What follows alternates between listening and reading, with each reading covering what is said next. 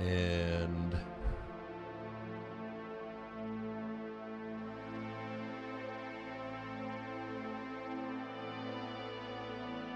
I upload?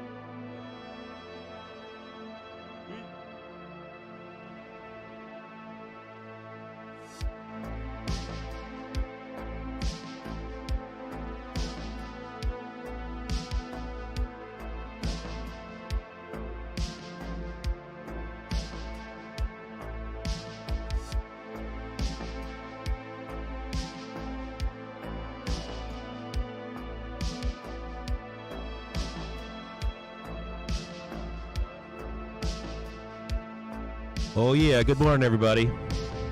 How's everybody doing?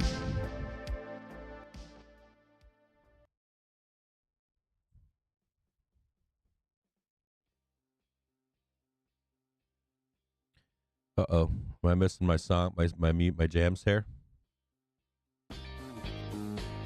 Oopsie. We're running a little behind this morning. Good morning everybody. How's everybody doing out there? I'm gonna make this really fast this morning because I know the Open is coming. We have a lot to talk about today. We're going to start right away. We're going to get into the spot gamma report here in just a minute, but just for the Open, we're going to have a little talk here for you this morning. So I'm going to turn this off real quick and go straight to the live stream, cut this right off. Good morning if you're just joining us. It's 9:23. We only have 7 minutes left until the Open. I'm running a little bit late. I might have to duck out this morning at some point as well. I have to go get a permit for some construction stuff, some remodeling stuff. So we're going to have a little talk about this stuff over here, where we are this morning in the market. Now, we did break out. This is a huge move for the bulls over here. They were able to break out from this descending channel, right? This negative channel that we're in. This is a pretty big move that we have here. Now, there is some risk of selling off today down to this. This is that same vol trigger we talked about, right? Down below here is negative gamma, right? And up here is positive gamma.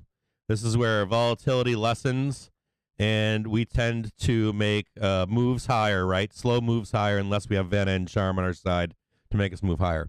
Now, yesterday in Spot Gamma's report, they were talking, they gave two sides to what could happen. One of the notes, though, one of the notes about yesterday, though, was that risk trade, that risk trade that you're set because we're so well hedged down here that you're selling puts down here, and you're buying way outside the money calls, and those are printing. We can see now that these are continuing to print. That trade is continuing to pay off for these. These are high frequency trading firms. As a matter of fact, we saw some of that action as well the previous day. Really large. I think I posted about this on Twitter. There was 300,000 contracts on zero dates somewhere down in here, which is highly unusual. The same similar thing is happening here. Now, last week I brought up a point that we could trade as high and test like 478, 472, something like that. And this is much higher than even here. We'll have to go back 3 months here. And we're talking about retesting levels that are up here somewhere. We'll change this to white. Make this thick. Retesting these previous highs, believe it or not. It's 478. This is 471. 470, let's call it. 472. Maybe in this area here. We'll start it right here. Anything would be a freebie above 470. This is going to be a psychological kind of a thing. But retesting these highs due to this move. Also, and this is shocking because you're talking about a move that goes contra to anything that we're looking towards for the FOMC come on the 4th and 5th, and then also OPEX at end of May. We don't have a lot of time to get this done. We have until end of month, basically, right? We'd have until basically the 1st or around there to get this done. And being the 20th, can we push this high? This is an R4 from the other day. We'll get rid of this one, too. Get rid of that R4. That's that 456 number. I think that's still in play, like 454. We'll look at it today as we open this morning. But keep this in mind today. For this to happen, what you need to see happen is you would need to see a defense of this vol trigger down below. It could be, we could gap up today, right, and bounce off 450, but as long as you see a defense of this 440, it opens up that 460, 470 trade that we talked about last week. I was saying to you, it matters about the timing of buying those penny calls. And there's a lot of room here, right, to get fucked up in this trade. But if you do time it correctly, and if we're able to maintain down here, we could have a swift move higher to 470. Now, with that being said, if we do not defend this vol trigger here, we will make a swift move lower, which I'm sure you don't want to hear. If this does not, if this volatility trigger does not hold, the support does not hold here, we will make a swift move down to lower numbers. You'll see a retest of 435, and you will also probably see somewhere down here 424 to 420 get tagged. So that's the key, right? If you're a bull, you have to defend this line now. If you maintain a defense of this line, believe it or not, we're not only going to go to 460, but we're going to go higher because they already touched 460 once in the past. We've already been up here, right? 1, 2 times. If we rejected 1, 2, 3, 4 times down below and we're going higher, we're going to blast through 460 and we're going to head to 470, 480 and try to retest this higher number. So I want you to be aware of that for where we are, and because we're currently breaking out of this negative channel, right? We're swooping around here. I know that sounds insane and crazy to even say, but the possibility of us, and there's that retest down below here, 424. You see that right down here, and then I said 420, but let's call it 424. So 435, we down here in 424. Can we swiftly reverse course and head lower? Yes. If we run out of big players, big tech players, that is the one concern. You see Facebook get knocked off.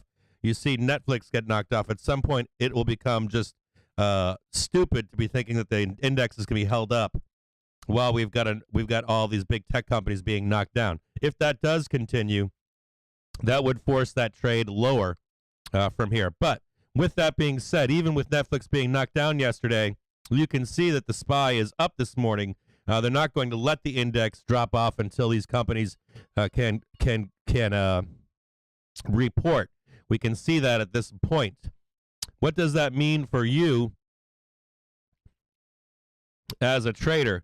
It means that first of all, we're going to definitely try to retest that 450, right, where we're at right now. We'll bring up Bookmap real quick, and you can see some resistance right away at 448. You can see it here. Volatility where we are, all the way up to 450. So I want you to see that right now, right off the bell, that there are some sellers here at 448. And not much above 449.50. You're not really seeing these sellers step in immediately. There's some at 450 and 451. Some sellers, some traffic above here, not wanting you to get higher. So my assumption would be we're gonna hit 46 or 450, reject, and then try to make a move higher. Right? We're gonna try to gain some support and move higher to this 460 and possibly even. Let's see where the big sellers are up here.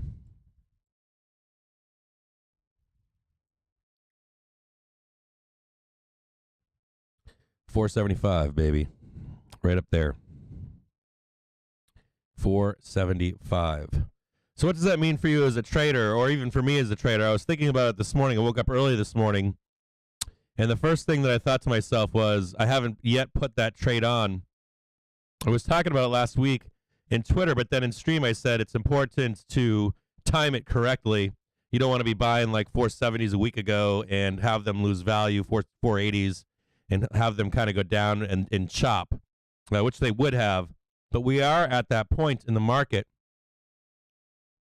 where you can take that trade for a swift move higher. It would take somewhere between 9-10 days, somewhere around the end of the month for us to get there. I was trying to count how many days. I counted between 9 and 12 days to get there with a swift move up. I got to take a look at my trade in here. One of them might throw some trades on. And I was looking through the options chain. Hold on a second here.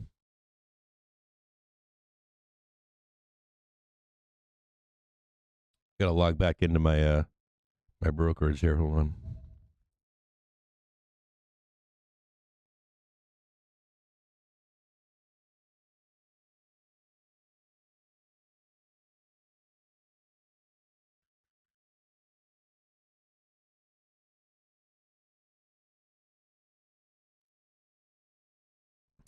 I'm going to take a look. So this morning I was taking a look through the options chain, and I wasn't able to see where all the money was in the options chain heading out to the 29th, the 2nd, and another date past there.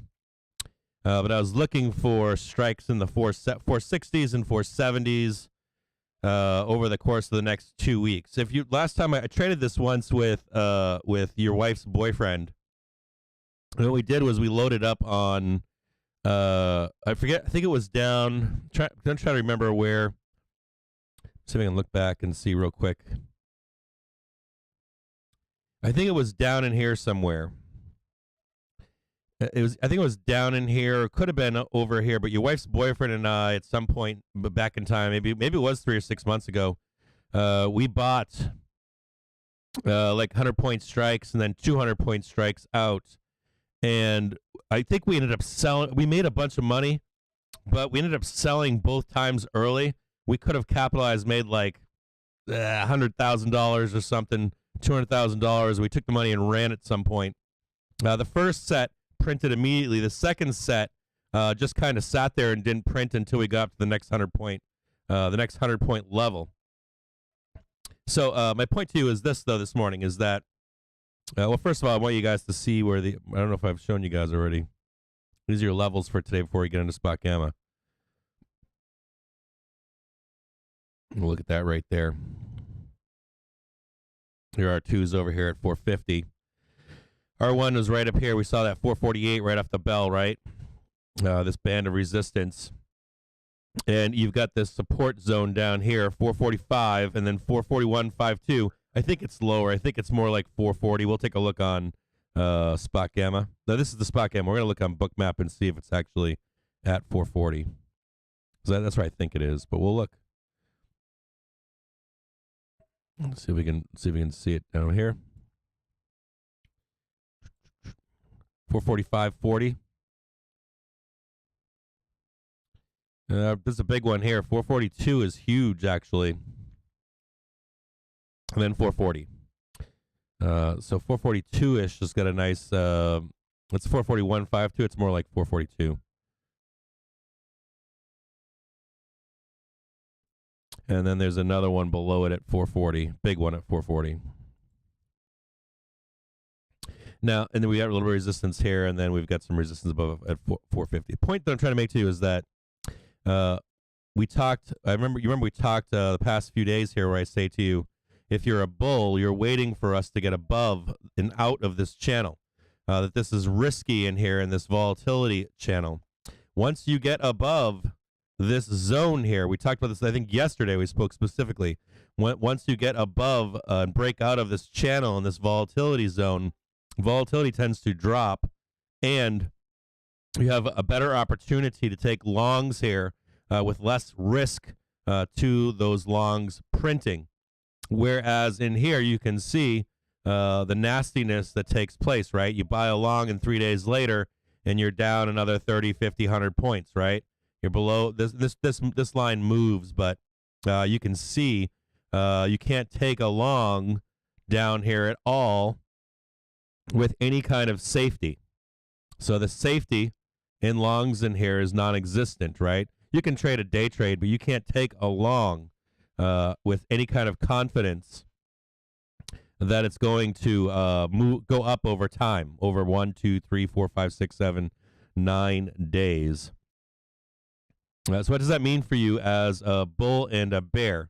If you're a bear, you want to see a break of this vol trigger. If you don't see a break of this vol trigger, the bear game is over. If you can't get a sell off down below here and a rejection to lower numbers, right? The bear trade is over. The 666 devil trade is not real. It's not going to happen. You're going to fail at this trade if this doesn't take place for you. And volatility leaves the trade, believe it or not. So you want to see this as a bear.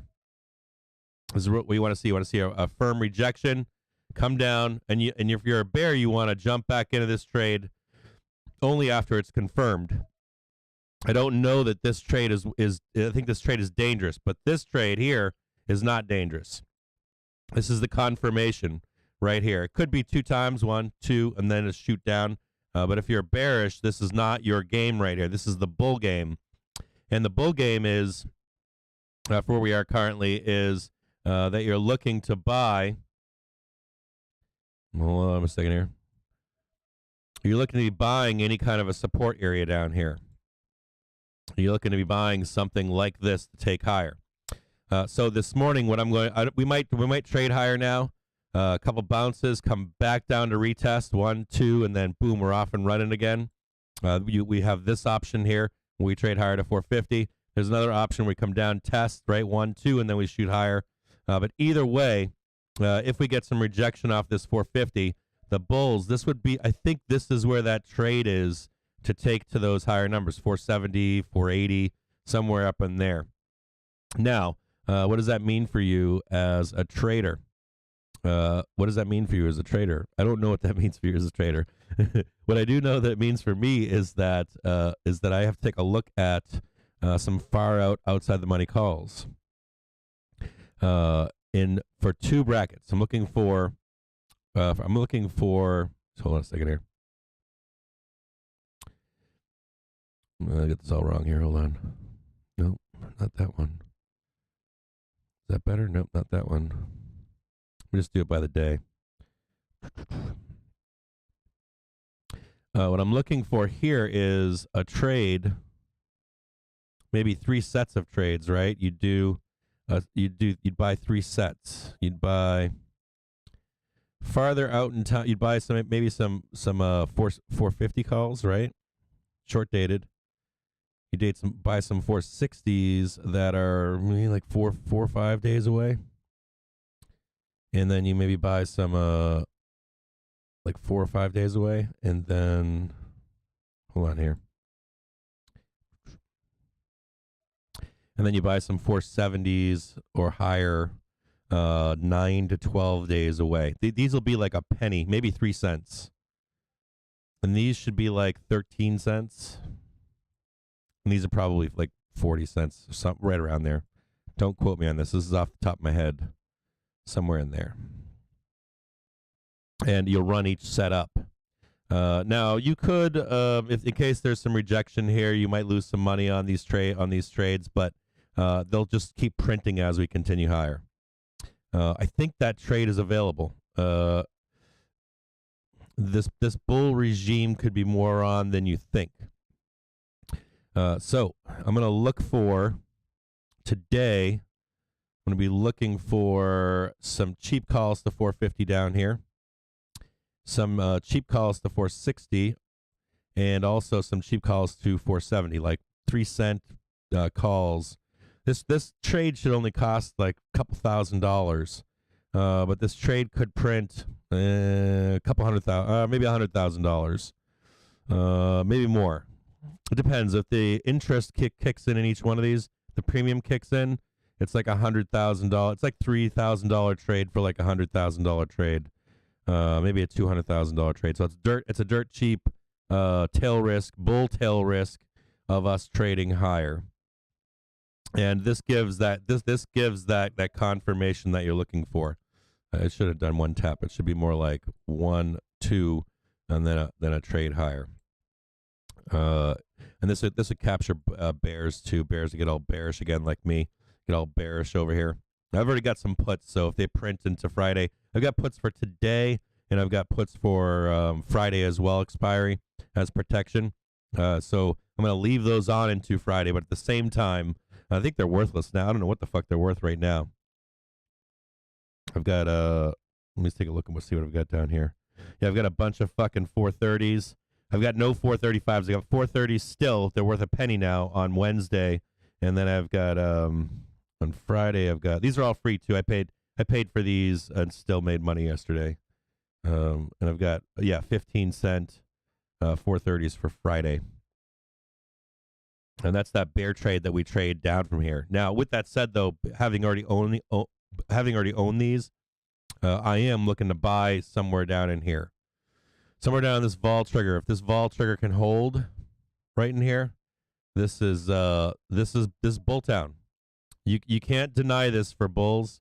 You want to deny it for bulls. I can flip bull bear whenever it deems be, but you can't deny that this trigger right here, right? We are in a positive gamma environment. Regardless of what you want to say out there, that this is positive gamma up here, and this is the negative gamma down below.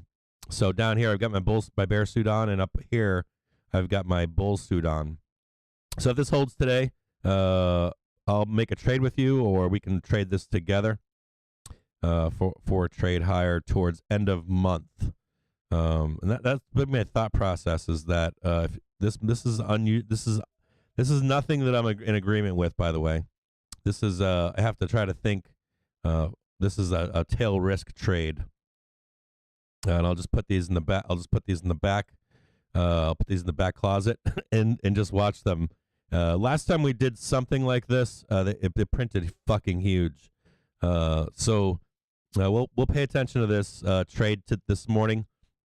We'll go over the spot gamma report. I'm going to take a few moments here, just a couple moments. I'm going to run through some of the options chain, and I'll still be here. You'll see me on screen and stuff. I'm going to take just 2 or 3 minutes.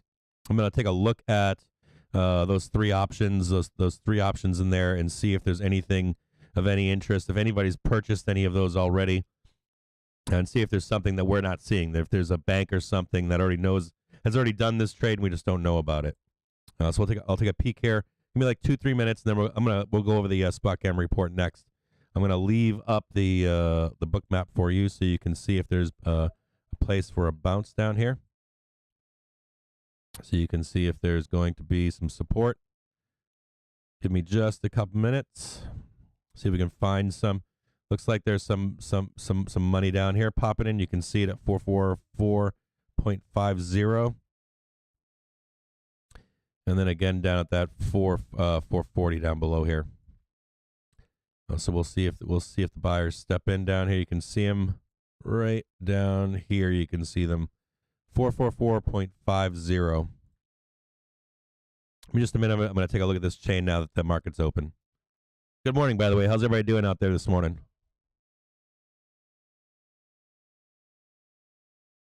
I'll read your comments in just a minute. Give me just 2 minutes. Let me just take a look at this options chain, okay?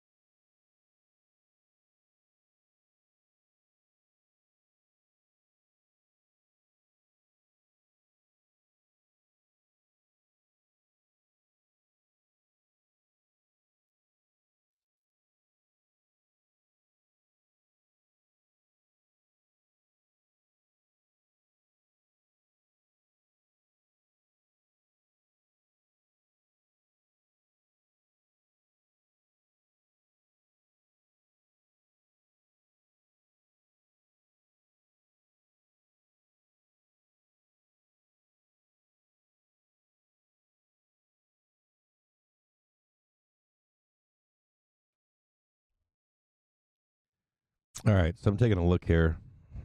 Hang tight here.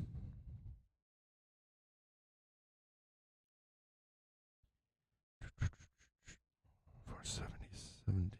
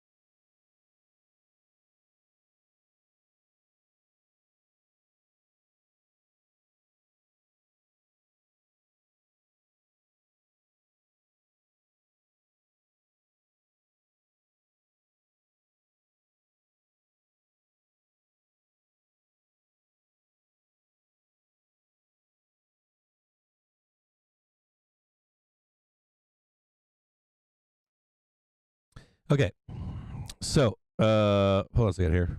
See what's going on. I'm not paying attention.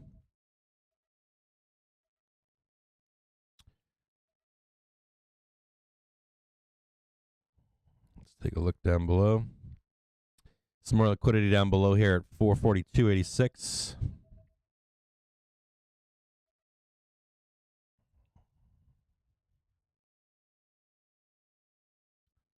There's some more showing up. 442 flat. And then 442.80. A little bit of rug pulling going on back here.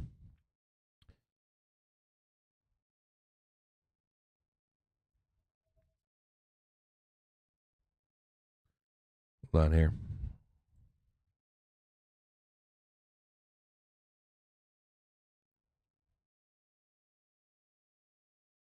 A little bit of rug pulling going at this 444.50.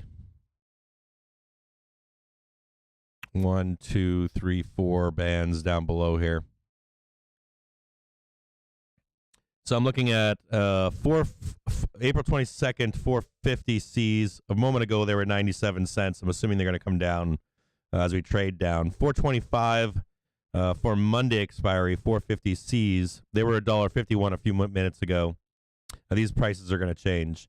429 though, 429, 460 Cs. Those are only 38 cents. May 2nd, 460 Cs are 49 cents. And then May 4th, 470s are 11 cents. And May 9th, 470s are 20 cents. The easy trade is probably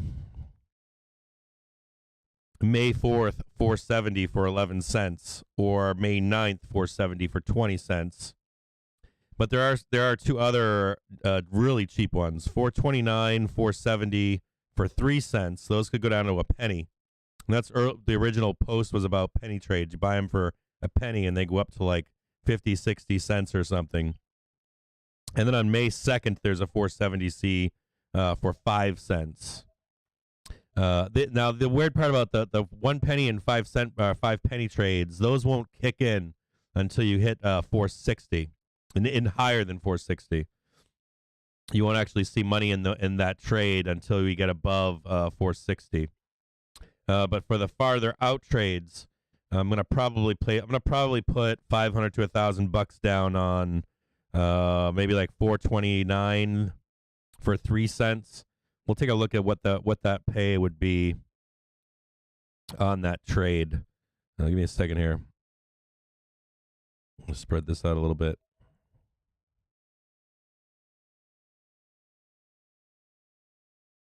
A little bit of rug pulling going on down here.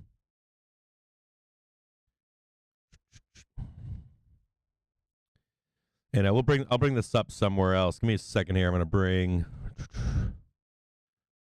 in just a second here. I'm going to bring it up on Options Profit Calculator and show you what I'm talking about.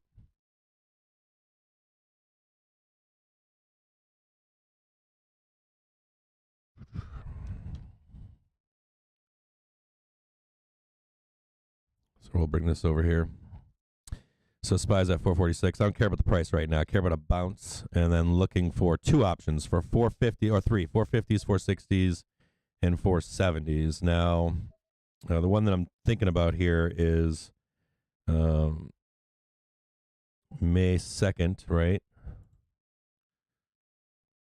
And I'm looking for the 470s.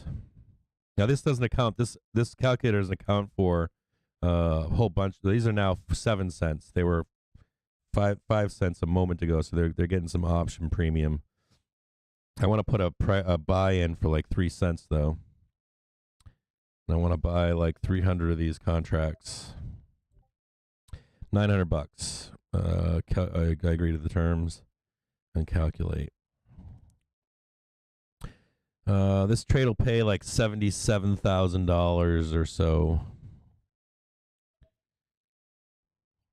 $42,000. We get closer, a little bit less. $20,000 for $1,000. So So what is that? 2,000% trade. Now it shows you're gonna make a ton of money back over here, like 12,000 or something. I don't believe this calculator because I've noticed it takes time. Like you won't actually see this kick in. They'll still stay at like 3 to 5 cents on the SPY until interest and premium kicks in. You won't see that premium kick technically today. As a matter of fact, this trade right now was let me look at that, 429 470C. I've got it at 3 cents here, not 2 cents. April 29th. No, is that April? No, it's April 29th. I've got it at 3 cents on my end, 2 cents. So I might throw a $1,000 trade at $1,000 trade down here on this trade, and we're coming into that level of support here, right? We're coming down to bounce right now, right off that larger channel that we have. We know the vol trigger's down below here. We know S2 is down at 442. So I'm gonna place a trade coming in here. I don't care if it burns. I'm gonna place 3 of these trades for 450s, 460s, and 470s down the road. Now, before I place these trades, I'm gonna see what you guys are. I'm gonna see what you guys are here talking about, and see what you guys. I'm gonna start with the chat up here. Good morning, everybody. Yeah, I don't. These trades aren't trades where I'm like, yeah, they're gonna print. These are trades where this is kind of like buying 400 putback spreads or 360 putback spreads for tail risk. Let's see what you guys are. Yeah, Good Time. Good Time changed my mind as well, Tom. Good Time was an amazing movie. In a sea of shit movies going out there right now. I still haven't watched Batman, but it's on my list now. It's like I've got the one show Severance, and now I'm going to watch Batman and something else. 470 wowzers. Yep. Hold on. See, whatever happened to Spot Gamma Resistance. We're going to go over Spot Gamma in just a minute, Chase. Apple earnings on the 28th. So, yeah, Apple earnings won't be good. Supply chains issues. A lot of Fed speakers today. Yep, we do have a lot of Fed speakers today. Curious what Spot Gamma says. Morning, Zach. How are you? Marcus, but you got to pull that back, right? How the hell did this Ponzi manage to open green today? It's fucking bizarre. Yeah, this week, Spot Gamma has claimed by bagholder Bobby that because we're so overly hedged, that they're not going to print any of that shit. That's like the basic take. As per you, Gamma Lab Trading View, we're just under Gamma inversion. I have 470s for 5.2. Brad threw some of those fucking shit trades on there too. Yeah. Oh yeah, I'll put Trade the News on for you right now. Thanks for saying something. I always freaking forget to put that shit on. Thanks for who said that this morning. Don't forget Trade the News. Sure Trade, yeah, brother. Putting it on right now. You're listening to Trade the News. Put it on right now for you. What else? Good Little Jeep, good morning. El Ram, good morning. Doing great, thanks. Good morning, folks. Praying for our puts. Come on, ES, die for me. Praying to get another reversal today. Good morning, Paul. How are you? Paul Choi, how are you too? Hang for that vol trigger quick. Volume profiles of Valley on the minute chart. 2 minutes to the top of the hour, we'll get Good morning, existing home Captain, sales everyone. data About for to get March back in the into U.S. that wedge expected channel, looks like. Good 5.77 morning, million. everybody. Yeah, good We'll be morning. down about 4.1% from the 6.02 million prior. Good morning, everybody. How are y'all doing this morning? Heading right back down to that vol trigger this morning.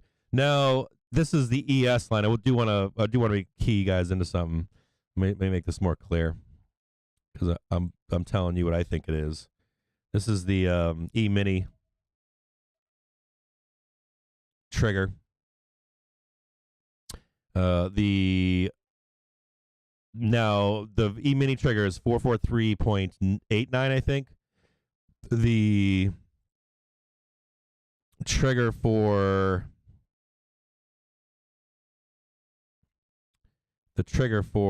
SPY is 443 flat.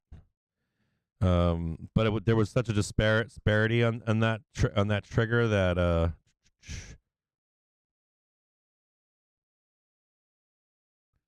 SPY trigger.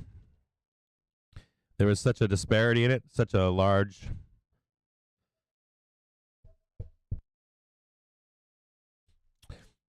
You'd think I'd smoke marijuana or something, have a cough like that. I don't even smoke cigarettes. But this 1 minute now to the March existing home sales expected at 5.77 million. This is actually the SPY trigger down below for getting your bear suit on. But it's there's such a difference here that I would account for the entire move, the entire 10-point move, or 10 handles, or I don't know what you guys call things, but you want to account for this whole area in here, or maybe track both between ES and SPY. Get the March existing home sales data for the U.S. in just a few seconds. Hold on here.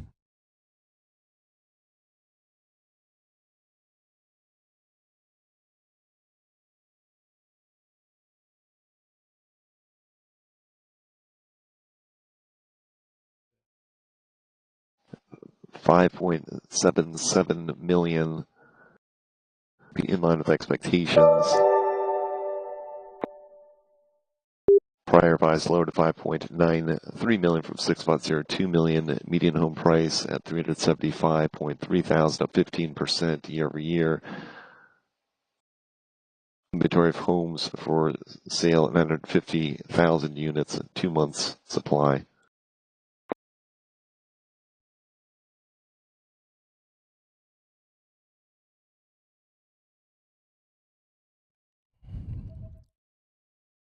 Quick bounce on the SPY.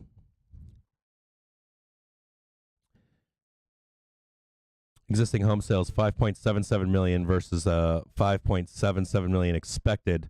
Median existing home price, let me see, month supply. I'm not getting the numbers here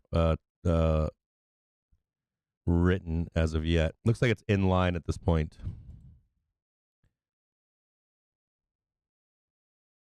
I'm not getting the actual numbers typed out yet.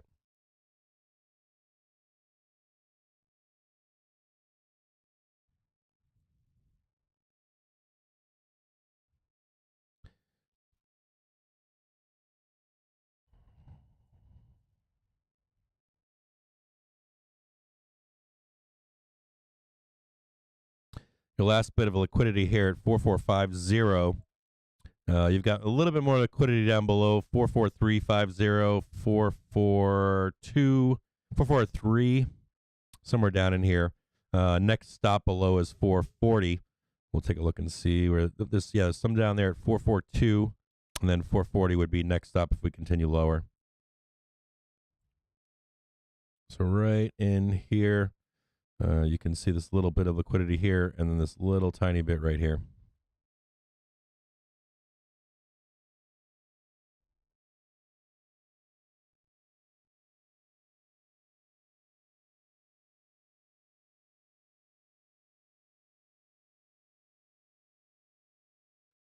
We'll take a look at those 425, 450s and see what they cost.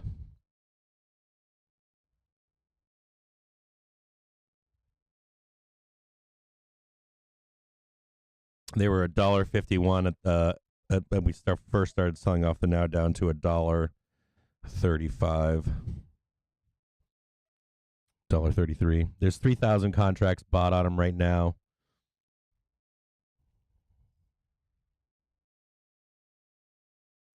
I'll look for the following date. I don't see anything in the following date on the 27th. On the 29th, there's 33,000 contracts on 455. Not much on 460 on the 29th.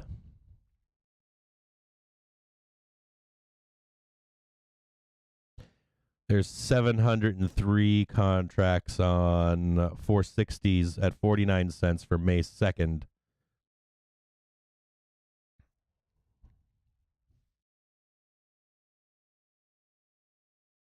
And actually, 470s for May 2nd have now gone up to, they're still at 5 cents. It's right at 5 cents for May 2nd for 470Cs.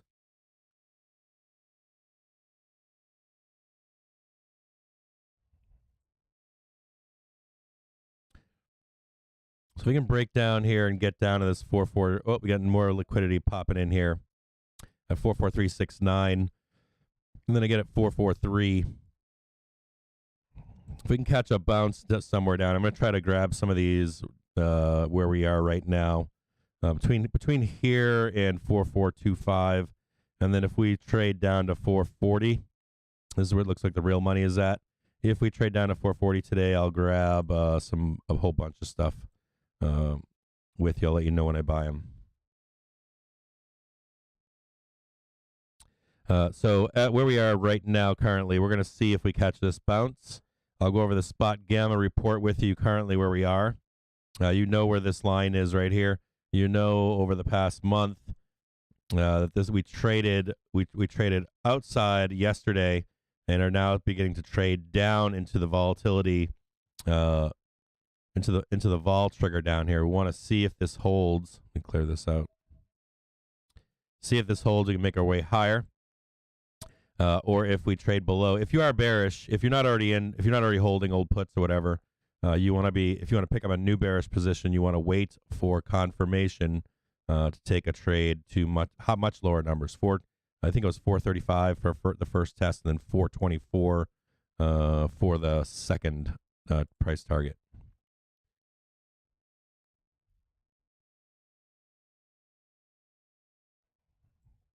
Okay, so spot gamma. This is the report for today, April 20th. Futures have popped back to yesterday's high of 4460 ahead of this morning's expiration. We continue to look for high volatility within an SG implied move of 1.12% open to close. Resistance is at 4,500 with support at 445 and then 4415. The SPY equivalent is 440. So we have 445. This is support here, right where we are. Let me clear this out. We've got some support right here, and then they're claiming that we have support down below at 440. And we're kind of seeing that right where we are today. If you were to look at the spot gamma, right where we are right here, we seem to have some liquidity. We've got some buyers stepping in currently. Let's see if I can bring this closer. Right in here, you can see it right in this zone right here.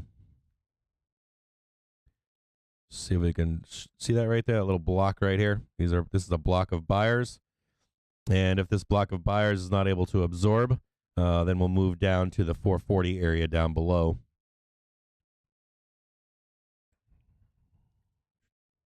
Hold on a second here.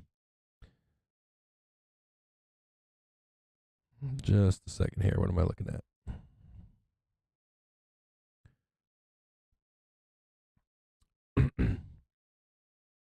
We note that there will be a very sharp drop in SPY gamma readings this morning, driven primarily by yesterday's price action higher.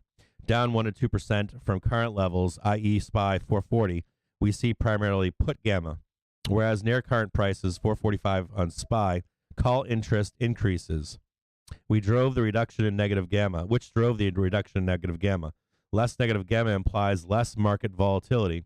In yesterday's AM analysis, we presented the chart below, noting light options positions above greater than or equal to 445.50. Because of the light options positioning, we felt dealers would not need to buy on a rally. The caveat to this was if implied volatility was destroyed. So VIX expiration, right? Which is what took place yesterday. If implied volatility is crushed, dealers need to buy futures, i.e. the Vanna trade. In the last 24 hours, the VIX declined 3.8 points, with VIX expiration seemingly the only catalyst. This is the chart from yesterday, right? And if we didn't have VIX crush yesterday, we should trade down to lower numbers, right? The dealers will end up shorting futures, which we haven't seen. Shown here is activity for the 420 expiration in the VIX. You can see that most of the at-the-money interest is in VIX puts. Top chart red bars, with 21 puts being particularly active yesterday. Bottom red bars. Note how below 20 open interest drops significantly, suggesting that there is little from a positioning standpoint to push VIX below 20. VIX hedging or other flows. VIX currently is we just pinned at 20.03. So you'd want to be looking for continued put buying, right? Or at least VIX or UVXY put buying currently where we're at 20. To a similar point, yesterday's flow is the SPY QQQ was concentrated in very short dated options. SPY 445 calls were particularly active and are now a prominent feature of the gamma distribution noted below. Note the light gray shaded area, which indicates a lot of current at-the-money gamma, will disappear with today's OPEX. In fact, nearly 20% of S&P gamma expires today, which is a bit odd for a midweek OPEX. So I'm assuming that this is I think what they're implying by this is that rather than grabbing last Friday's OPEX, you're grabbing the following week's OPEX to not get caught and not printing those puts. This interesting aberration seems to sync with the crushing of implied volatility, i.e. the VIX. I may have that wrong. I guess we're assuming this is 445Cs. The next strike of prominence, though, once we expire today, is 450. This would then become 450 would then become the next most prominent call option. The point here is that we view yesterday's rally as driven by VIX OPEX positioning. Regardless, the VIX at 20 suggests traders are looking for a 1.2% daily S&P moves, which is just slightly above our SG implied move of 1.12%. In other words, the options implied volatility has now reached a fair value point based purely on price action. One could argue that implied volatility, or VIX, should hold something of a premium due to the current fiscal, monetary, geopolitical risks. I think Chase was asking about this the other day. Someone in chat was asking, why are we not going down below 20, even though the market's moving higher? And this is what the point they're trying to make, okay, is that this premium on the VIX just for the OPEX and for FOMC. Further, as per the S&P 500 chart shown at the top, the market still exists in a void of sorts, particularly with large SPY OPEXs today. OPEX removes the at-the-money positions. We see 4,500 call wall as significant overhead resistance, and also feel that a drop back into this void to 4,400 can happen quickly. And so we're looking to see if we catch this bounce here, right? Do we actually catch this bounce right here? Or if people want to monetize these calls that they're buying, they'll hold on to them to end of day. If they don't hold on to them into end of day, just a second here.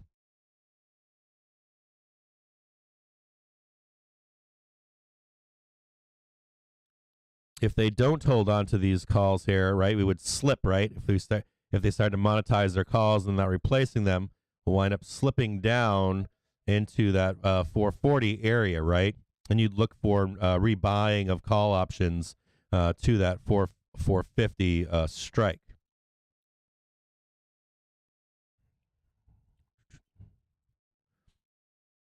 In simpler terms, a view yesterday's rally is technically driven by very short-term flow. Mean reversion back into 440 is quite possible, and we give edge to that scenario as VIX expires and today's S&P OPEX removes positions. A break over 4,500 would render this view invalid as dealer hedging flow becomes supportive of market prices. So what I'm taking away from this report this morning, I'm going to scroll through this so you can pause this morning's video so that you can get your numbers. your support and resistance strikes. So their point to you is that at any point, at any time today, so you've got VIX at 20. So the point, I get the point they're trying to make is if you see VIX puts be monetized, if you see no further call buying, that at any point you could see a move lower, right? We would revert back down to this 440, and then you'd be looking for renewed call buying. Now, what that doesn't take into account is if the market says, nope, I'm not waiting for 440, I'm going to buy calls here. So we'll see if the market steps in right now, starts to buy further calls. They're not willing to wait for 440. If they just want to rocket ship this up into 450. So there's two trades here, right?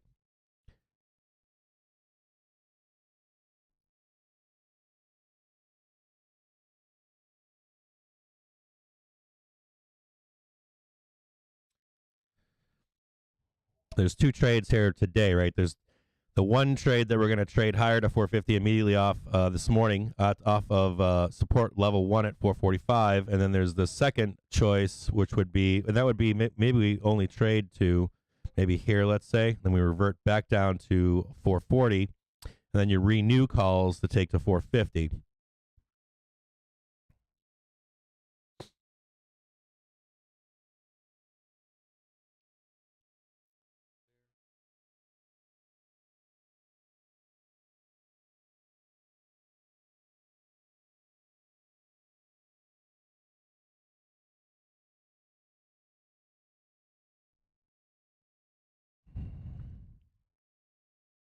And clear that out. 45 minutes or so into the trading session, the Nasdaq remains down more than 100 points, while the S&P is up 2 and the Dow is up more than 200, helped by Procter & Gamble. Bring this back here.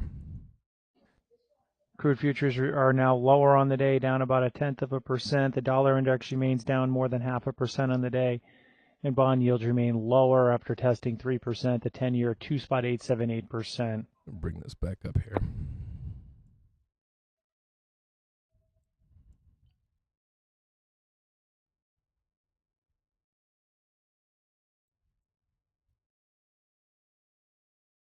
There's some pretty decent support coming in down here.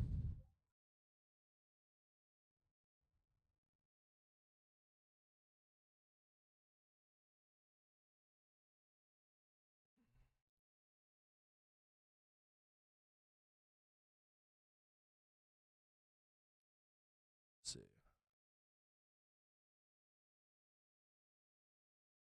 44 FMC, no Ripper Rally. Let's go. Let's see what you guys are talking about.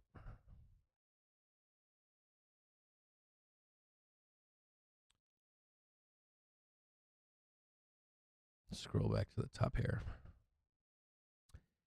470s, don't forget trade the news yet. Trade the news is on. Plus, we got this 10 a.m. existing home sales. We already got those. 1 p.m. Fed. Yeah, we've got Fed speakers all day long today, right? We've got three Fed speakers all day long today. I think we're heading for that vol trigger quick. Yeah, I agree with that. We're heading to the vol trigger, retest the lows. If going long like that 470 seems post-MC would be better, all these puts roll off in pumps. Going up on 10-year near 3%. QT inflation, lower earnings. Paramount gets hammered down 8%. Might be a good entry for buy calls we talked about. Yeah, Chase, I was looking at Paramount yesterday. When Disney went down, I saw that Paramount trade yesterday at 2, and I didn't put anything on it. It's down this morning too, right? 31.97. Let me take a look at it real quick. I did notice it yesterday. I love this trade. So the Paramount trade has printed huge multiple times in the past. We got one there, we got one there, we got one there. So it's selling off again. I have my one concern with the Paramount trade is the poison pill that Netflix is currently. Someone made a comment on Twitter yesterday saying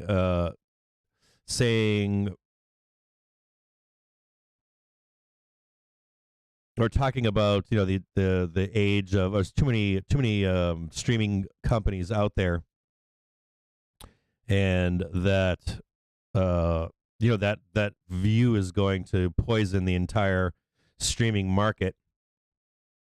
But they also noted that have you noticed that Facebook hasn't come back since its steep sell-off? So you may want to hold before getting into Netflix. There could be people afraid of the initial jump in. I think you've got shell shock. I know, like Snap and a bunch of other fucking speculative growth tech stocks. Same thing, right? If you bought them too early, unless you're holding them for a week or a month only. But the poison pill that's been dropped on Netflix might be cause for concern. Now, this trade that's going, I think this is December, right? This trade that we did, I think I did this once or twice, but I think Joe Donut might have done it even more. This was a trade not based on Paramount doing anything special. They actually have some good shows out right now. I'm surprised, but they have a really good book.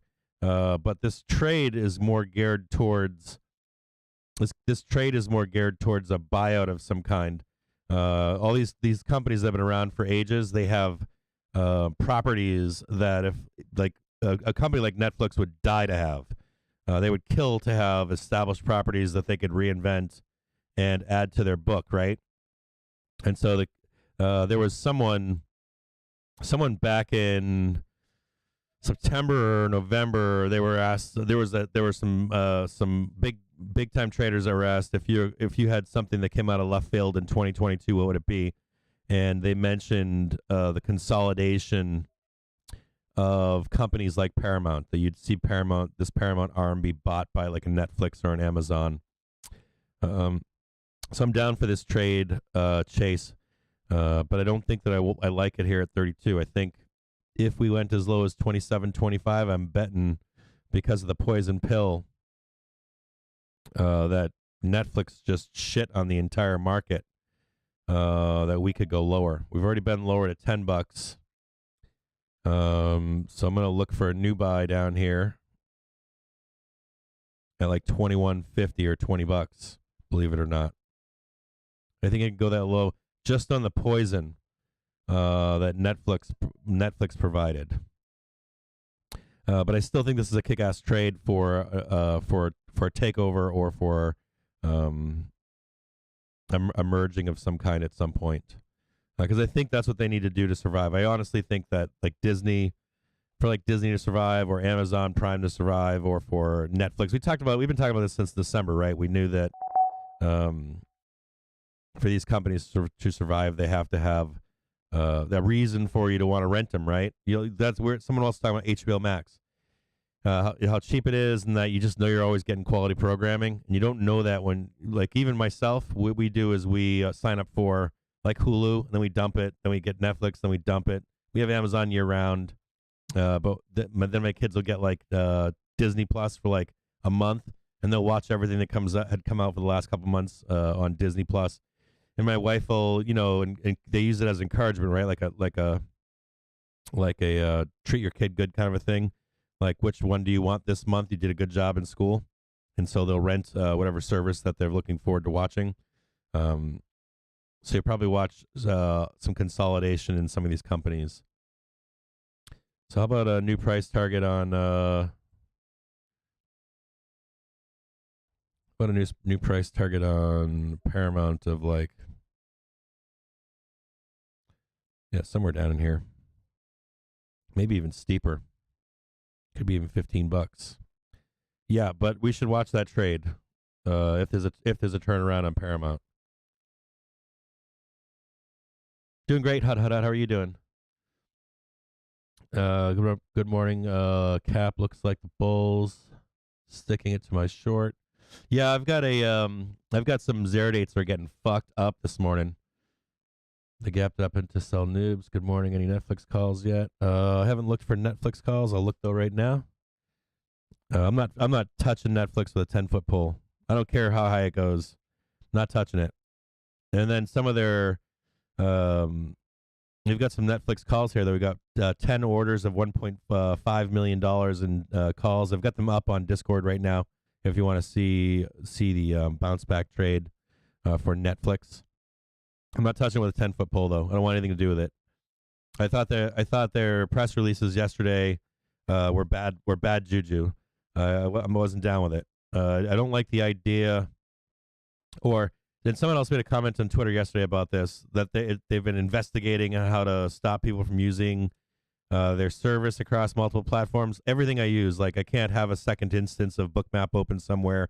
I can't have a second instance of Trade the News open somewhere else. I can't have a second instance of anything that I use open anywhere. So I don't quite understand. The context of.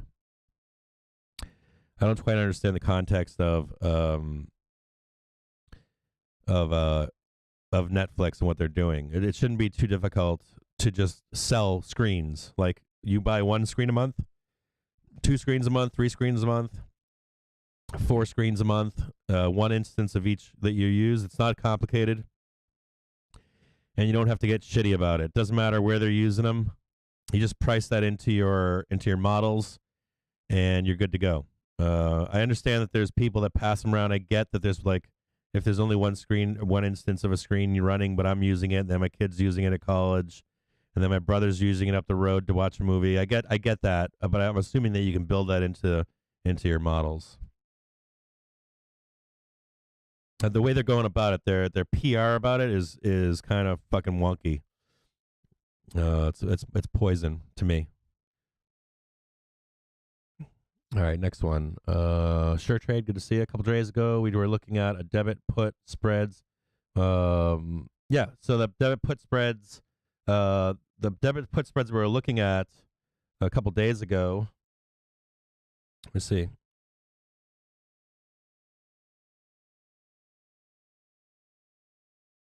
Give me a second here. Take a look.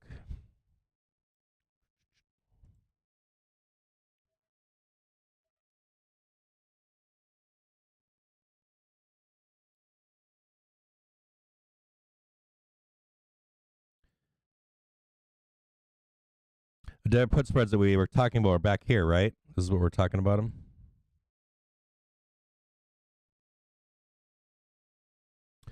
And we talked about these debit put spreads down here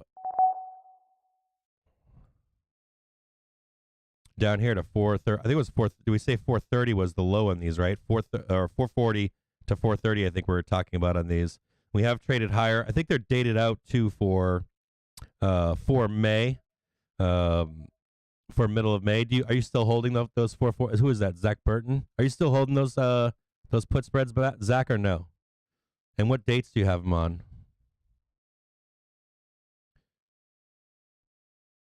Are you still holding up? What strikes did you get, and what dates did you get on them?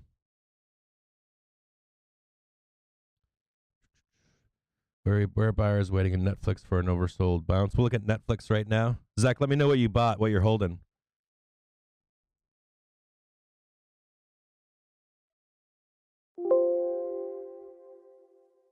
NFLX. And when did you buy them too? I guess will be the next question.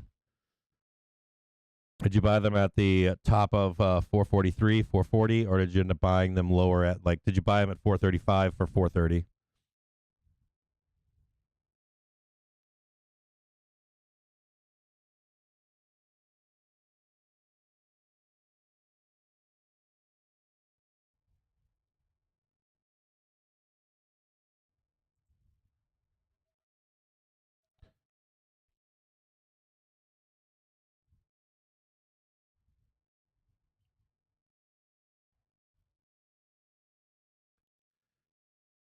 Check Bookmap. Looks like a lot of liquidity has disappeared. Coming into support would be great. Y'all double those 445s from 57 cents. Woo. Hey, Wanky, good morning. Q's getting massacred. And at Netflix is free falling. I haven't looked at Netflix yet. I haven't even looked at it on a chart. Holy fucking shit. Jesus Christ. I haven't even looked at Netflix yet on a chart. I'm like spouting off about fucking Poison Pill on Netflix. I had no idea it was burning. Look at that. These are the two blue lines that we had, right? This is what we had. We blew right through 250. We didn't blow. We hit 255 almost to the fucking T. If you guys look at that, we tagged it. We fucking tagged it. We had this on here for like a week or two. We fucking tagged it, and that fucking thing rolled right off. I'm not a fan of Netflix right now. They did a piss poor job. Yesterday I went through all the news releases that they released yesterday. 90 seconds to the weekly DOE petroleum inventory data. Crude expected plus 2 million barrels. Gasoline and distillate each expected minus 1 million. Utilization expected up 0.6 at 90.6%. Minor in yesterday's API data, we saw a draw on crude at minus 4.5 million barrels. Build in gasoline plus 2.9 million. And distillate was at minus 1.7 million. I might get a nice bounce here. Any of you oil people out there? Might catch a nice bounce here. Always gets weak right before the report.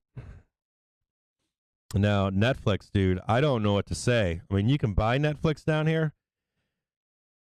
There's got to be smarter people in the room. I understand. So there was one other thing to say would be, for a quarter or two,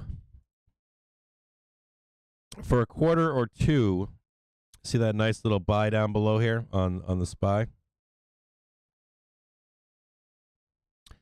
For 1 or 2 quarters on Apple, people couldn't wrap, or analysts and analysts understood it, but the general public didn't understand it, and the reporters couldn't understand how to. The weekly DOE data in just a few seconds. Didn't know how to sell Apple selling services. So people are saying, well, Apple's not a growth company anymore. They're not putting out new products. They're just, rehashing phones and computers and stuff like that. We want a car. Crude at minus 8 million barrels, minus 8 million barrels for crude. Gasoline minus 0.8 million barrels. Distillate minus 2.7 million. barrels. So draw in all three categories. Utilization up 1 percentage point at 91%. Cushing crude inventories dropping 0.2 million barrels to 26.2 million total. There's that bounce I was telling you about. You Total see that? domestic production rising by 100,000 barrels to 11.9 million barrels. Golden ticket on CCJ 9/16, September 16th, 28C, $1.3 million. Look at that ripper on USO. Crude futures rising on the surprise large draw in crude stocks. Here comes the face ripper. We'll watch this one for a minute. Just blasting off.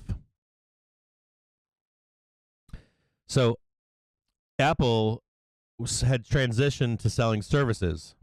I used to trade Apple all the time, right? Apple was like, well, we're not going to make new shit. We're just going to fucking dig our hands into our customers and take more money from them than before. We're going to charge them for this and charge them for that and charge them for this in services. But once that kicked in over the course of a quarter or two, they realized how much growth they had from selling services. The way that Netflix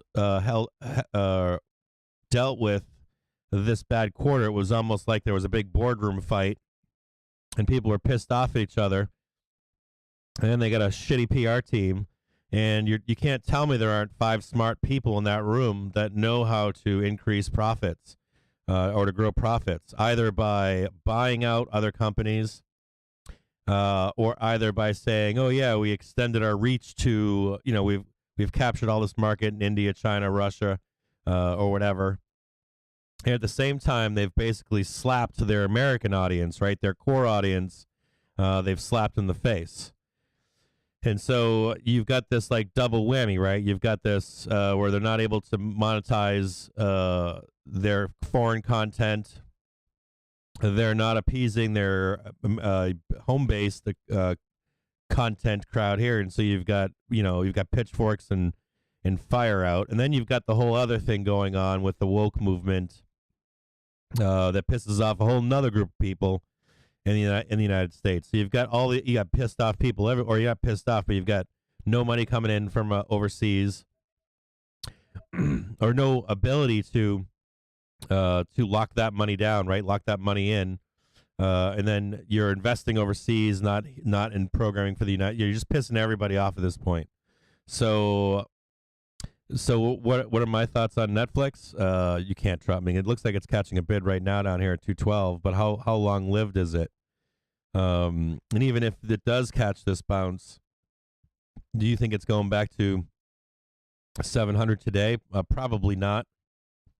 Maybe it could trade sideways, right? We all know what happened to Snap. We all know what happened with Twitter.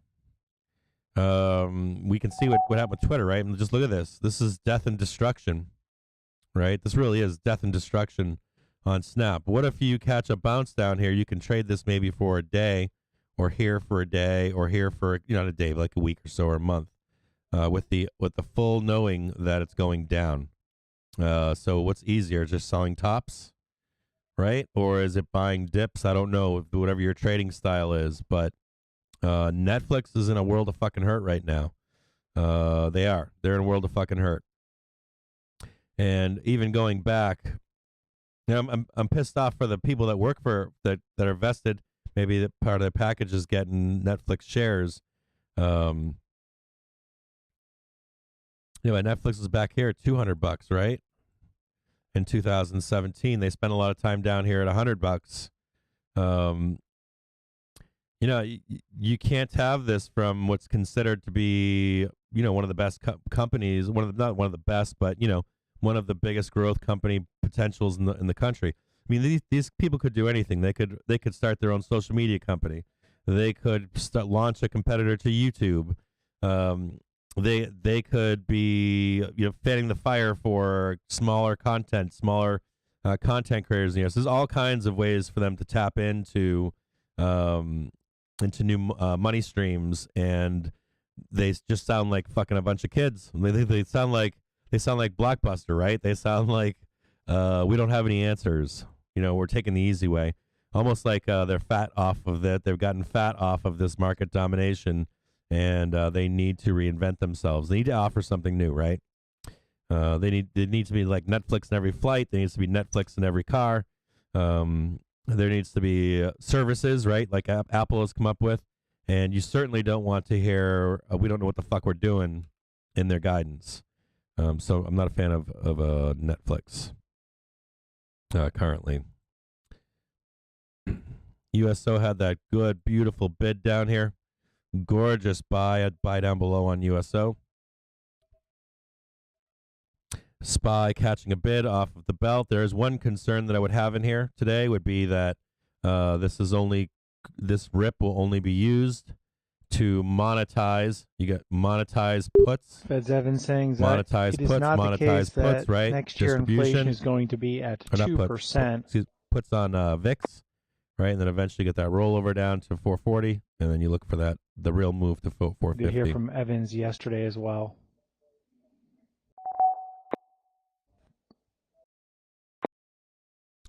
Evans is a dove, of course, non-voter. It is not the case. Inflation will be at 2% in 2023. That's pretty fucking bullish or dovish to be saying. I don't know if he's making that contextually saying that inflation will be much higher in 2023, but I doubt that we're down at 2%. Comments from a Polish central banker, Litwinick, saying that the Polish central bank may be nearing the end of rate hikes.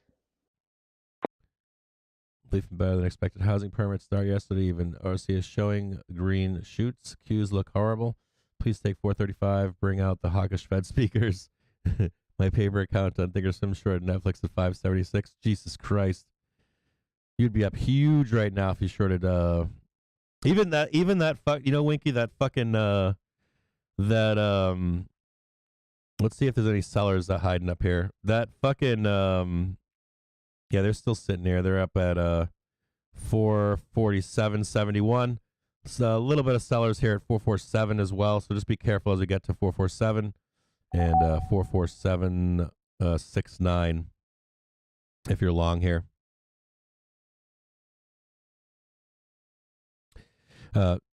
it was bizarre. Like, so I was looking at I think we called out to a strangle, right? We called out a put spread strangle. That shit would have been fucking money. I should have put that trade on, and I didn't. It was like a put or a put call and a put, or excuse me, a call spread and a put spread strangle. They were way the fuck outside the money. They were like stupid, like 100 points in each direction. Both were dirt fucking cheap and printed like fucking 2,000% each.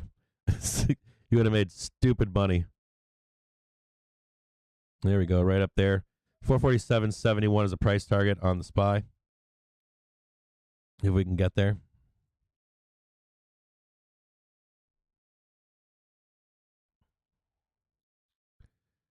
Please let us know if and when Vanatrade. There's no Vanatrade right now. The Vanatrade, they're testing the Vanatrade to Vixpiration. Evans goes on to say he does see Constantly go good up. reason to think special factors causing high inflation will stop going up. Yeah, Christian, I saw that. The inflation on Germany. I wonder if they calculate it honestly too, whereas we don't. I did see that that German finance minister Linder. Was it Linder that said that? Was it Nagel that said that?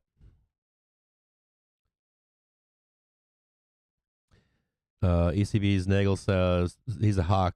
ECB could raise rates early in Q3. Stagflation scenario must be avoided. Economic outlook is subject to high uncertainty. IMF global growth forecast could be cut further. I am against nasty rate hikes. Russia gas embargo could produce double-digit inflation. Fuck. Germany's getting pretty fucking bearish.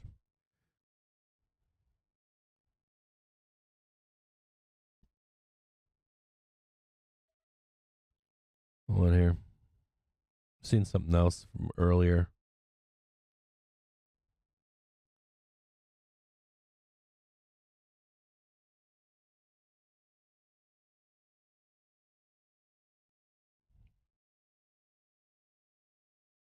See if we still have these sellers above here.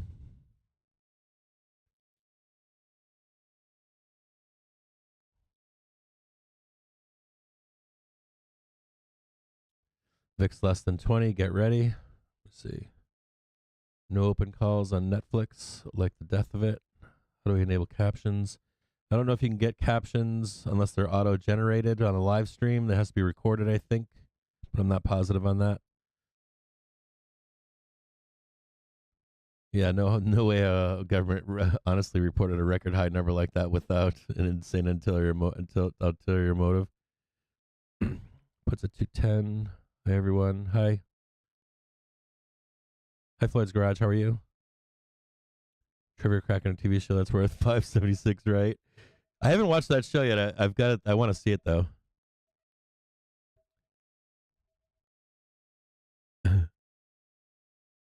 All the Feds said so far is oops. So should I buy Netflix now? That was Disclosed TV reporting. I'm buying Netflix in the 100s in 2024. That's fucking hilarious. Trading higher now, looking for that 447. Target is 447.70 on the SPY. And we also have another target above of 44961. Looks like the 450s have come down. Well, they're still here at 450, 449. A little bit lower today at 449.55. Ooh, yeah, baby.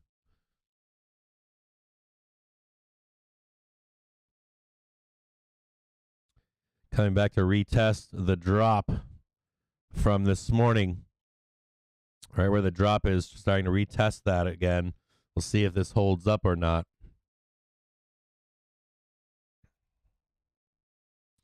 Yeah, I'm not seeing any movement in the April. Let me see if those April 470s are up at all. The May 470s. Yeah, they're up 6 cents. They're 20%. May seconds.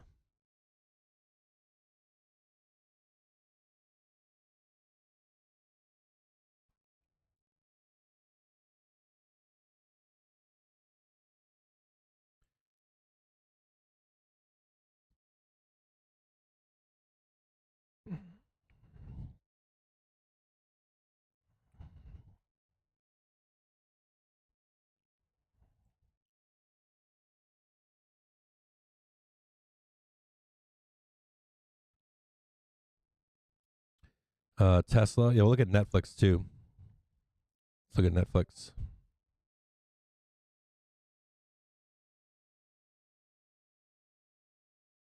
Seems like big support down here. Here indicator is fucking terrible.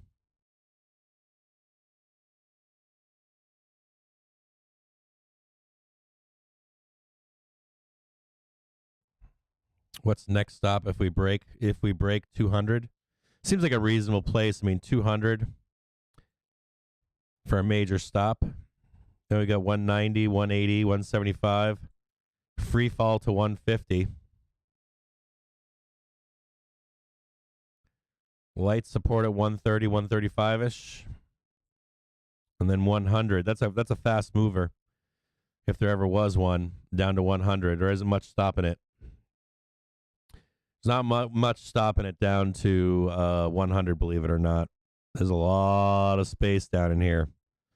So any kind of rug pull up here at 200. Any kind of rug pull up here, and if you're bearish and you want to take another short, if you see another break below 200, that's the next short, I guess, on Netflix.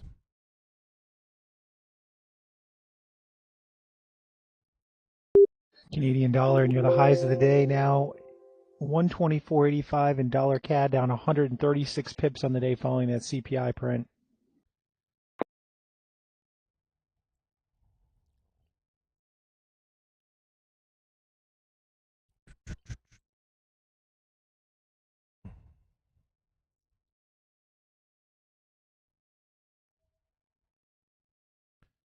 We'll load up the past couple hours on Tesla.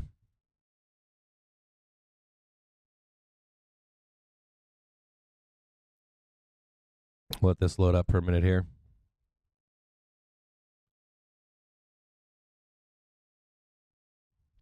Resistance is still there at 447.74. You can see those sellers right in here. They're slightly lower, 447.65.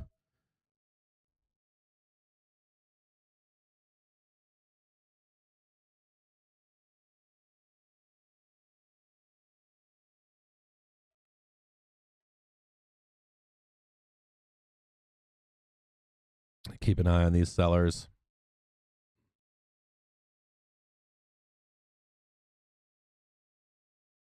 Yeah, I haven't looked at TLT this morning. I looked at it early this morning. It was up $1. Oh, I like this trade, man. I like this trade a lot.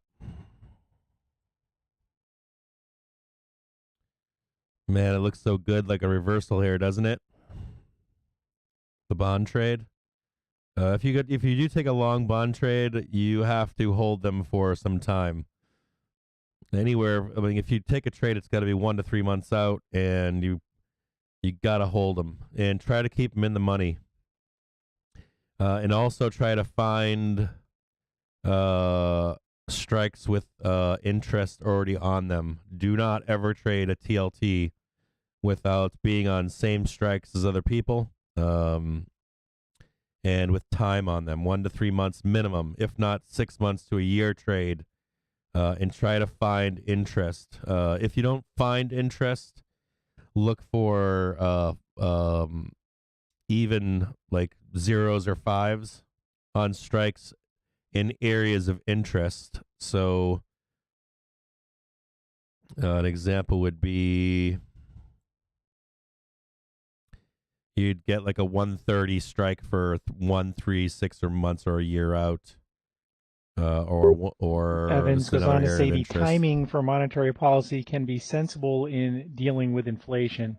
Like 140s, 130s, even 120s that are a year out are nice, like right in the money. You do 120s and you get them for a year out. But be careful when you trade TLT. I've traded it. It's like watching paint dry sometimes, getting a print. It can take fucking weeks, even if you're in the money, even if you're up, the spread or the widespread ask and bid is so big sometimes that you're gonna, if you're not on a popular strike, you're going to get the fill from what the market makers are offering, and that's not always a pretty fill. They kind of hold you hostage to get a print. I do enjoy sometimes spreads on TLT more so, or leaps, than just like, hey, I'm buying calls in the money.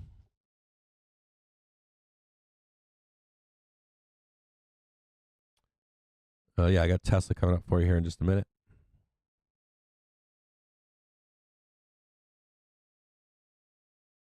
Nice trading range for Tesla, right? Buy it down here. We talked about 990, I think, the other day. There's the tag on 990. We talked about they take profit at 1030. We'd like to see 1050 before we get to the earnings report. Let me know what you guys think about in the earnings report for today for Tesla. I am a little apprehensive on the earnings report in Tesla. I'm not going to lie.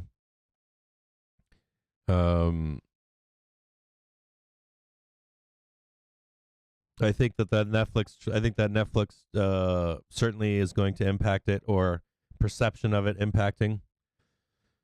I wonder if there's a pretty decent chance of a sell off into the bell, and then because of the Netflix fear, and then maybe like another grab for a long.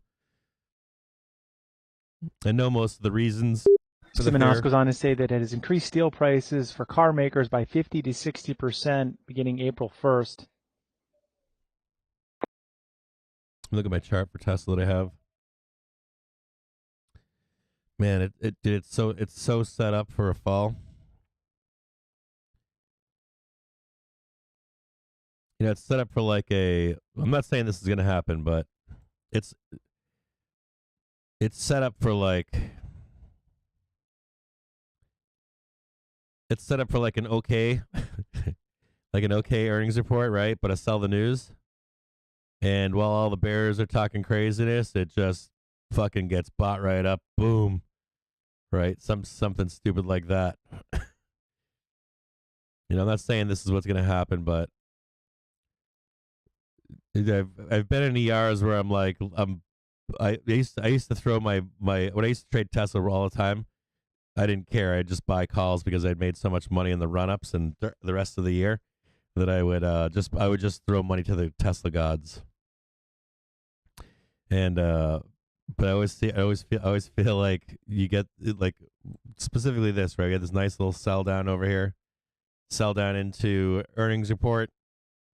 It should go up. I think that's the thought, is that it should go up right then and there, and then they fake you out, right? All the interest goes away for Tesla, or even if it does go up, the interest goes away for Tesla, and then it's like 1 to 5 strikes out or dates or days out, just trading days. It fucking rockets, and you end up missing in the trade. That's my take on Tesla, I think. If I had to guess for Tesla today, Tesla will go up. There's going to be some panic selling into the close. I think that the ER report's going to be neutral.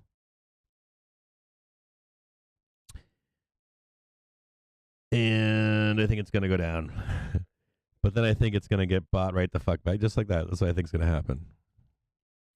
This is a shot in the dark guess on playing. Evan's saying the Fed will reach neutral by the end of the year.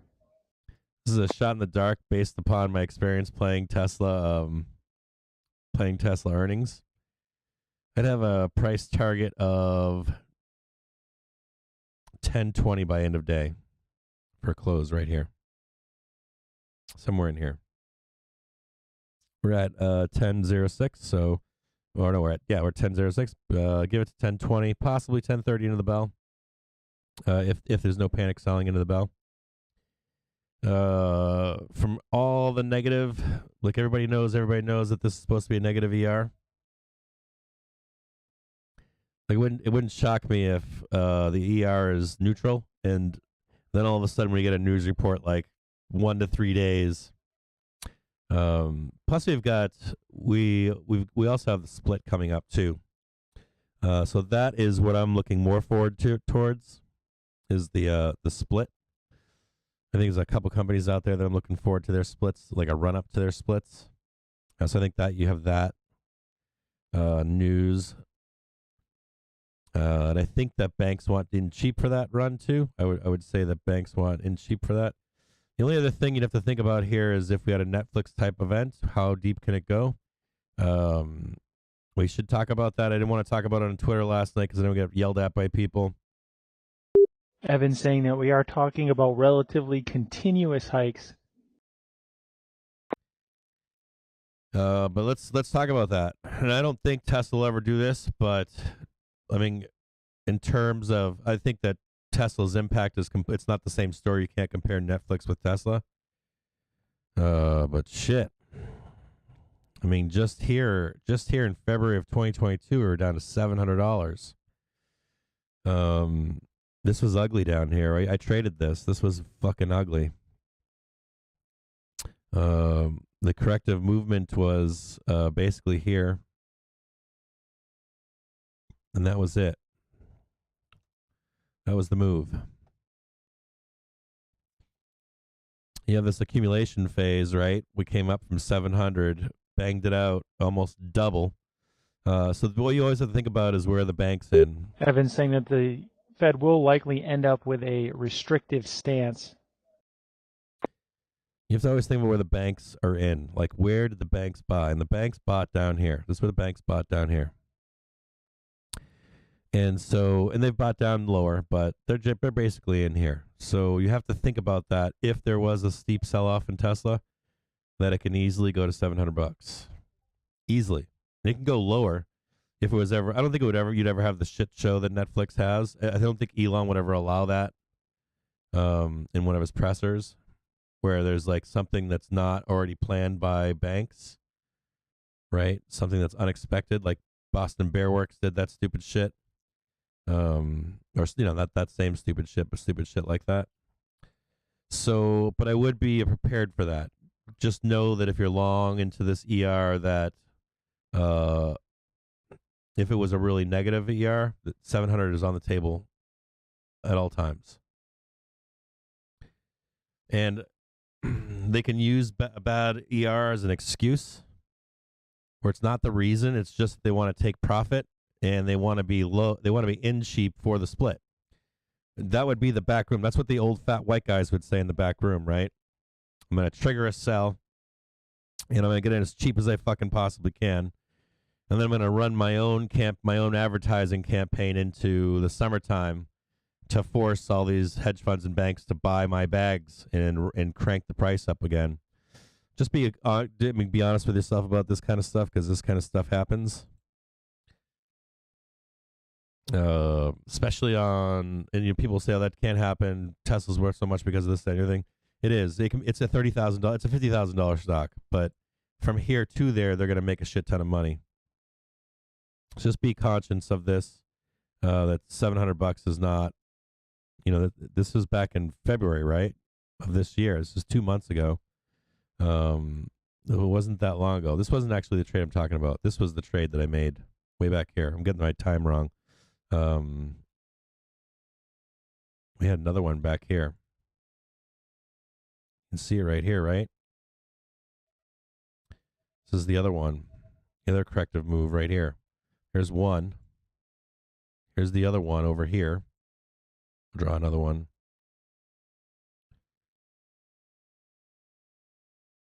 Yeah, the date's wrong, but you can see how consistent it is. Took it down to 700. Get out of there. This is the second one here. Ride it back up. $1,200. Evan saying that he still feels pretty confident that trend growth rates will be on the low side. You know, they just did it again. So are they gonna do it again? Like, do they do this shit again? You know, that's the scary part. Maybe it's on a smaller scale.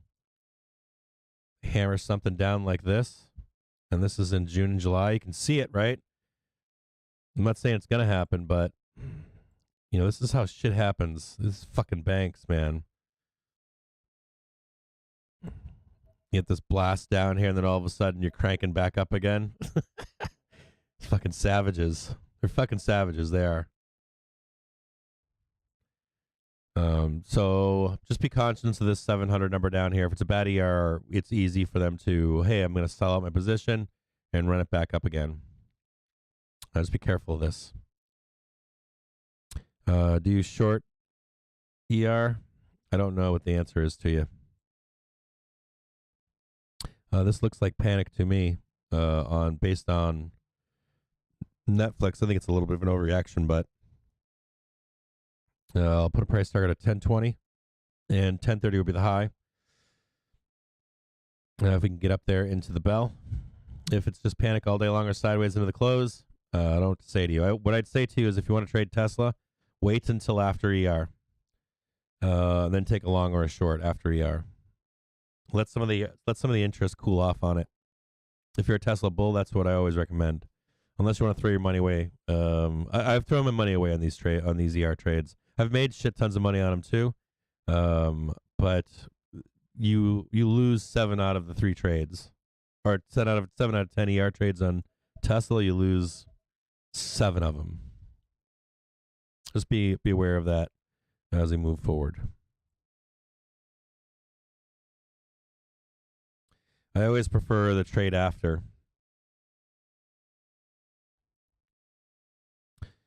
So above here, we've got that resistance. Still have that resistance over here at 4475. Sellers are still kind of bouncing around here. We'll look higher and see if we can still get higher. More sellers above here at 44958. You can see them up in here. And some more here at 44776 and 450.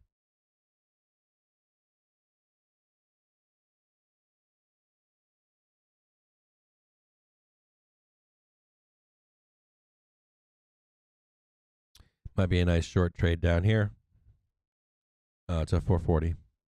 And you might still get that little pop above, right? You get that little swing high real quick that traps the bears, but then we come back down and touch it again.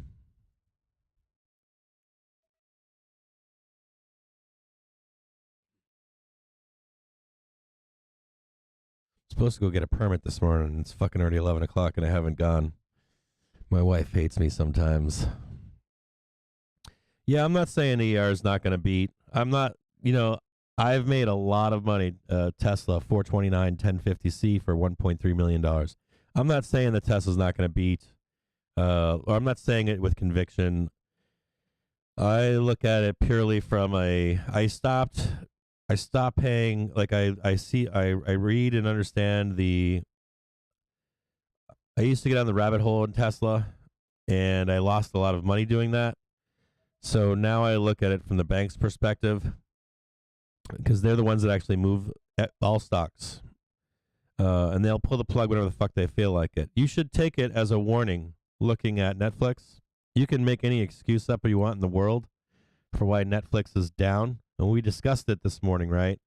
But the key part for you to know, the key part that you need to always understand as an investor and as a trader, especially like an employee of Netflix, is that no matter what they tell you, no matter what people tell you, no matter what reasons you have for why a stock should go up and go down, at any moment, a bank can pull support from that stock. And they can do it to Tesla at any time for any reason, and they can just make shit up for it. And I'll tell you what, if you lose like $500 or $1,000 or $10,000 or $100,000, that might be a lot for you. But as an investor, or as a long-time holder, or as a long-time trader, or someone that depends upon that money, that fucking hurt. Like that Netflix shit hurt some people out there. And so if you're a long Tesla, and you're a Tesla bull, like through and through, and you're out in social media telling people, like Tesla's going to have a great ER, or Tesla's going to have or not a bad ER, but like a great ER, or there are times to buy Tesla. And if you want to be a great bull, a great Tesla bull, like you want to be like, if you want to be like a trusted Tesla bull, I've got problems with some Tesla bulls because some Tesla bulls have different goals, right? If you've got $1,000 and you're trading Tesla, your goals for Tesla are different than my goals having $10 million in Tesla. So if I've got 10 million in Tesla stock, right, I'm always going to pump that stock, right? I'm always going to try to create interest in that stock. But I'm also going to be, selling calls up here, right? And I'm also going to be selling puts down here, right? Somewhere down in here, right? I'm going to be selling puts, right? Anything below here, I'll start selling puts so that I can make money off of my Tesla shares. And I'll be honest with you, a lot of these big-time, long-time Tesla bulls, they know when to buy Tesla. So if you want to know when to buy Tesla, I'll tell you. Fed's Evans just saying that his sense is that there is no appetite for a higher inflation objective. That's where to buy Tesla, right there. That's where to buy Tesla right there, right? This was to buy Tesla right here. So when you're looking right here and you're saying Tesla's, I'm not saying that Tesla's not gonna have a great ER and go blast off, but if I'm a bull talking to you as a bull, right? About where to buy Tesla, I'm gonna tell you, I'm gonna give you the best bull advice possible, the most reasonable, rational advice out there. Okay? Because if you'd bought here, here, here, here, and here, and here, you'd be doing very well for yourself at this point. So what I'm going to tell you is that you're waiting for this right here. This next tag down below, you're waiting to buy. That's what you're waiting for. Now, even if we trade higher here, you're going to see some profit taking, and eventually you will see a move down here. And this is actually when you buy Tesla. Now, when you buy Tesla down here, I'm also going to tell you as a Tesla bull, you sell puts down here and you sell calls up here and you wait for your next chance. Even if we curve up here, right, you wait for your next chance to buy Tesla once again over here. That's the way that you be a Tesla bull, a productive Tesla bull. When you're out there telling people, buy calls right here, buy calls right here, buy calls right here, it's fucking nonsense. Not to be you want to be a dollar cost averaging bull. You want to hold Tesla for 30 fucking years? You want to support the company for 30 fucking years, 40 fucking years? Then you can see where you can see where it is, right? I'm not saying that it doesn't come up here either, right? I'm not saying that we don't blast off up here on ER. I'm saying to you that there's better places to buy Tesla calls, and this ain't it. You're going to wait for some kind of profit taking and some kind of a support zone to place your next buy for Tesla. Just be patient. Just be patient. And that's where you buy Tesla. And you should track Tesla for moments like this because, if you're quiet about it and then when it gets to that point, you step in and you tell your friends, you say, hey, man, we're probably coming into a place where it's time to buy some Tesla. And so right now it's not really time to buy some Tesla, for me at least. I'm looking for... And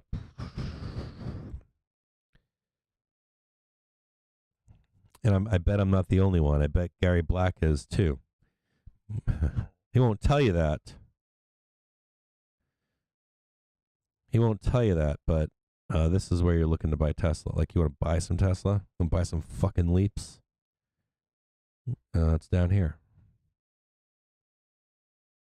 This is where they're waiting to buy. Ukraine president saying he's not seen or heard about any document from Russia referencing an earlier claim from the Kremlin.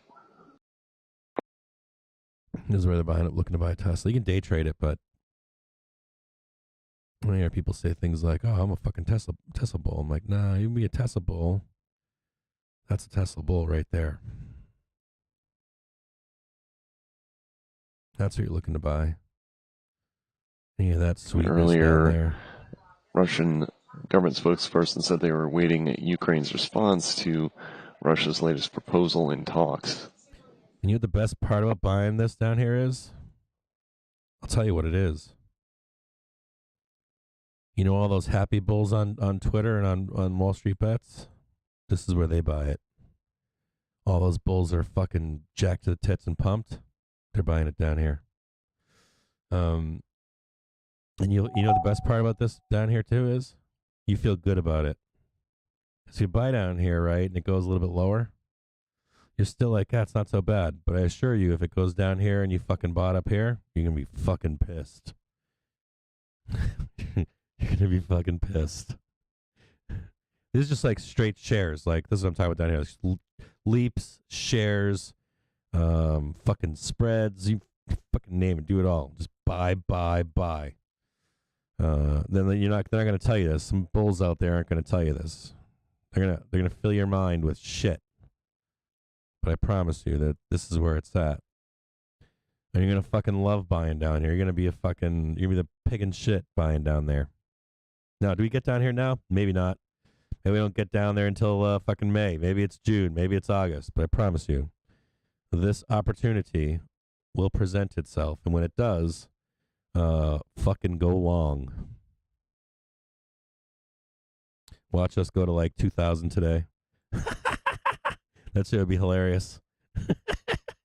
That's always how it happens, right? So there you go. And this is a simple roadmap for your Tesla bull. Simple roadmap.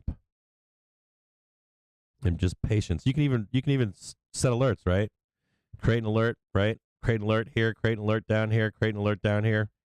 You can go fuck off for the next 2 months, 3 months, month.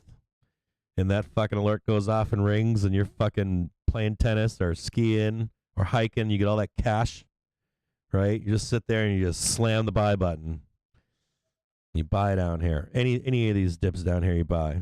And then you get on Twitter and you tell people to buy calls and you tell people, you lie to all the new bulls and tell them to pump your stock for you.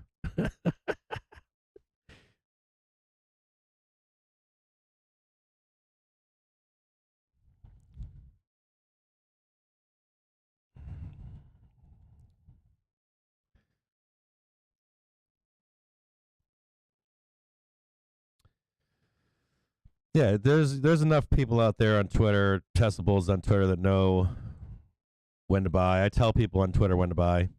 It's not hard. It's not the biggest. It's not fucking rocket science. When to buy Tesla. Problem is that it's a cacophony at all times. Buy Tesla, buy Tesla, buy Tesla, buy Tesla, buy Tesla. And it's like a cough. It never ends. And so you get lost in the should I buy Tesla? But you want to feel good when you own Tesla. Why? Like you want to feel good. I love feeling good owning Tesla. It's a great feeling. Like there's nothing like it. It's a kick-ass feeling knowing that you own Tesla at a good price. It fucking feels awesome.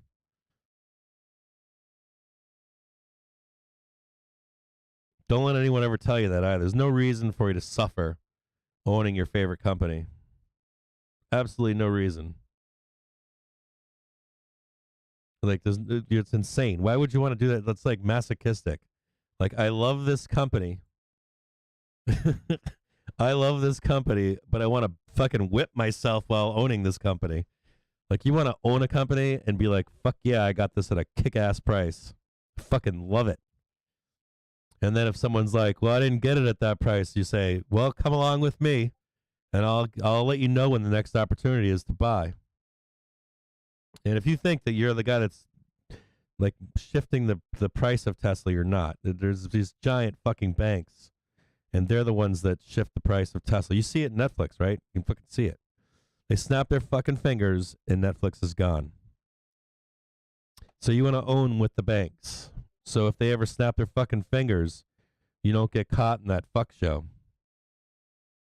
You want to own it right alongside them and love Tesla. Or me. I love Tesla. I know a lot of guys don't love Tesla out there. Oh, fucking Kathy Woods. She's such a fucking tool. She's hot, though. Okay, so what are you guys talking about up here? Yeah, we talked about this morning, today's VIX OPEX. Will that have an impact on the market? Good question, Chris Jenna. Spot Gamma is positing. We talked about this earlier. Spot Gamma is, we'll rehash it so anyone that's just joining us right now. So we have a VIX expiration day today. What Spot Gamma is positing is that this move higher, President Zelensky of the Ukraine saying that the Ukraine remains ready to swap prisoners of war in exchange for safe passage for civilians and Ukrainian troops in Mariupol. what they're saying was that this VIX expiration was tied to the Vanna rally yesterday. It wasn't any kind of a Vanna rally like closing shorts. It had to do with puts against the VIX. And you're seeing more monetization of that into the opening bell this morning. And then we had a little bit of support down below here. We saw this morning off the open. And so this looks like distribution on continuing to monetize puts on the VIX.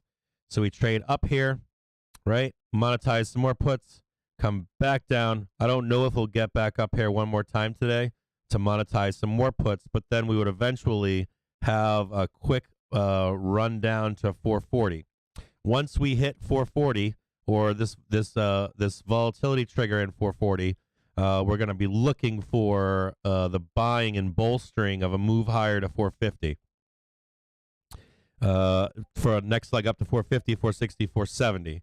If we don't see that move, if we don't see the bolstering of the bull case for the market at 440 or down here below at this VIX at this volatility trigger, you would then bring out the bear case for the Elliott waivers, and that sends us down. If we break below this vol trigger, that breaks us down to two spots. It breaks us down to a retest of 435 down below here. This would be test one.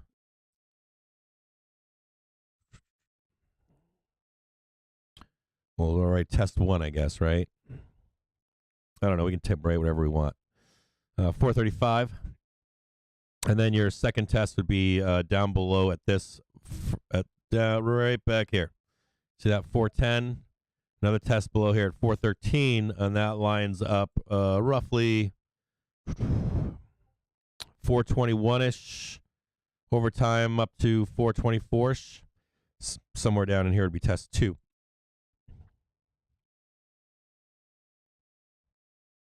This, of course, would be the part of the Elliott wave stuff that people believe in. Now, the one I didn't say this earlier this morning, but I did want to mention this for where we are. When we're trading in here, right?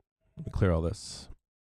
When we're trading in here, right? You're still in the confines of this negative downward channel. Trading above this opens up the door to a larger trading area, right? You still have this available down here, but this wasn't available until we broke above that negative channel. So we're looking to see this channel here hold for bulls to have their, what do you call it? Would be to prove their case, right? That we're going up here. And this opens the door to that. Without being above this channel, you don't get the door opened. So the bulls want a bull case. It's being blamed on Vixpiration, and you're going to want to see you want to see this hold. If this doesn't hold here, and you want to get your bear on for that Elliott waiver stuff, then you should wait. You should wait for, if you're not already in puts. I'm in some free puts that I'm holding for today and for Friday. But if you're not in puts right now, the thing you'd want to do is you want to see us break below that volatility, reject, go heading higher, maybe once or twice, and then you take the trade down to 435. Take your money, right? Look for a bounce, and then take the trade once more down to 424. So right now for today for Vixpiration, we're back to what we just talked about. Monetization of those puts, those puts on the VIX, and some OTM calls that were back here. Looks like we're monetizing, right? Looks like monetizing here. Looks like monetizing here. Looks like monetizing here. And if those puts are monetized on the VIX, they disappear. And if we've got expiration on options today, 20%, greater than 20% on the SPX, you could quickly see as we head into the end of the day that we could come back down to tag 440. The question, though, becomes if we tag down below here, if we make this move down here as the day wears on, do you take the bull case trade because we're up here now, or does it even open the door for the bulls to say we're going to 470, 480? But this wasn't on the table last week. None of this was on the table. There wasn't even a chance or an opportunity for this to take place. There's no guarantee this takes place, but the door is open. So if the door was closed yesterday and the Bulls wanted a reason for us to go up from here, this is their chance. They have their chance. We're in positive gamma. We're on the, we're sitting on positive gamma, or we're in the vol trigger at least for positive gamma. But the Bulls had no fucking case until basically, not even here they didn't really have the case, but here they have the case today. So we'll see if the Bulls slap on, $50 million in fucking calls, and if they do, we'll take some far out OTM calls with them, and if they don't, we'll go right back into the same old regime. We'll go right back into the trading back in the channel, right? It's kind of like you're walking down the road with 5 people and one person takes a left off the trail, and you grab that person and say, stay on the fucking trail. And if that person says, fuck you, I ain't doing that, there's a bar over there with titties, and four of your friends jump on the spur in the trail to go find the bar with the titties, you're kind of shit out of luck, right? You're the only one that's going to go down to 424 where everyone else is heading up to higher numbers. So we're going to track that today, and see if we trade back down in this channel, or if we trade higher. Hope that answered your question, Chris. Another 455 SPY call for 2.8 million for 715. Tesla ER is going to beat what you consider bad ER for Tesla. What do I consider? I don't consider anything bad for not bad for Tesla, but if they meet expectations, and then you were still in that regime of inflation and shortages, and the Shanghai shit is a problem. The war is a problem. You don't know if China is in lockdowns not because of COVID, but because it's a backdoor way to kind of fuck U.S. production. That's a concern. In the background, QQQs you want to see on? Want to see the QQQs? Let's see if we have some support down here. We'll put in the Qs, and we'll put IWM in for you. There's concerns there. Like it's basically corporate sabotage in the background. It's the same concerns that you heard from Netflix, right? To some extent, Netflix is saying they're not able to monetize in foreign markets. They've got some closed foreign markets they're using as a reason. Excuse, got a little bit of support down here. You can see some liquidity bumping in. Right, we are 445.20, all the way down here to 443.60. You can see it right down in here. See it right there. You can see that band right here of buyers.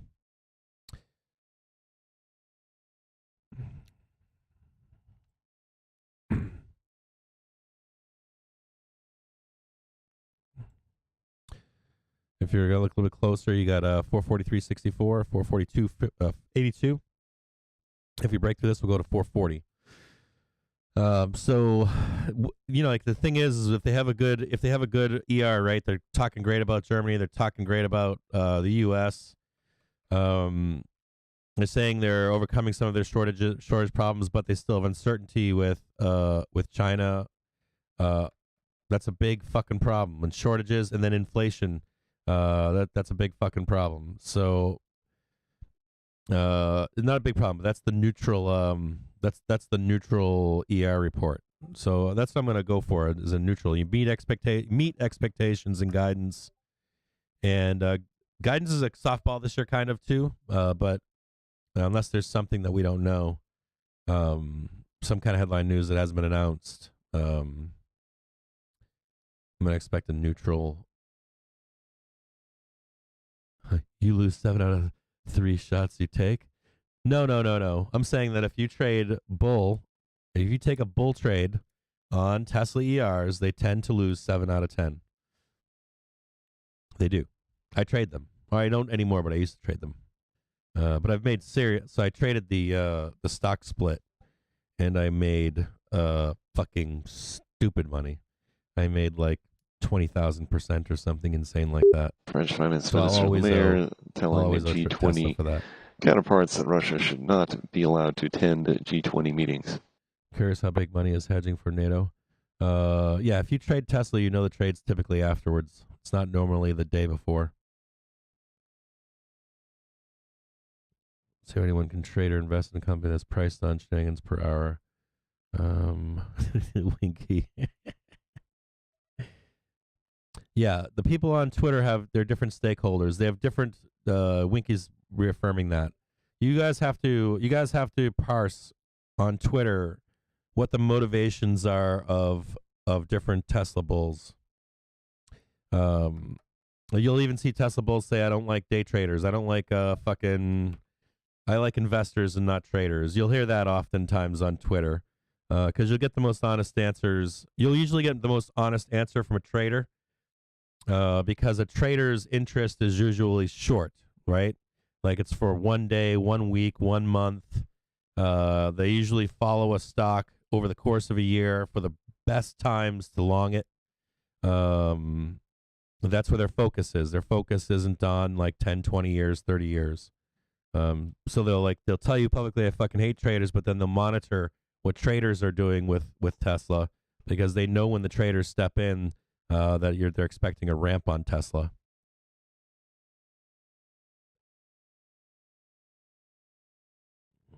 Yes, they are.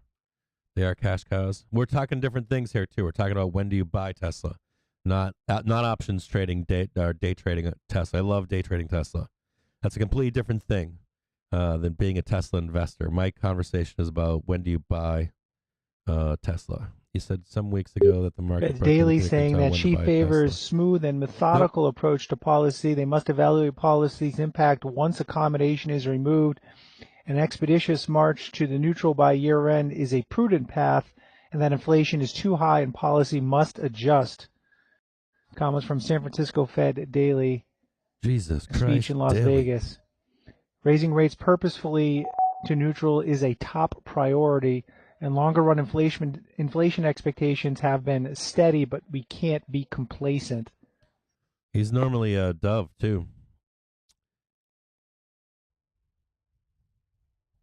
I am wondering if we're going to get a ceasefire in Ukraine. Saying that once rates do reach the neutral level, the Fed needs to assess the financial conditions to see what more needs to be done. I'll tell you what. You guys want a reason why the market go to fucking all-time highs?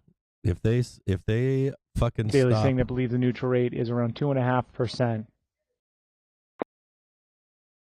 Jesus Christ. These fucking Fed chairs, dude. These guys are fucking monsters. It's like a fucking soap opera. Yeah, I'll tell you what'll send us to all-time highs, or not going all-time, but we'll test them or try to get there. If Ukraine and Russia. Bailey just emphasizing that she believes the U.S. economy is unlikely to enter a recession due to Fed actions. Like I'll tell you what I am seeing right now. There's a little bit of liquidity down here, a little bit of support right down here, 444.60. See it right there. You know, I'll tell you what'll fucking. So you guys want to know? You guys want to know what'll fucking send us up there? If you heard that there was a truce with Ukraine and Russia, that'll send us. It doesn't even matter if Ukraine just folds. Any kind of truce, you're gonna see. You might see a quick drop in the market for like 5 minutes. You might see like 20, 30 point drop in the markets, but then you're going to see a fucking rocket ship go up like 300 points in 3 or 4 days. And I'm seeing a lot of news the past 8 to 12 hours. A lot of news hinting at a cessation of hostilities. So that would be your headline, if you wanted a headline. I said some weeks ago that the market breadth indicator can tell when to buy Tesla. Yes, but I said to you that you want to use that indicator with just the SPY, then you'd apply that to Tesla. I don't know if Elon's tweeted that he'll be on the ER call. I like when Elon's there. I don't like Elon not on any ER calls. I like him there. Yeah, it's not a good indicator. Don't use that indicator on Tesla. Use it on the SPY, and then you would use the SPY as, hey, I can probably buy Tesla now. The one problem too with that is you want to ensure that Tesla's not in a corrective action or any other ticker.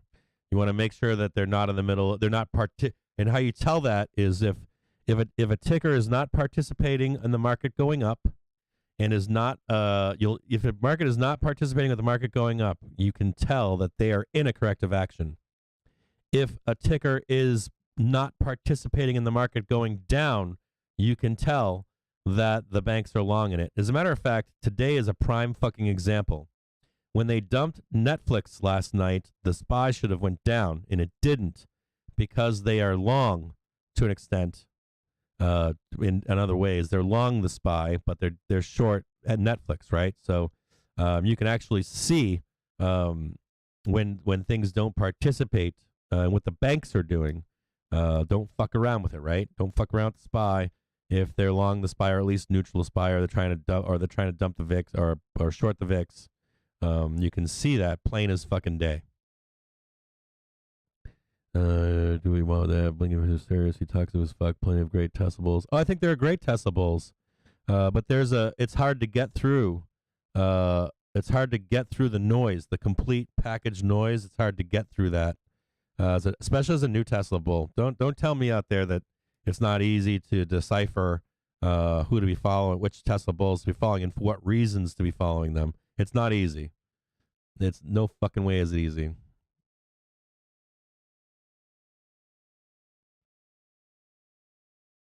Yeah, who's talking about strangling? We've just gone through the close of cash equity trade across Europe. The DAX unofficially up about 1.4%. The CAC Kron up 1.33%, while the FTSE 100 finished up roughly 1/3%. Yeah, Tennille knows what he's talking about. European Treasury yields follow U.S. yields lower. The UK 10-year down 4.5 on the day. The German 10-year also down about 4, and the U.S. 10-year down 6. How I like to trade Tesla earnings recently is Euro trading at 108.56 currently. That's up about 67 pips on the day. We've seen some general weakness in the U.S. dollar as U.S. yields have led rates lower. My best trades on Tesla of late have been you wait till ER is done and you trade it the day after, the week after, and you fucking just print.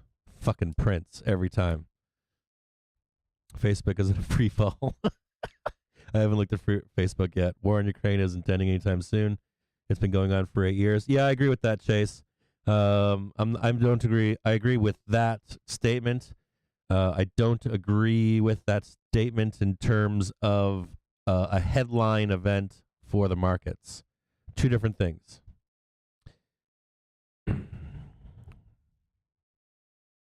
Oh yeah, XLF. Wasn't there like a $7 million fucking buy on a little bit of support again on the SPY? Wasn't like a $7 million bet on XLF?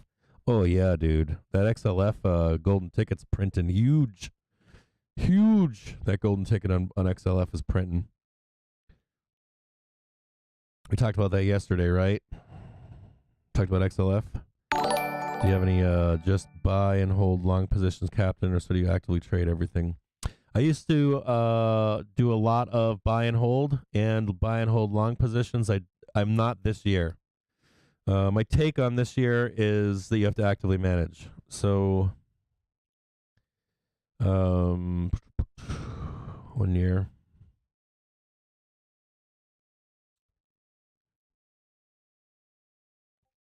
This is buy and hold environment here. Hold on. This is a buy and hold environment. This is not. This is a this environment until we're told. I mean, some things about the market, I believe. I think the market generally gets like, hey, we're in this kind of an environment. Hey, you can buy any dip and it'll print. But I really do think that until like September, July, that you'll see lower lows, or at least you'll see similar lows, similar maybe. But I think you'll at least see similar lows. maybe something like this too. Even if you're bullish or sideways, you'll still see returns to these lows. So stuff like this, at least into end of the year. So that means you have to manage. You have to buy and sell, buy and sell, buy and sell, buy and sell, buy and sell. That's the regime that we're in currently. It's proved itself since back in September. So no, I used to, but the past couple of years I have, and then of course I stopped. I stopped trading single stocks last year. I remember last January, I think, matter of fact, Horse Lover Fat and I had a conversation on Twitter, I think. I want to say January of 2021, and I said I've removed all of my individual tickers, and I'm only going to trade the SPY at this point. I traded Tesla since then, some individual tickers, but I haven't done anything for like 1 to 2 to 3 years out in some time. And I've actually mostly focused on indexes the past exclusively since September or December. And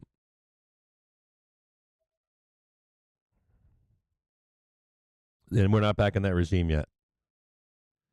Once we do, if you want to know when we get back in that regime, or when you can do that, you're looking for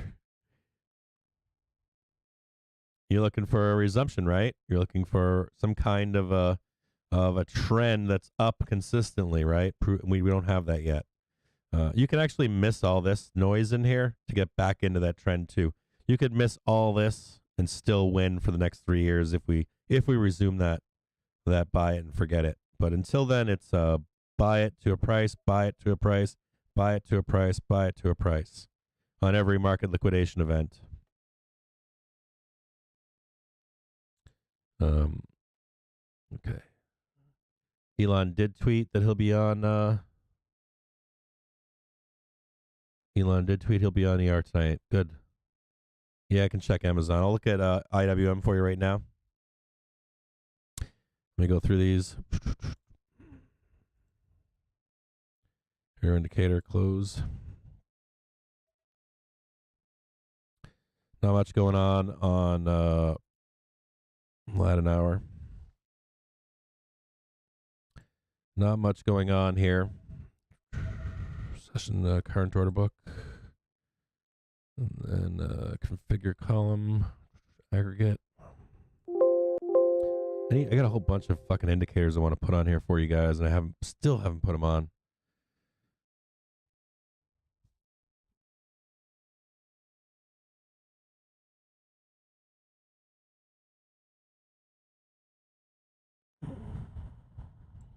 Traffic, trade and VWAP.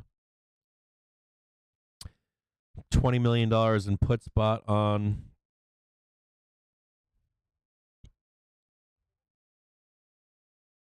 $206.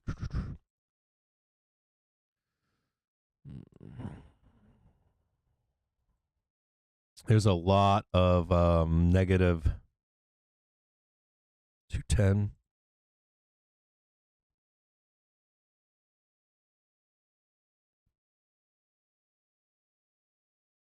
Man, that's not pretty. And it is blue sky down below, too. It's like it's fighting for its life.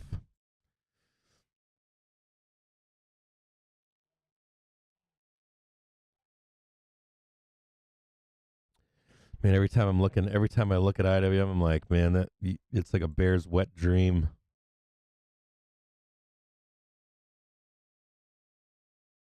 It's like a bear's wet dream.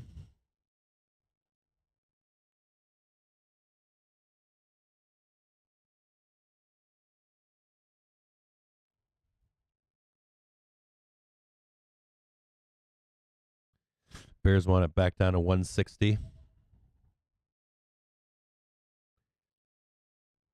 They want it so bad, they can taste it.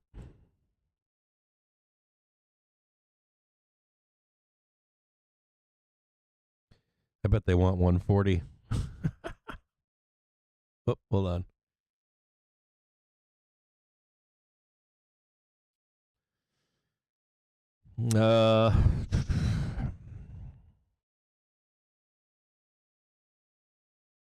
There's a lot of pressure on IWM. With that being said, it's not the pressure that's on IWM is protecting longs. So let me explain this better to you in a better way. So IWM, forget being a bear for a minute, okay? Banks have to buy the market. What banks have done past couple weeks here is they just rehedged. Matter of fact, I'll bring it up. If you're in Discord, I'll bring it up for you right now.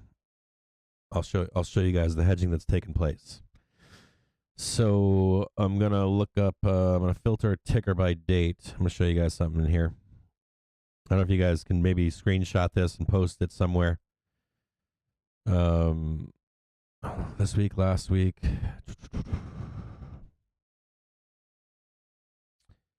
Let's do this week. We'll start with this week. And what this week, and we're going to look at IWM. It's taking a minute here for me to get, not date. I want by ticker. So IWM. And I want you to see this, if you can look at this. So this was, well, today we've got $20 million in IWM puts. It's pretty fucking big. Okay? That's just for today. And then if you're going to do this or do this week, it's actually even more ferocious. $24 million this week in IWM. It's pretty big bearish bet against IWM. The key here, though, is that it's not. And we had $24 million last week, so $50 million bet in 2 weeks against IWM. You can see it right here, too. Pretty fucking big bet against, it's from May 20th. Giant bet on IWM. So, with that bet being made, the question is, do they follow up with actual put flow on IWM? And what the prevailing attitude is that the banks still have to buy equities. So that they're going to buy this, and because they have an added put flow on top of their hedging, that that they're now well hedged, that they have hedges protecting their long positions in IWM. So initially you would think that the market's going to go down due to that hedging. But without a trigger for that flow, or for that hedge, right, some put flow for that hedge to actually trigger, they're well protected. They'll just let those puts expire worthless and buy the market for ER season. And if the ERs turn to be shit, the market starts to sell off, they'll rebuy more puts and make bank off of it. But you can see IWM's going up. So if you were to buy puts here to protect yourself, you guys shouldn't always be out there with just calls, or just puts. You should be buying both sides or protection or complex trades. Just holding calls or puts. That's not how this works, right? So you can see the market moving higher here.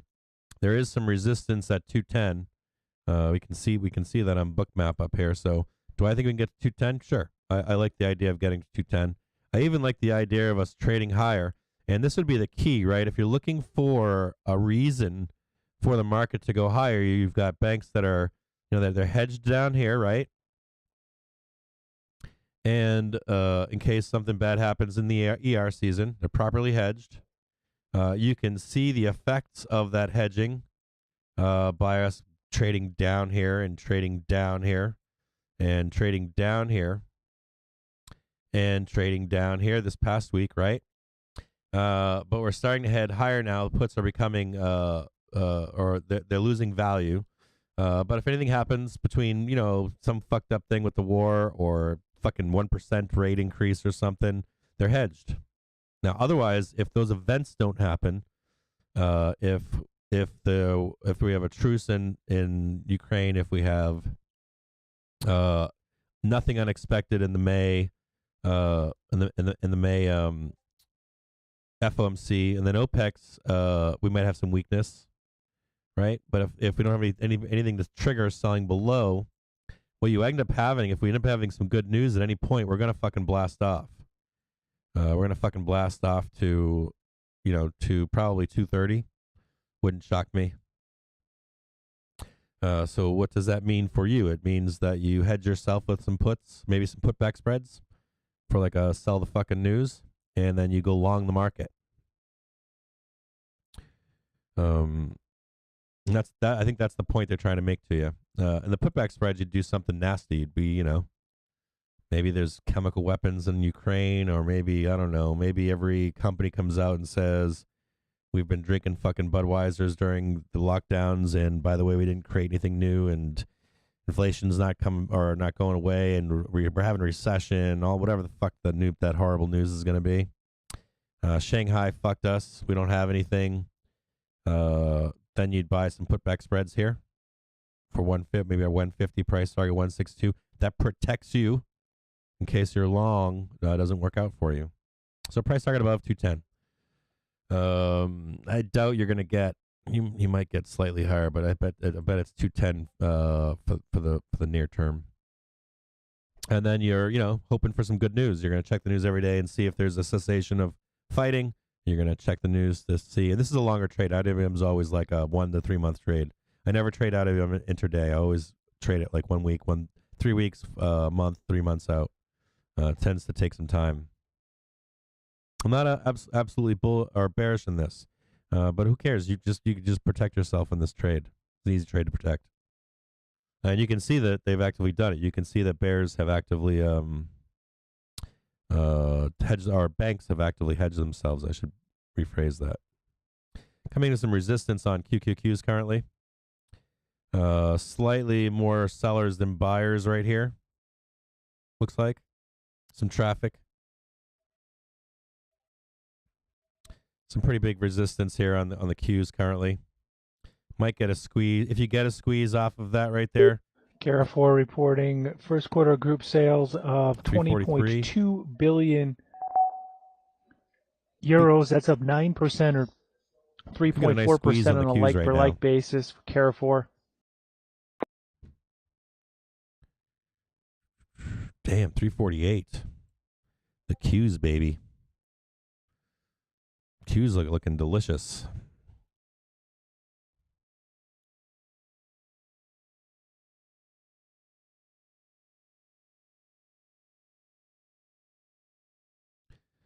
Qs looking squeezy. If there's no resistance here,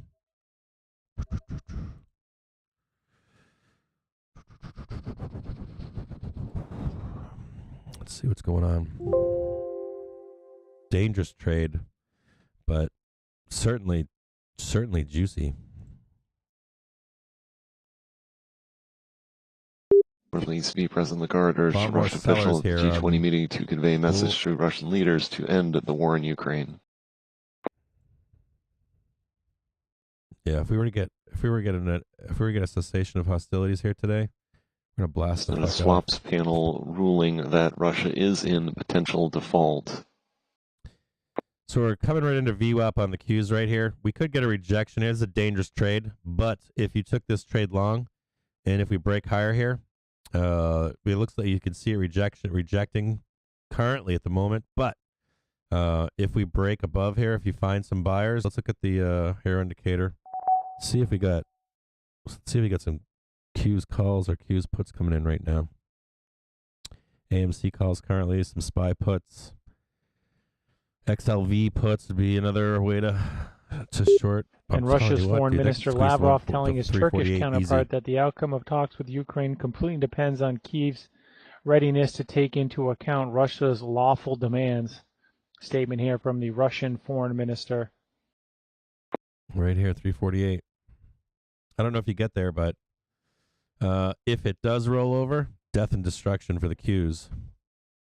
There are some call buyers here. It's a dangerous trade. Let's bring up QQQs. Here indicators turning green here. Slightly more sellers.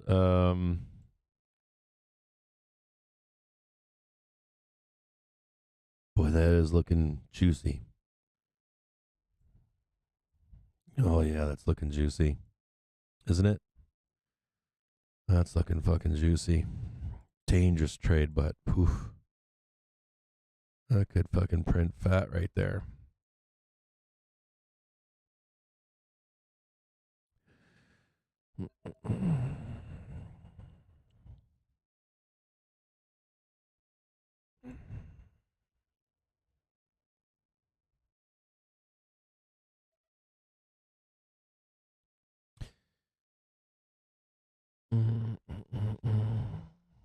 I'm watching a lot of put flow in the Qs right now.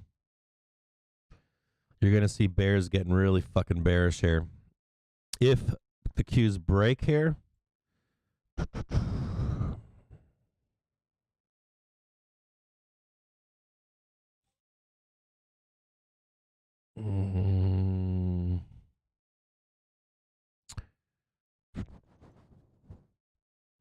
first stop 338. 335.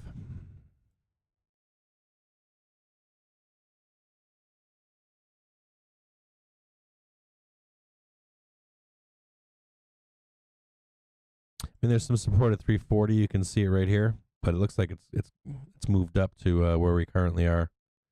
Yeah, 335 price target. If it doesn't break 440 or 348, it's a pretty big fucking move. This will be an interesting one to watch right here. Let's look at NDX. See what that tells us. I'm not watching the VIX too right now. I don't trade the Qs like I used to, but I will look at it. I used to love to trade the Qs.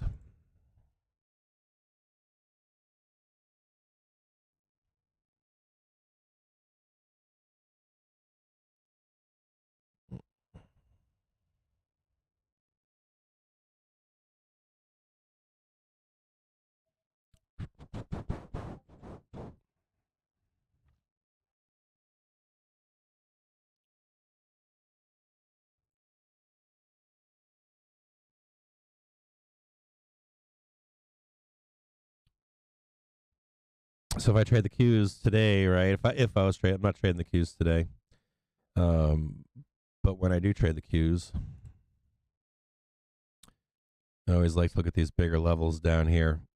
It's a kind of a precarious place to be.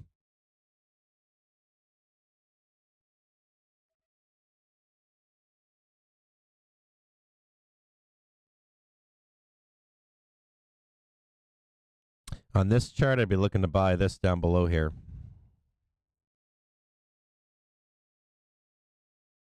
This here. You'd take this trade and then you'd wait to take this trade, then wait to take that trade. That's how I trade the Qs. I don't fuck around, though, in the middle. So my point to you is, okay, the Qs that's on their own look like they're bullish, but this was the trade, and I wouldn't take this trade long on the Qs until we touched here again for this trade higher. And I would pick this trade up once again above this level here. But for where we are right now, it's dangerous.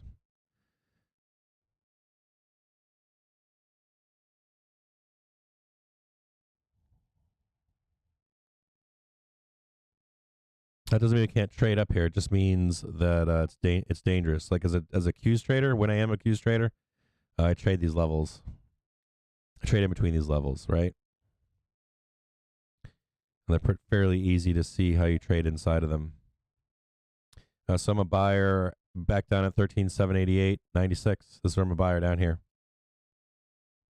This actually bolsters the bull case too. I mean, if you get that bounce down there, if you get that 1, 2, and we shoot higher, 1, 2, 3, boom, shoot higher. I mean, it's going to be a fucking rocket ship, and that would lend itself to a close on the weakness on the Qs, And if you've got 1 and 2 supports, you're looking for a trade higher either today or tomorrow. Bear case here is this breaks. If you break this 13,788, that sends the SPY lower, and we're back in Bear Town again. Hope that helps. No man's land in here. So there are the cues.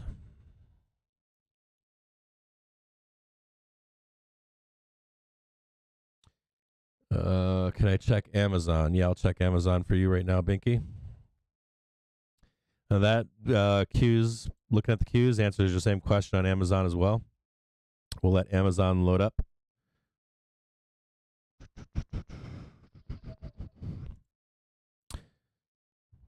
I need to trade more today, and I'm not trading today. I'm pissy about it.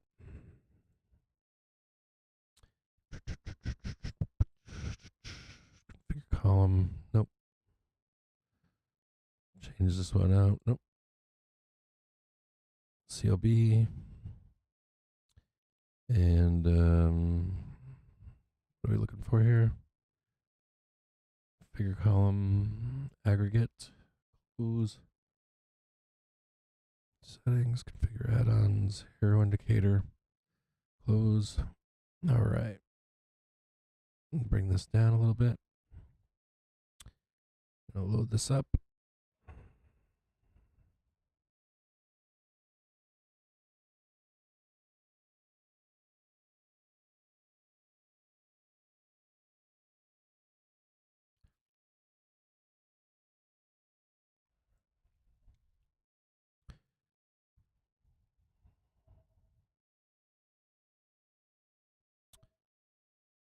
Support at 330.50. I'm going to assume that this tags along that number, that 14.7 or 13.788 on NDX on NASDAQ.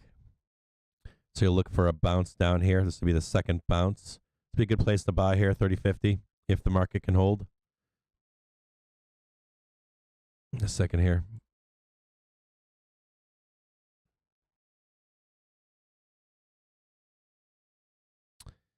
Major support at 3,000. This would be more enticeful for as a bull. I think I commented on Amazon wanting to fucking commit Seppuku yesterday. I was like, Amazon is not looking fucking good.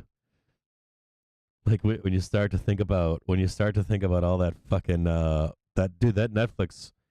Netflix fucking ER was no fucking joke. Like certain companies must have been like, shit, the cat was let out of the bag.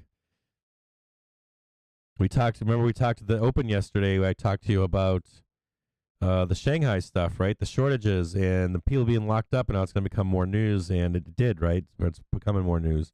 It became news in the whole Netflix Russia thing. Intraday support around 3,000 is what I'm going to call it.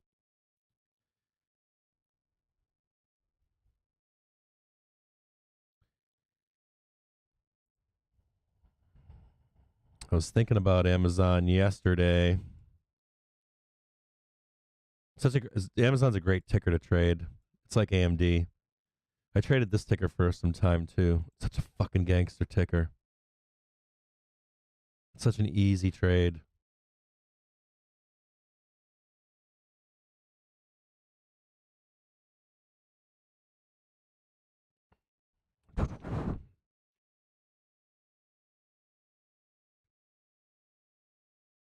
It's like a bank favorite.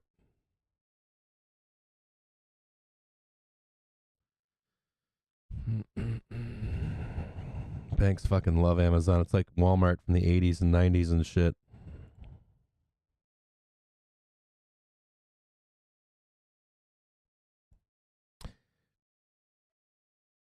Kind of the same thing, right?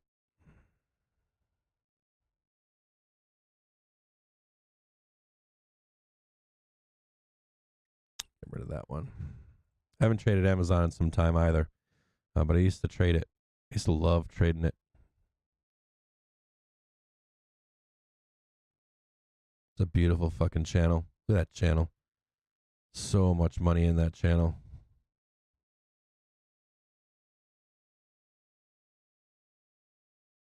Two, three, four. The reverse course. Be a buyer anywhere down here. 2,900. See if I can right there. All the way down to 2,600. Maybe be a buyer.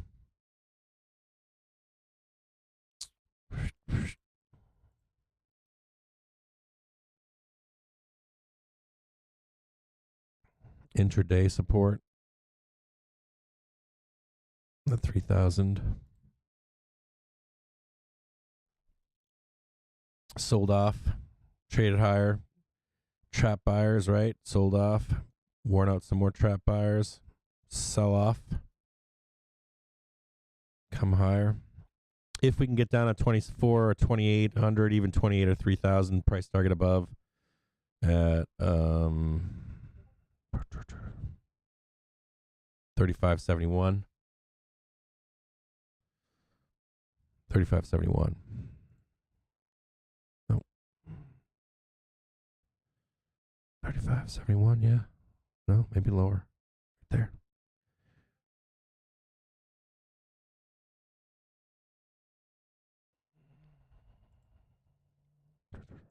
Price target.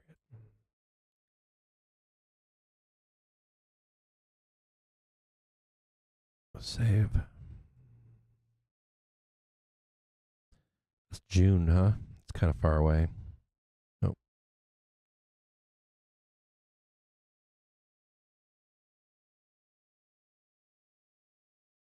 Right there.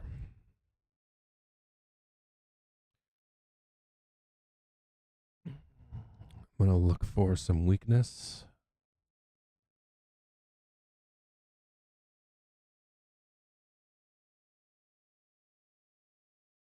Right there.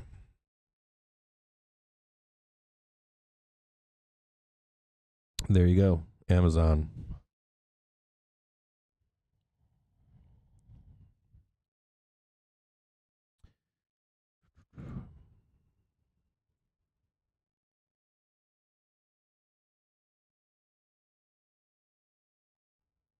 Can it get back up there? It might be able to. I'm going to have to change that. Maybe something like that. You trade it up, you trade it down.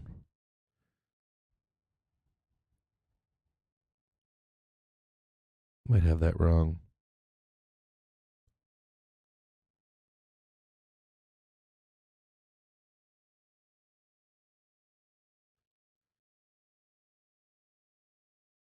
Give me a second here. When's Amazon's ER?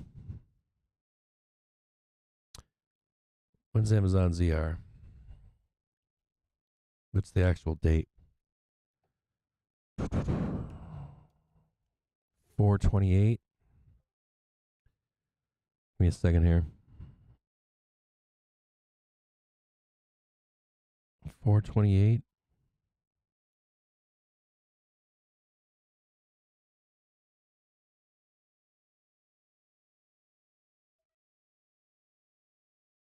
Give me a second here. I'm gonna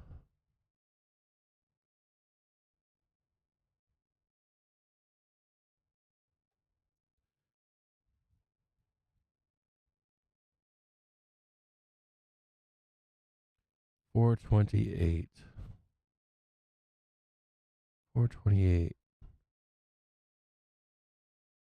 Right there.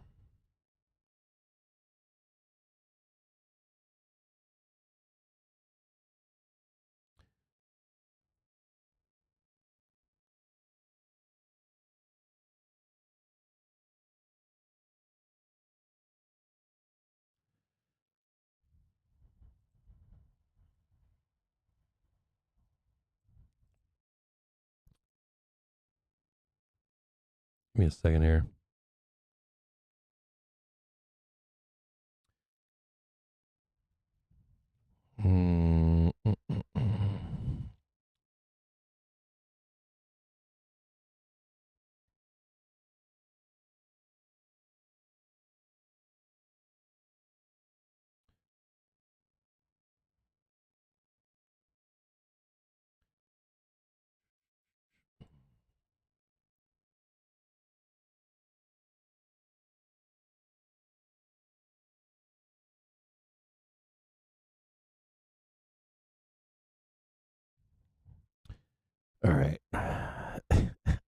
Something more like this. Week today, I don't think this really matters. What really matters, I think we get it back up here for their ER. I think we sell off their ER. And then I think we nail it. I think we nail it come summertime. Something like that.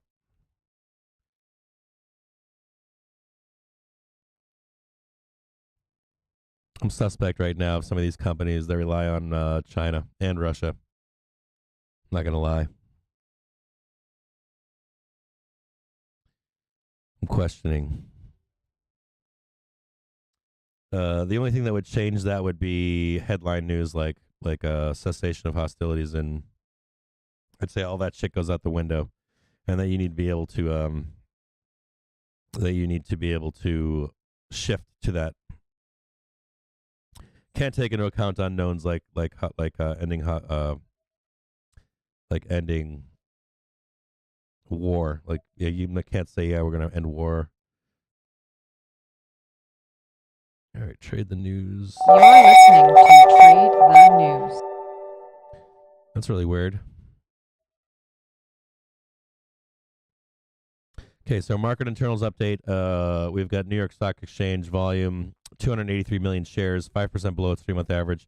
Advancers lead decliners 1.9 to 1.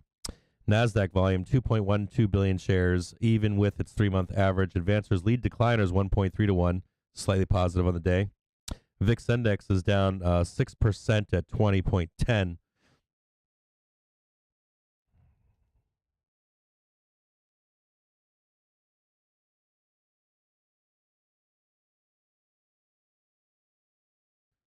Okay, let me see who else is on the docket for today. So we've got Evans that was at 11:30. It's now 12:05. We have Raphael Bostic at 1 p.m. and we've got the beige book at 2. Be aware of that beige book at 2 p.m.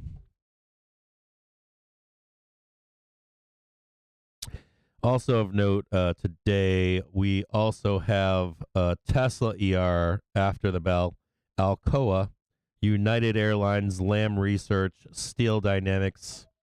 We've got Kinder & Morgan, CSX, another big one, Whirlpool, Equifax, and Crown Castle. I got to mute this shit. I can hear people in the background.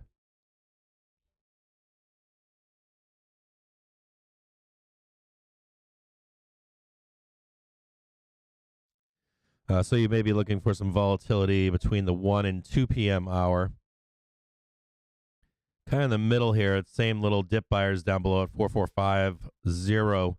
Sellers again still above at that 447, 44763 as well. So it's just back and forth this morning. No, cancel. Just that back and forth trade. Buy the dips, sell the rips above at 4475 and 4480.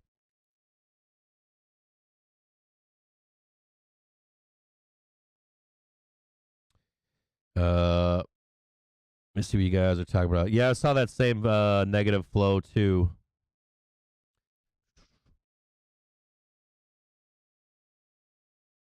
Oil's tanking now. I love that juicy talk. I'm down to clown. There's snake venom in the water. The high on the Qs. 345 was 3.4. Now it's trading at 0.37. Just a note. C-flow 5 minutes ago in Tesla. Fed's Daily saying that she believes the flight to safety is one reason for the shift in 10-year yields. I did see the $1 million. Are you talking about the $1 million calls on Tesla? There was a whole slew of negative calls on, like XLV had some negative calls. I saw a couple Tesla trades for like $1 million earlier. At 11:32, there was a trade at 422.1050 for $1.2 million on Tesla. Another Tesla trade, 422, $527,000. Wave of calls on AMC, and then a bunch of calls against the indexes up until about 12 p.m. It's now 12:08, and you're watching some unusual call activity. PHM is unusual, 500,000 on Facebook. The Dow, 520.73C for $31,000. High algo score. VVV Victor, Victor, Victor. Unusual call flow. Calls on HYG. That's good to see too.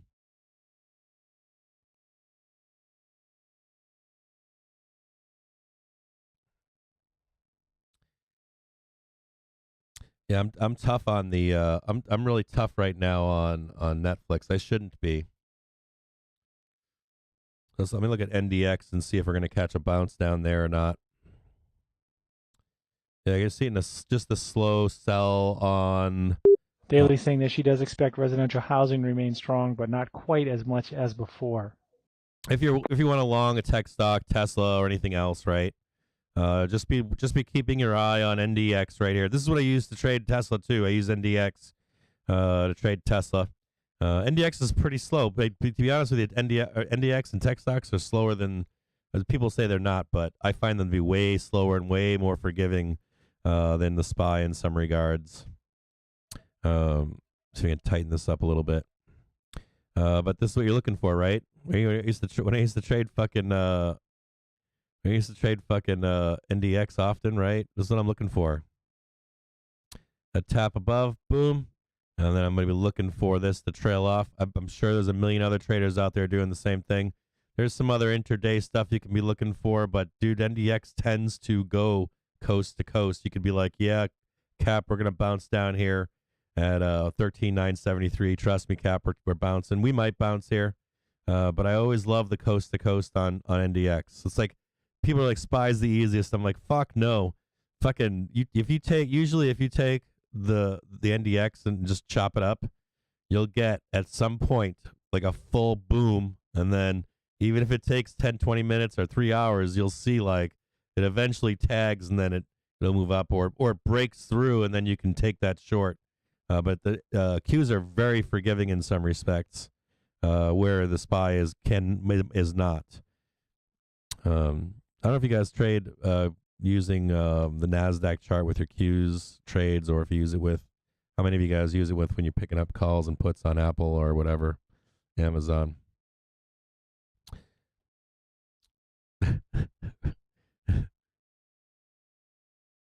Maybe if rates go up and there's a chip shortage and hurting consumers and lower earnings, do you think there is any chance that Dell goes above 50? No idea. Take a look. I will take a look at Dell though. BS QQQs down big and SPY flat. You want me to look at what, Winky? I always like, dude, Winky's got some fucking great trades. Baller fucking trades. I'll go look at Dell next. I haven't traded Dell in a long time. Oh, fucking A, man. Dell. Jesus. Oof. Look at that, huh? Lots of accumulation in Dell too, huh? Will it keep going up? Oh, Wink, come on, bro. You're fucking hilarious. Dude, my fucking mods, like, fucking the mods in here are fucking awesome. We got some fucking bitchin' mods. When I picture the mods just scouring individual tickers all night long. I'm just trying to put a show together, and I got mods that are fucking, they're like down in they're like a cavernous library, an old library at Oxford, and they're fucking just spending all their nights and days just perusing individual tickers. Fucking. Okay. So what do we know, right? This is beautiful in here. This is absolutely beautiful. It's gorgeous when you see stuff like this. And then, of course, you have the one dip below. You know what that means, right?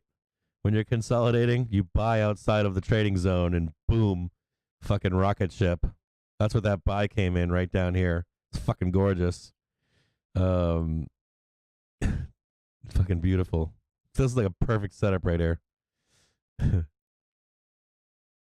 then you've got, the sellers here, right? Somewhere in there. These are trap buyers up in here. So you got to wear these guys out next. So you're going to look for the same thing. You're going to look for any opportunity in here that trades below, and boom, you're going to buy it to get up here. Now you might not wear out these sellers. These sellers, there's a bunch back in here. But this is anything in here is a buy. So set an alert here. This is good. I like this trade, man. It's a good trade. I like this trade. I like this Dell trade. Set an alert at 48.17. Anything below. You've got a lot of consolidation here. This is good to see. I like this. Good job, Winky. We'll look up Dell real quick. That's a shit ton of consolidation, Winky.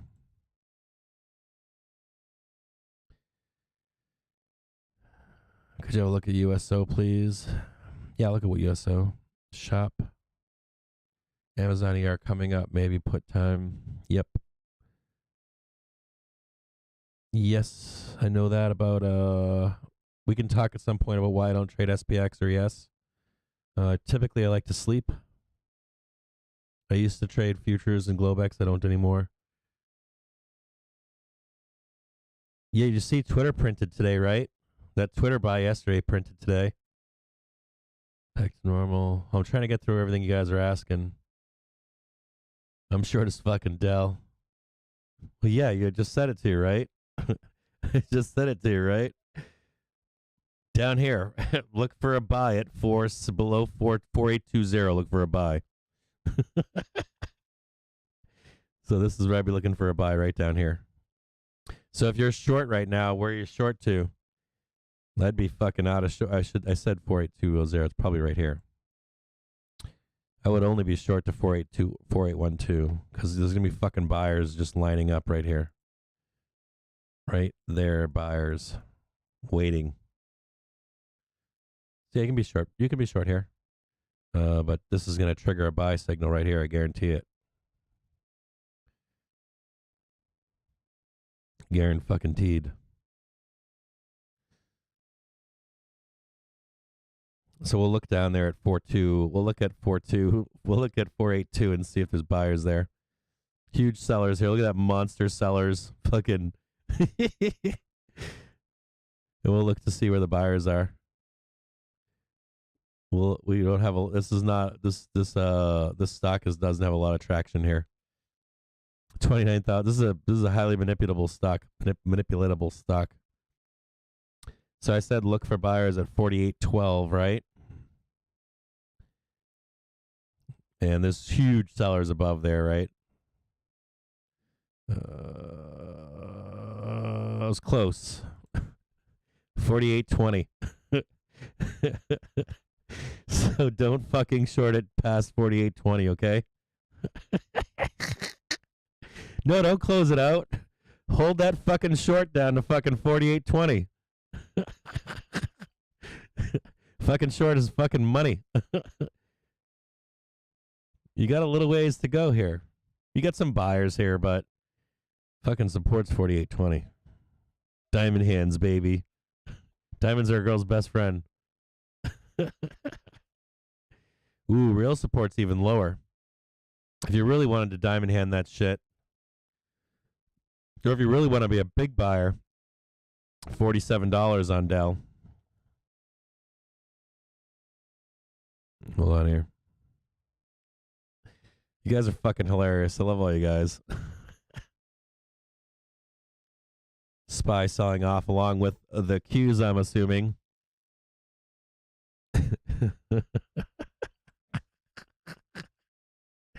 Fucking love my life. My wife fucking hates me.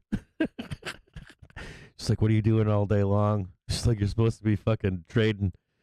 I'm like, oh, I'm fucking around with people I know on the internet I've never met before.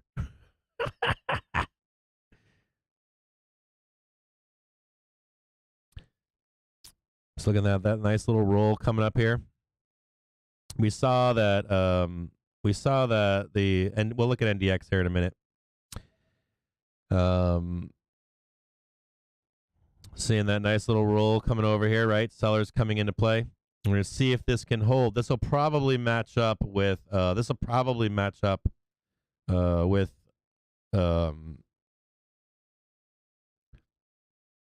NDX at some point. We'll track this as we get close to this vol trigger too, and we'll try to match up the Qs or NDX to 440. We'll see if this matches actually to in holds. I don't know if this will. I have to compare it on I have to compare it on TradingView, and put a chart up of NDX and SPY, I guess, and see if they kind of make where do they kind of tag up together. I'll look right now at another chart. We'll see if we can get some bouncage to keep this bull trade alive or not. Or if we break through. The Bears want, the LA waivers want it to break. I promise you that. So I'm going to look on TradingView real quick and see if we can compare the two side by side.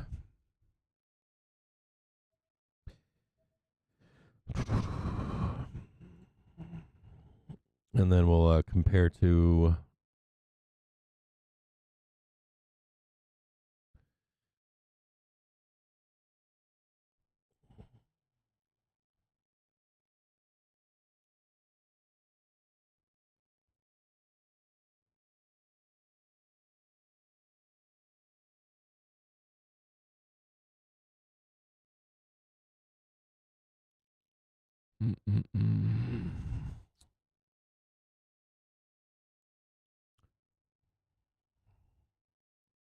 take a look at NDX real quick. Yeah, I'm thinking that 13,788 are right around there. Let me see. Hold on here. 18,130.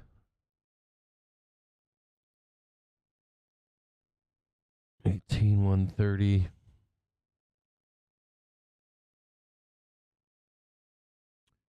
Shit. I mean, that's if NASDAQ sells straight off down to if NASDAQ sells off straight down to fucking if NASDAQ sells off down to retest 13,788, that fucking puts us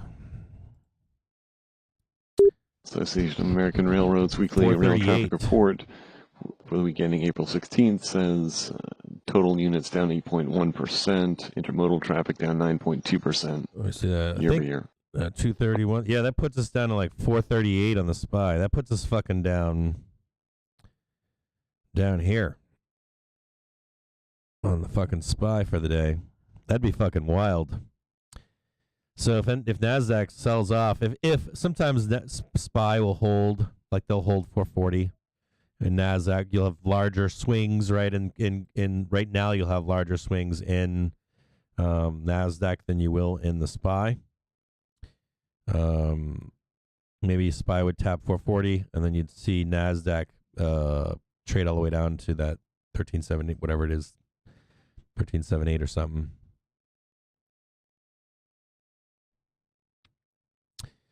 And we've got some bears coming up here for Fed speakers. Intraday, right? Sell it, buy it, sell it. Buy it, not really working right now on the buy it. We've got Fed speakers coming up between now and 1 o'clock. We also have VIX OPEX, so we know as the day moves on and VIX puts are monetizing, and if we don't see a bid in the market, that we should trade down to the close to 440. It will be a quick run, quote unquote, down to 440. So that can happen into the end of the day as well. Couple that with some bearish Fed speakers into the bell, and maybe some fear in tech earnings at the end of the day, i.e. Tesla.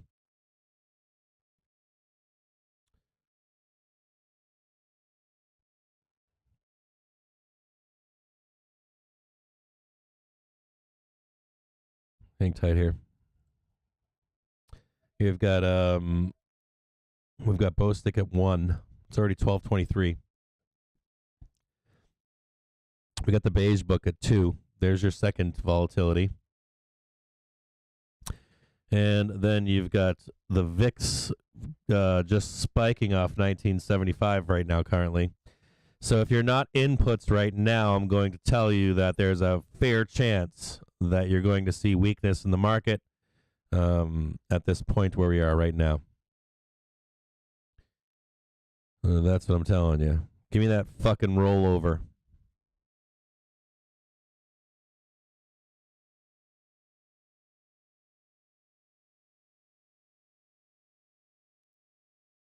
Fidelity sucks.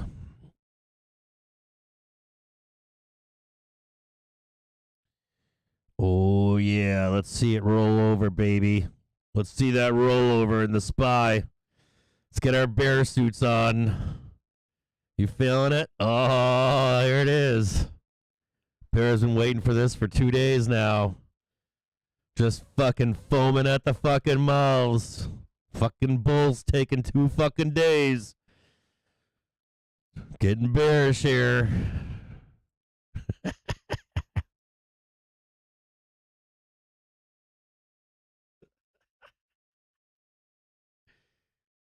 Getting fucking bearish.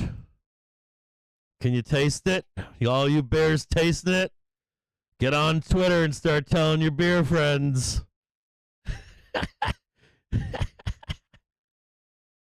There we go. See that little cell came into the market up here.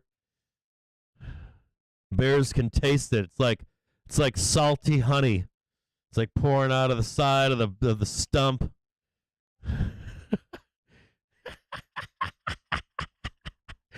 Fucking bears are just fucking foaming at the mouths right now. I'm gonna post something on Twitter.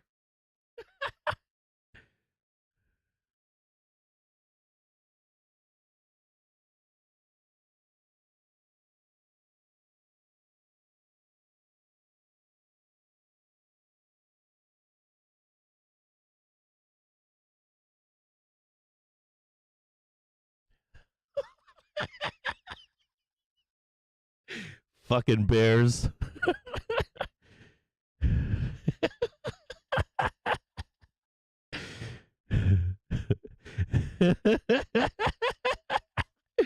Fuck these fucking bears. You know they want it right now. They're just fucking foaming at the mouth.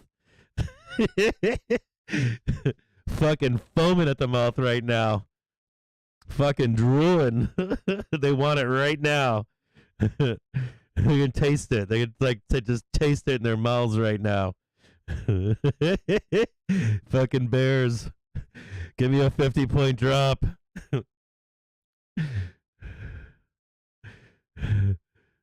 Fucking hilarious.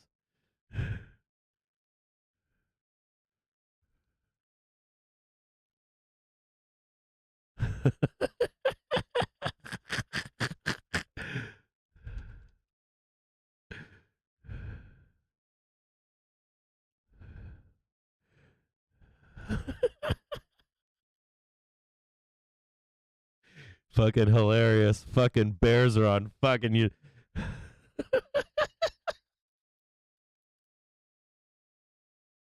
Oh shit.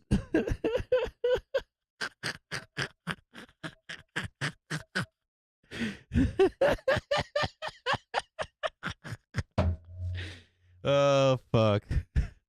Sorry, I'm laughing at myself.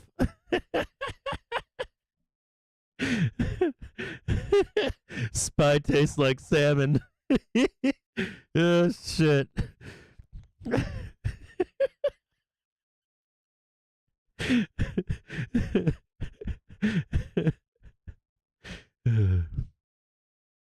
U.S. Defense Department officials saying U.S. training of a small number of Ukrainian forces on howitzer cannons has begun outside of the country. I'm going to drink some water right now. I'm probably going to pour myself a drink and see this shit roll over.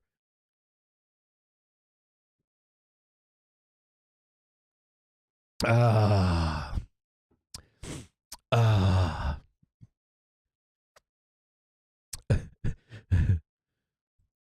Oh, here it comes, baby.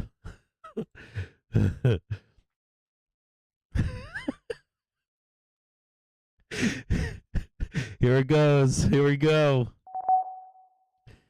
Here we go. Bear's like, oh, fucking just get me unfucked from my puts right now. Just get me unfucked from my puts.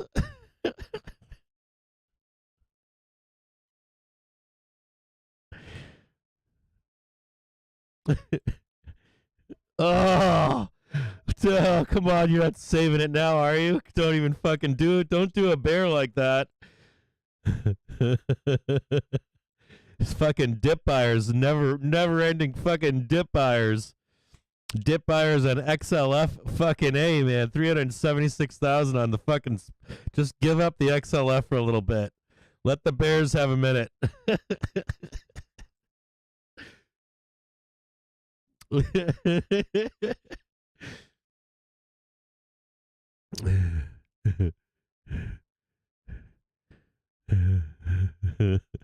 Give the bears a minute. Let them have their glory. Price target down below. We've got some resistance here at 4460 to 4420. Next drop 443. Below that price target. You can see it right there, right? Be careful down there. It could be kind of like it could be kind of one of these things. Let's look at this real quick. If it does roll over, if it does, right there, 4460 to 4420, right? If it does roll over, 4420, 4460. It could, if it rolls over, it could be like a slow rollover, right? Something like this goofiness, then something like this goofiness, then something like this goofiness, and then you fucking plunge to the end. It might not just be the fucking straight plunge over, and there's a couple things going on in here as this happens. You've got this little area right here. Do you see it? So don't get all panicky. Don't get all freaked out or whatever. And you got a little bit more of this area down here. It's changing up a little bit. So still some buyers kicking in. You can see them. See them down here? I don't know if you can see them, but there's going to be some traffic down here to get down to 44 right there. You can see it. Actually, there's more buyers stepping in right now.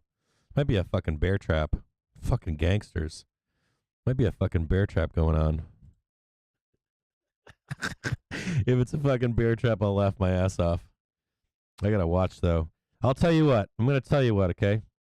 There's 188,000 puts right now at 91 cents. Mark my words. There's up to 94 cents. There's 188,000 puts at 91 cents. They're fluctuating between 91 and 92 cents, right? There's a shit ton of puts on the market right now. A shit ton. 189,000. Now they're down to 87 cents. So don't panic too much. There's a fuck ton of bears in here, and what they're doing is they're you might want to grab them up in here, but there's a shit ton of bears that want this. Just don't panic, okay? Don't panic. Just look for positioning in here, because the bears are saying we're going down. Now 190,000 puts. There's a lot of buyers in here, just so you guys can see them in here. Don't get panicky yet. Here, bears are in up here at 44640, right? Look at that wave of sellers. They're here. Trust me, the sellers are here. But I do want you to see. Hold on, if I can get this better looking for you. Hang tight here.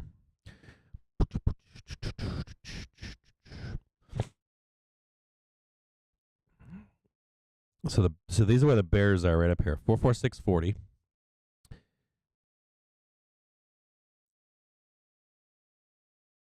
Let's see if I can show it to you here. Right in here. This is where these fucking bulls are stepping in.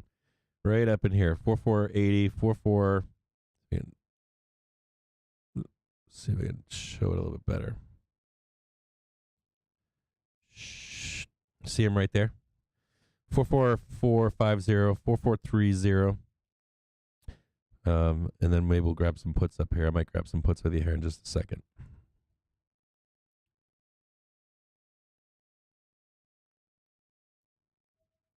446.40.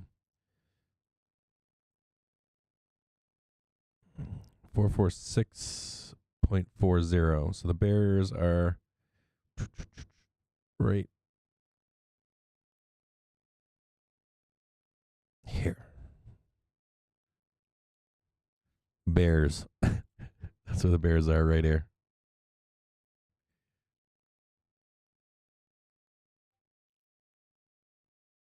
So I'm gonna probably, should I buy some fucking puts in here? Buy 100.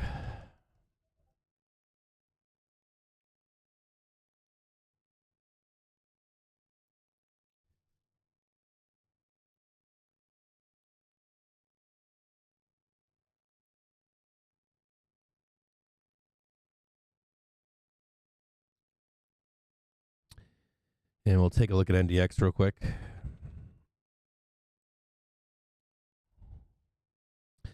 Look at that little fucking bounce. This is what I was looking at earlier. Little fucking bounce right here.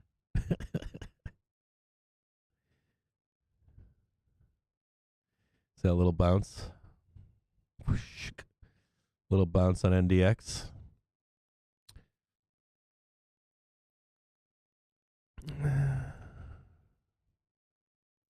This is where you squeeze a bear, right in here.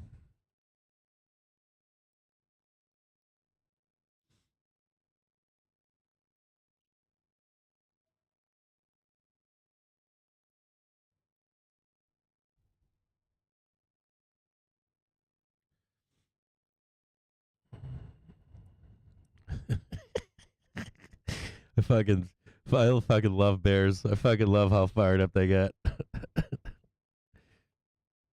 Hold on. Right there's where the bears are. In about 25 minutes, we'll get results of the Treasury's 20-year bond auction. And at 2 o'clock Eastern, we'll get the Fed's beige book. Also hear from the Fed's boss stick again at 1 o'clock Eastern time. See the what's the name of this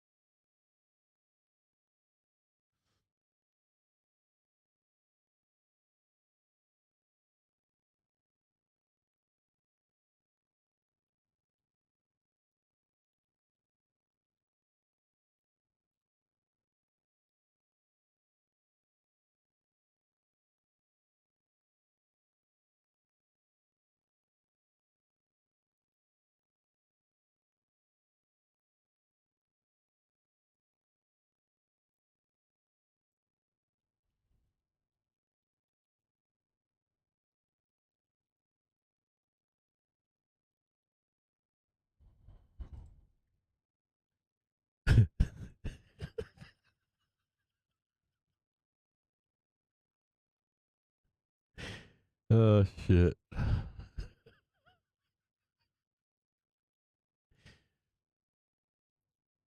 $446.40. Look. Look at the bears. 446.40 is right here. That's where the bears are. This is gross. Can't believe I'm doing this. So we got the bears. We get the bears right above, and that's where the bears will get squeezed. So we'll see if these sellers stay here. If they do, we'll grab some puts. Look to see if these sellers stay here. Right here at 446.40. It's a great trading day, by the way. Great fuck. If you're not making money in these trades, this is fucking insanity. I make this like trading for fucking Marines or something. A bunch of crayon drawings, bears, That's where the bears are, right here, 446.40. The bears are right here.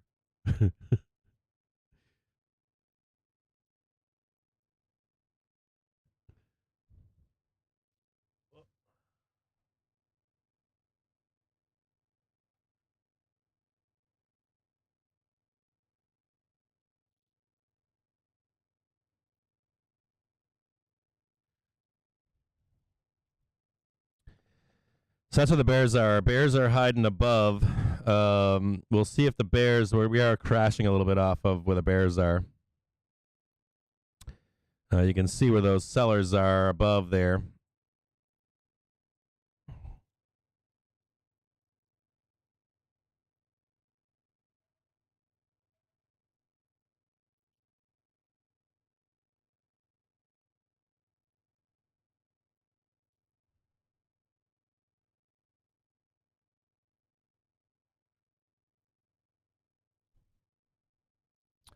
So I gotta make some trades. I haven't made any trades yet today. I'm fucking dying over here. This is easy fucking trading right here.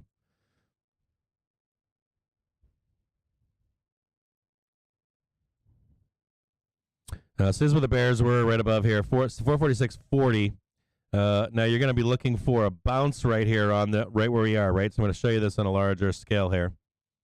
You'll be looking to see if the bulls can hold this right here.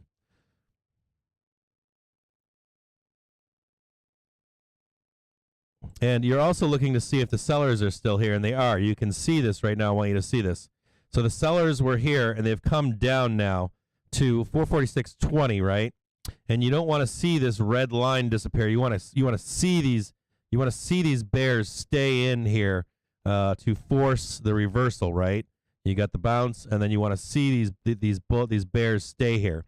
And so far they're staying here. So we'll see if they can reject once more.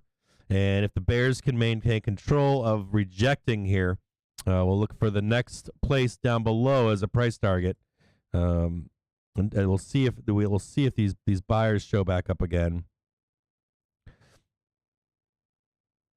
But so far the bears are in control for the moment. We'll see if they can stay in control.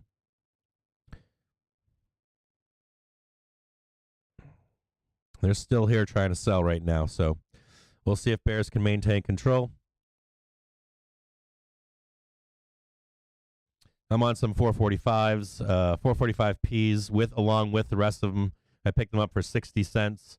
They're now at 64 cents. We'll see if the bears maintain control here and can start to fucking drop this down a little bit.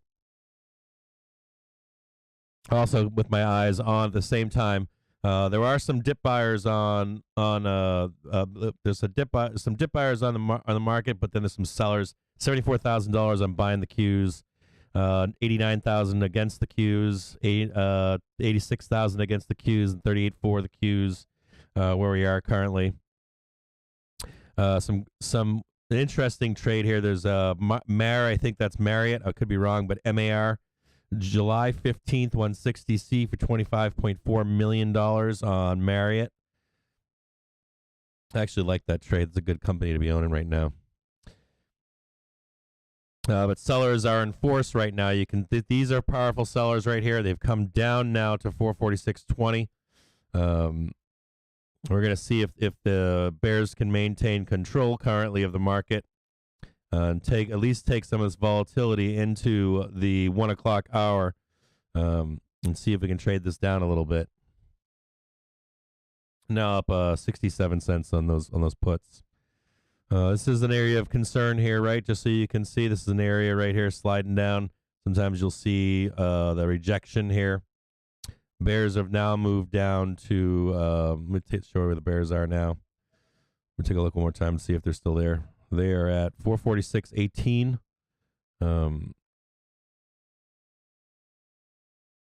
They are right here, so you can visualize it. They're right down here now. They were up a little bit higher at 446.40, so they've come down a little bit. And we're going to see if the bears can maintain control. And if they can still get some rejections. See if we can slide this up a little bit.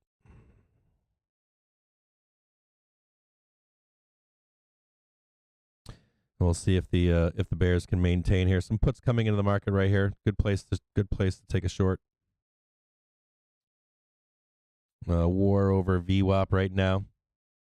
We'll see if these sellers can maintain their aggressiveness.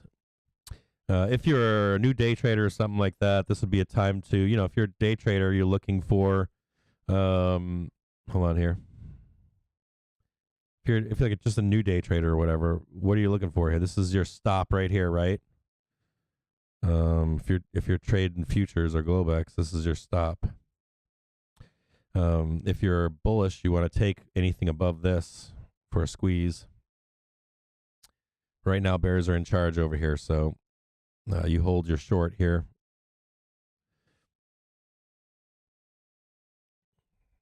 See if it fucking prints again.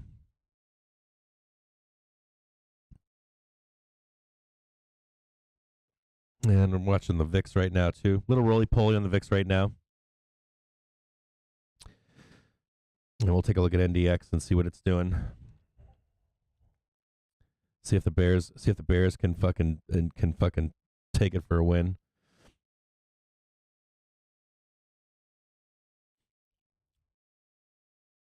Still watching NDX over here.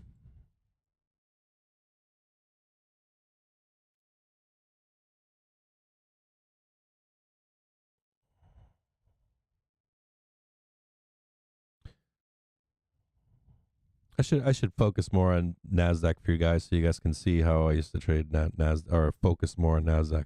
That's what you're looking for, that reversal. Boom. And that slam down below. Or that, something like that is what you're looking for. You're looking for that rejection. If you're a bear. If you're a bull, I wouldn't buy this. I'd be waiting for this to buy. Try to take the safer trade.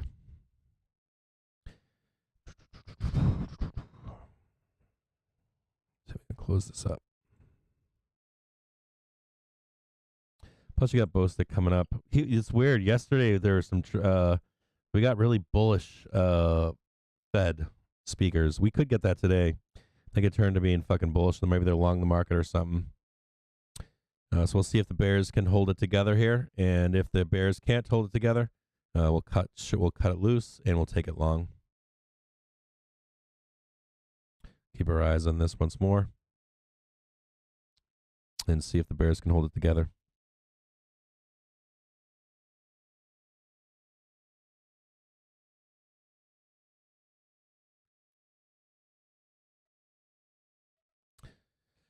Hold it together, bears. Don't panic. Don't panic, bears.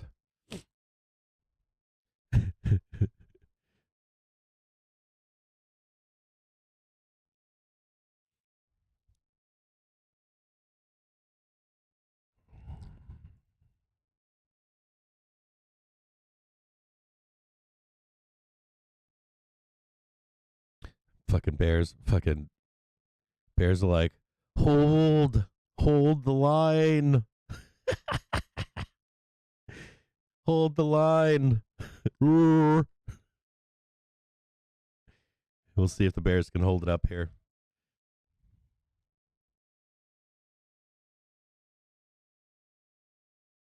A little bit of a break above here. Bulls are definitely trying to squeeze them out right now. Keep our eyes on this.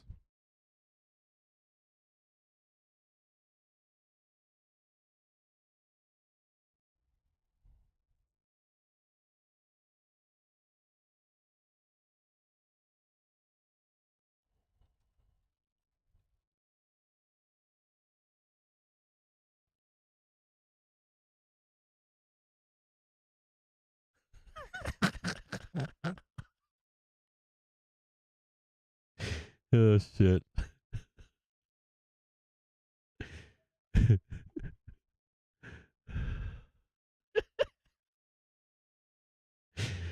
Oh, he's like fucking with people.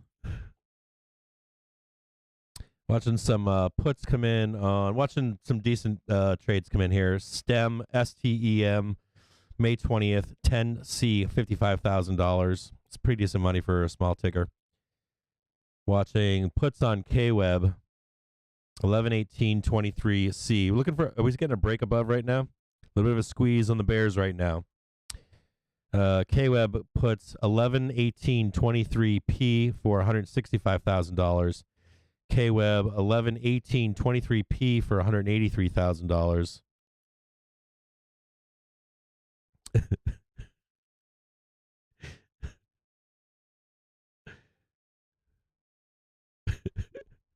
Dude, bears get fucked all the time. I feel bad for bears. They get fucked left and right. Hold it together, bears. All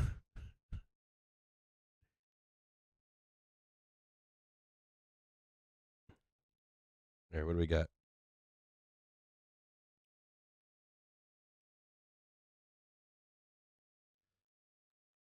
Sorry for the cackling. It's too funny.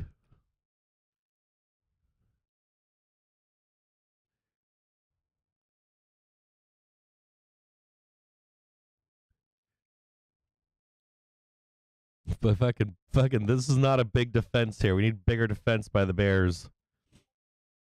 I mean, it's all lined up for you, Bears. You've got it all lined up. You've got the beige book coming out at fucking 2. You got an hour. You got Bostick coming out right now.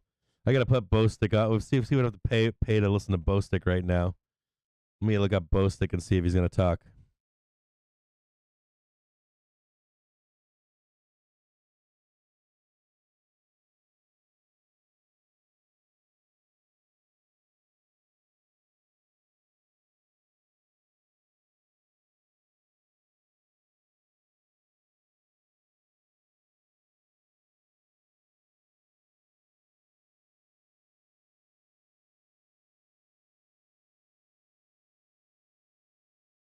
Yeah, I'm not seeing him live here. Fed speakers.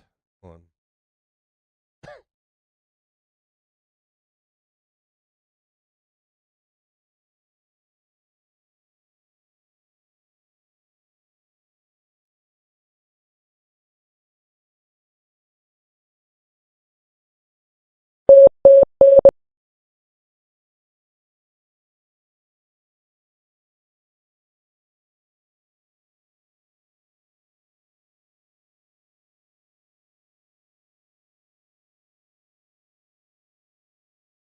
Just a heads up too for you, any of you out there, whether you know this or not. We've got a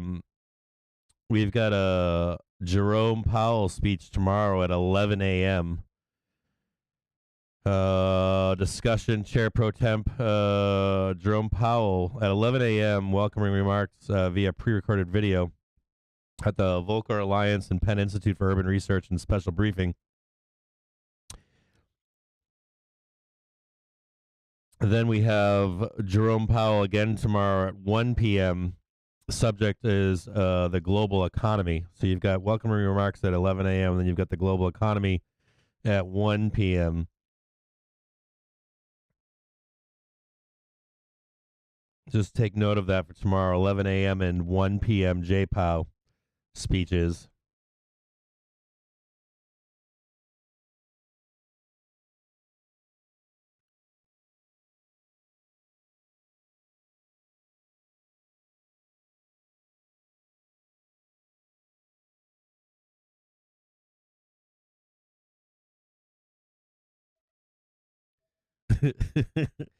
The line is breaking for the Bears. We gotta fucking get out of this fucking position.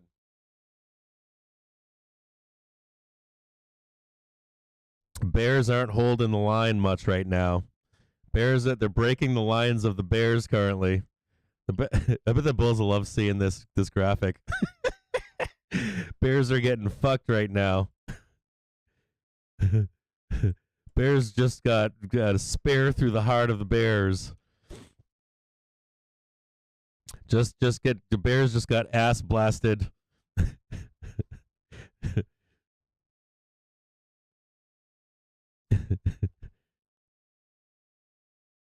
We'll see how high the Bulls can go here. Bears just got wrecked. little bit of sellers here, 447 and then 44780, same place as before.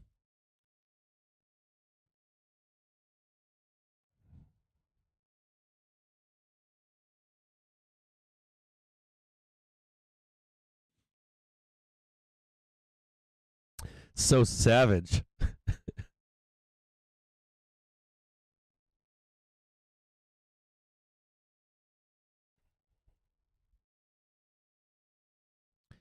Have I cut yet? Yeah, I cut.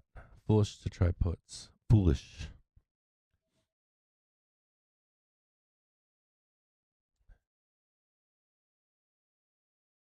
See what you guys are saying here.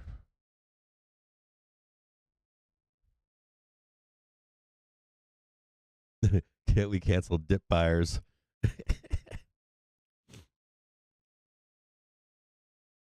It's been a pretty good trading day though so far. This is good money. You got nice trades up and down. We'll look for another position here as we head into the 2 o'clock hour.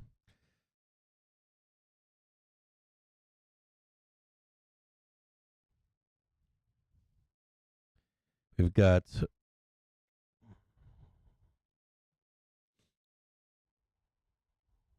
keep seeing these AAL puts all day long. We're gonna look at AAL real quick, and we're gonna bring AAL up.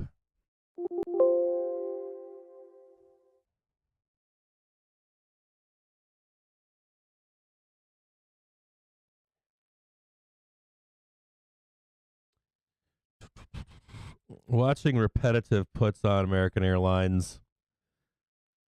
It's a pretty big trade, right? 12.45 to 20.07 on American Airlines.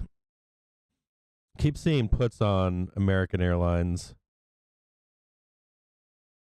What's going on over there? I don't know if hey buddy. How are you doing? You coming to say hello? Hey, handsome boy. Good boy.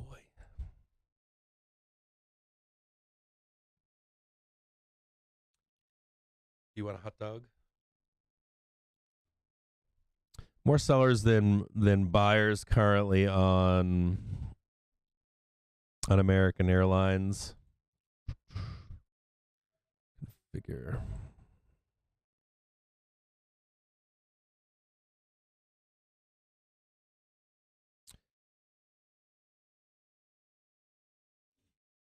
Watching some rollover in the options on American Airlines.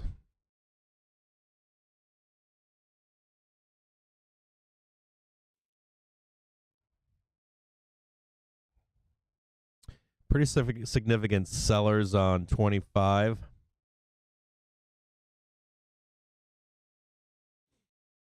Price target down below 1835. The puts are 18 Ps for May 27th. They've been coming in all morning. Seems like firm support down there at 818.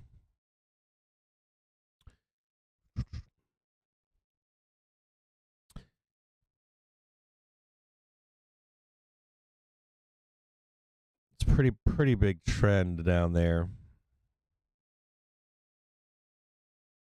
on the reopening trade. So it doesn't necessarily look uber bearish or anything.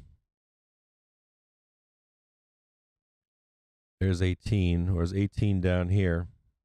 So I guess they're counting that right there. The plan on those puts is to take this down here to 18 bucks. And the date they have on them. The date on those puts are 5/27. It's a pretty decent time. It's not a bad trade.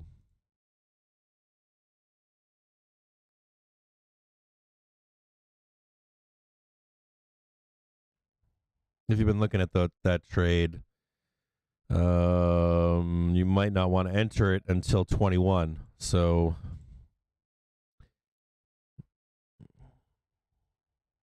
keep your eye on that trade. And if you see that it's still on and if we trade to $21, it could be a good trade. So if we trade at 21 bucks, you'd look to see if they're still in those puts. And then you could take that trade down to 18.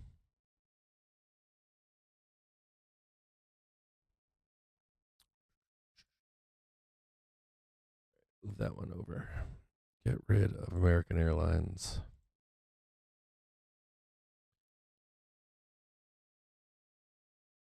Let's see what's going on here.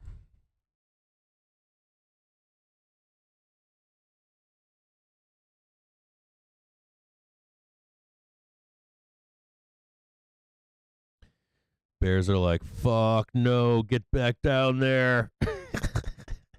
Get back down there, you goddamn bear, you goddamn bulls. Sorry.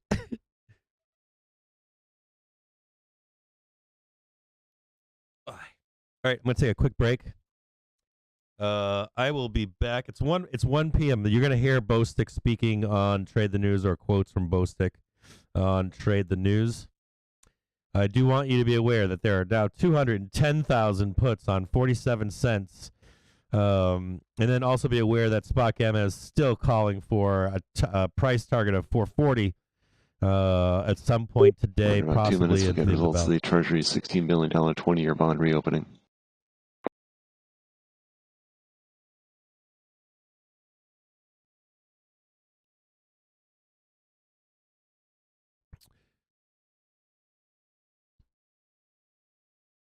But I tell you what, if there was a ceasefire on Ukraine, shoot. I should probably keep up like I should probably keep a screener up of. Oh, wait a minute. There's something I wanted to ask you guys yesterday. So yesterday, my question to you, or I've been meaning to ask you guys this question for the past couple of days. If you could put, I put a screener up with Twitter. I haven't been paying much attention to it recently. I was going to try to. But I was going to ask you guys if you had two recommendations for Twitter follows during the daytime. Who would it be? If you were to have two, pick one. You guys pick your favorite Twitter follower. Who would you follow for updates on Twitter? And I'll throw those two people up here, so I can watch them all day long. If you had like two favorite follows during market hours, who would they be? Because I've got two open spaces. And I remember yesterday, I was going to put Volwiz up yesterday, and I guess he closed his, or I don't know if he deleted his account, but he's not on Twitter right now. But I was going to put him up yesterday. Watching calls on Facebook, Spy, and Netflix. So let me know in the chat who you think. Let me see. So the speech, I couldn't find it. Kevin Rojas wouldn't continue doing that. I don't know who at Kevin Rojas is.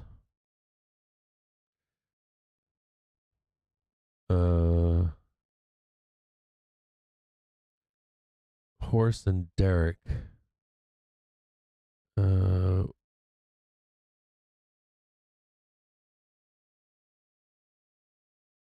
10-year reopening, drawing 3.09 to 5%, 65.9%. A lot of the high bid to cover 2.80. Index at 75.9%. Direct bid at 15.3%. You guys are saying to follow. You guys got a bunch of motherfuckers in here. Who's Kevin Rojas?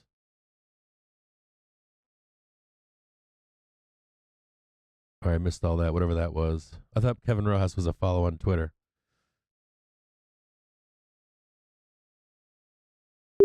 Longer dated treasuries treasury yields moving at fresh lows after the 20-year Adam reopening. Mancini, I follow him. I follow Adam Mancini. I like him. Adam. Oh, no, Aaron Rentview. Don't know who he is. I'll look him up.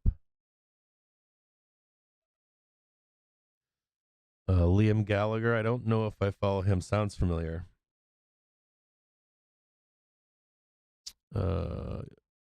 Thanks for the cat cap, Jim James. Mayhem. We're from friends with him. I like Jay Striz. He's an asshole. I like that he's like that though. I love Jay Striz. Yoda Flow. Don't know who that is. It's more like people I don't know. Takesho 25. No idea who that is. Yeah, I'm friends with Quinn too. I gotta talk to him, by the way. I'm friends with Baba Yaga. He's fucking dope. Tommy Thornton. Tommy Thornton.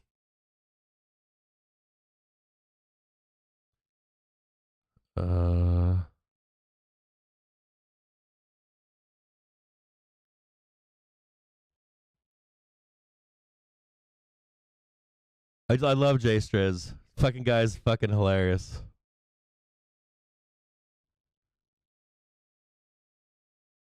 Kevin Rojas. Are you on Twitter? What's your Twitter handle? Wifey Alpha. I checked him out recently. I like him. I didn't know who he was, but now I do. Yoda Flow. I think I got him down. I got Yoda Flow down.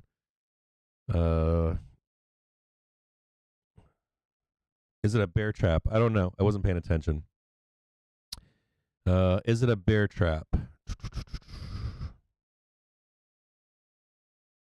I'm unsure. I'd really like to hear what Bostick is saying right now. We've got Beige Book at 2 p.m., which is kind of like the golden book for everybody, right? Everybody likes the Beige Book. We're still just kind of range bound at this point, right? We're still in this range. 1, 2, 3, 4. I don't know what to say. I was going to take up a quick break. It seems like it's the middle of the afternoon. It's 1:05 in the afternoon. The flow is slowing down considerably. I'm watching flow come in that's very small and very slow. Not rapid fire like it was earlier. Let me reset this one thing here.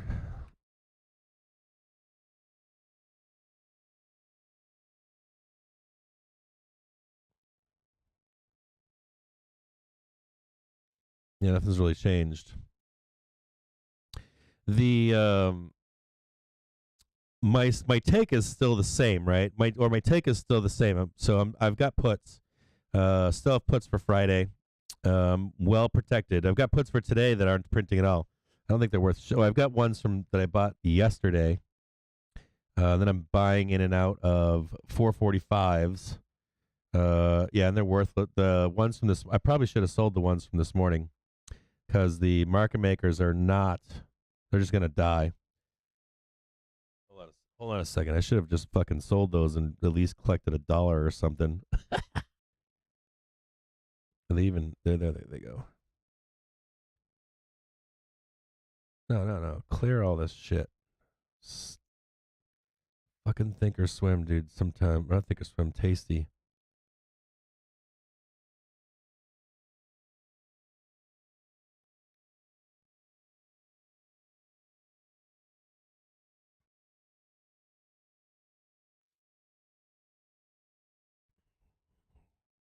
So the U.S. Treasury 20-year bond, $16 billion, opening draws 3.09% versus 2.651% prior, bid to cover 2.80 versus 2.72 prior, and 2.44 over last 8 reopenings. Oh. Take a look at the shy real quick on that. Not much reaction at all. Look at that down there. 81.46. Now, so I think it still stands, right? I think you're looking for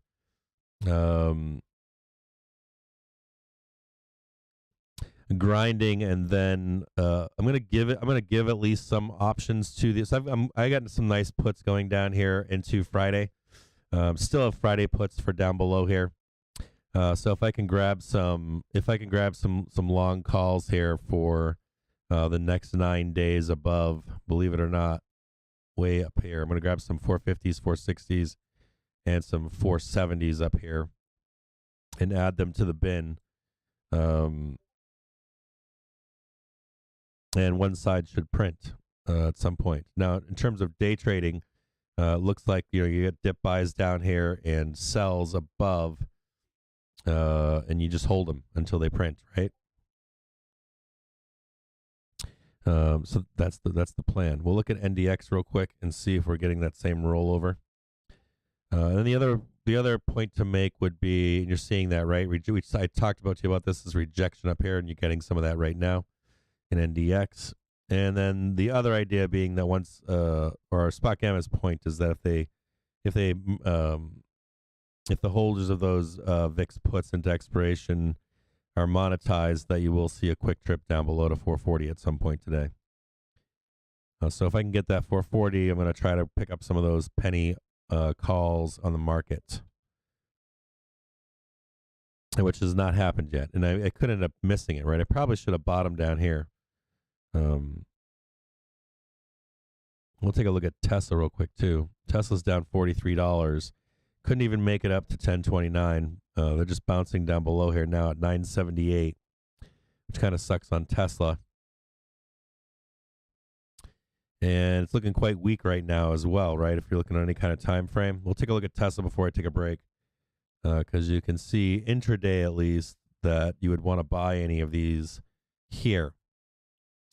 There's a good buy down here, at least intraday, down in this zone. Even right now, this is a pretty decent buy on Tesla.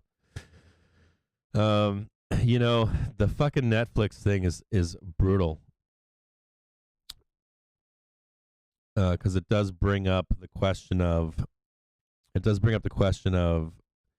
is Shanghai in sales of Teslas in China and Russia, and then threat of continued war and shortages. Does that make its way and does it poison the guidance at all?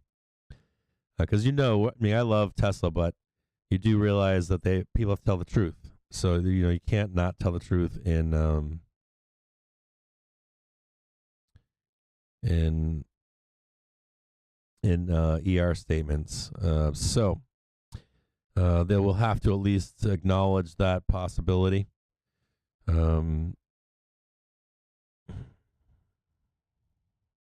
Netflix poison. I mean, you think fucking the Twitter deal's poison? Fucking goddamn Netflix poison the well. Even if it's a good ER, it's a good place to buy though. This is a trigger buy for a day trader to buy a bottom here. So we'll see what happens here. See if this catches a bit into the close down here on Tesla. We'll take a look at it real quick before I take a break and see if Tesla can catch a bounce here for their ER for after hours. Let me know in the chat what you think. Just real quick in chat, just say good, bad, or neutral ER. Or forget that. Forget that question. I don't care what the ER is or the guidance is. You tell them, because what matters at the end of the day is not if it's a good ER. There's some decent support down here. Nice little bounce. I like it. Let me know. It's a nice little trade right here, probably. See all those buyers down there? At least for a day trade.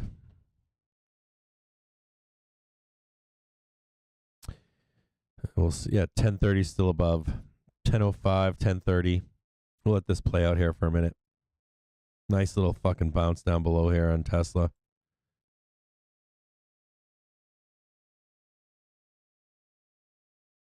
Big support down here, even if it's only for a minute. If this area breaks down here, it looks like there's some more hold or some more support down below here at 974-ish. But if that breaks, man, 950, baby. I'm going to show this to you right now on the charts, okay? And this is that zone right here. If that breaks, you're 950. I don't know if you get. I'm sorry. I'm not going to say we're going to 950 right now. There is another little area to be concerned about up here, right at 995. Some traffic, and then again up here at 1030. It's a nice little day trade right here. I like this day trade. I fucking like this day trade. This is a nice day trade. 1,000 is going to be a zone of contention, and then above here at rip here. Some zones to be aware of right here, and again right here. Tough, man. If this sells off down to fucking 950, it's going to suck. Let me know in the chat. Forget what the guidance is. Forget all that stuff. This is what I want to know. I want to know, does Tesla rip? Does Tesla rip in after hours, or does it sell off in after hours? Just that. Rip or sell off? That's what I want to know. The shenanigans will be...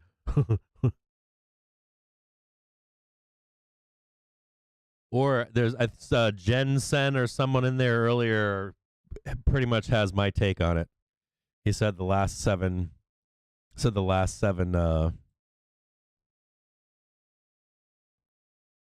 Fucking A. Yee-haw, baby. Yee-haw.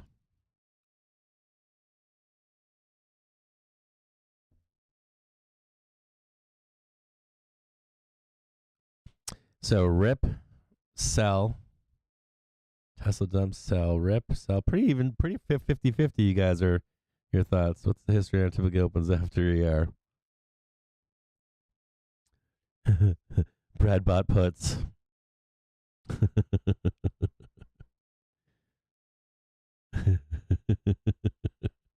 TLT is fucking ripping right now. It's fucking awesome. Look at that beautiful thing. Gorgeous. Fucking gorgeous. Look at TLT. Whoop, right underneath. Scooped right up. Fucking killer.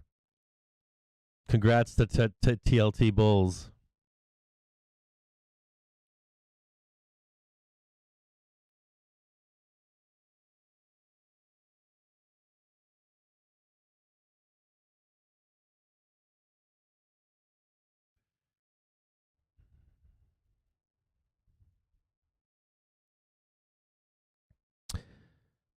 Boy, this looks really, really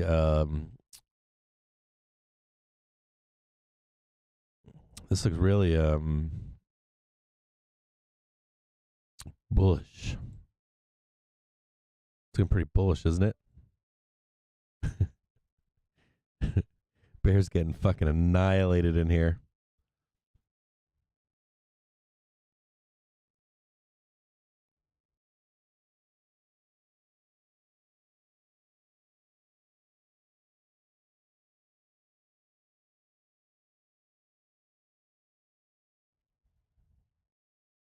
TLT fucking moving. 121.66. It's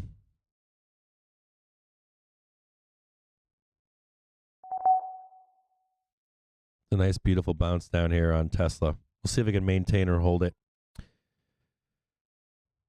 It'd suck to see Tesla trade down. I hate when I see Tesla trade below its range. Makes me sad.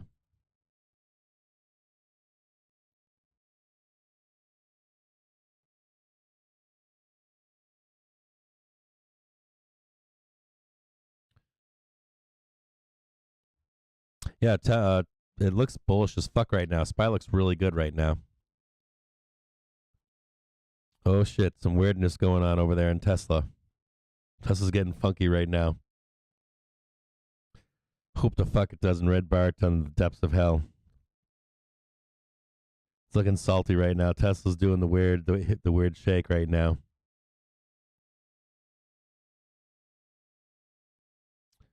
Like a bloodbath out of nowhere.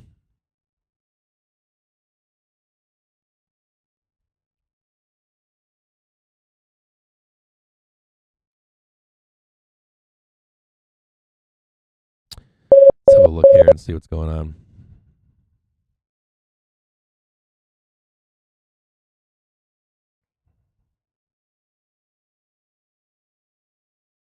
Nice action on the SPY right now.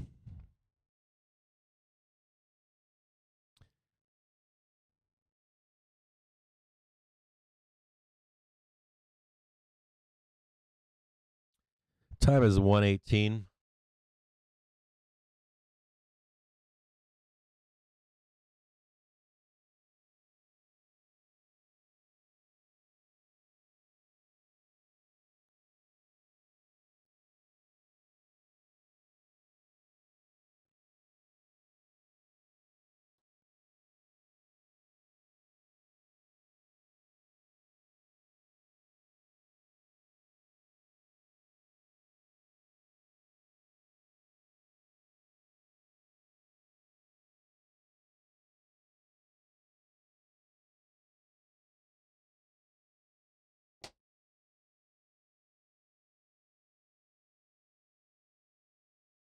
Fed deliveries repo operation 93 counterparties taking $1.87 trillion.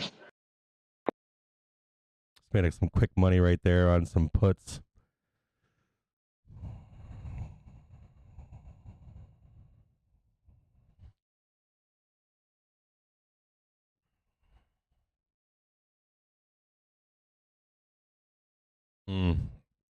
That's good. That's a good trade right now.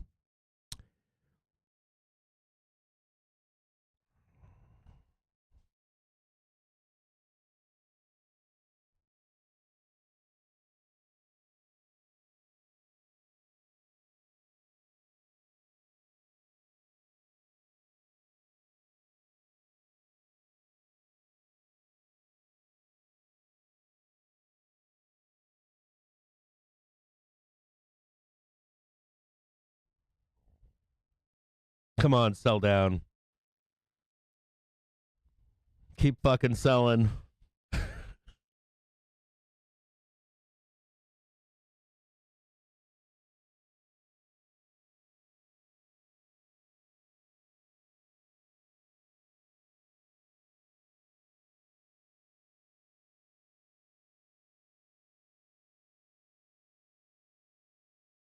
Oh, yeah, baby. Keep selling.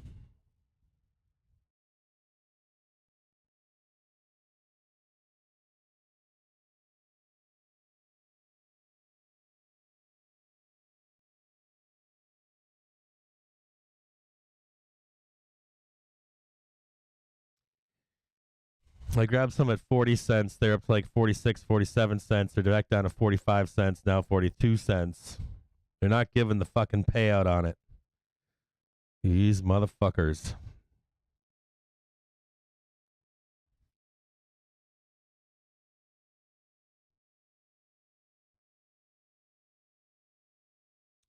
There's so many puts out there, it's like they don't want to print them.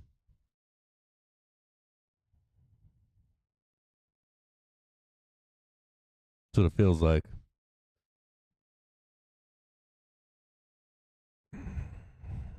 Come on, breakthrough.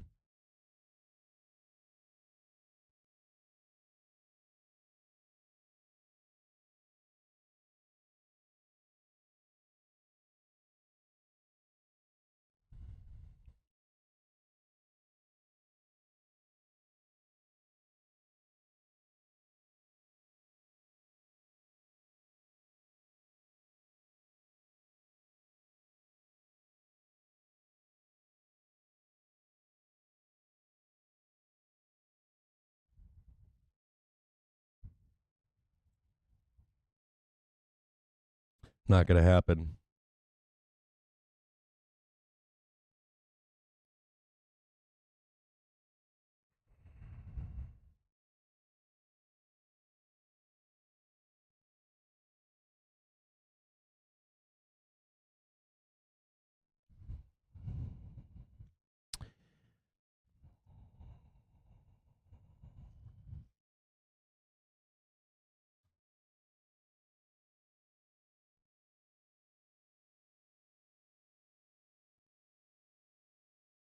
I got to take a piss. I'll be right back. Give me like 15 minutes. I'll be right back. I got to go take a piss.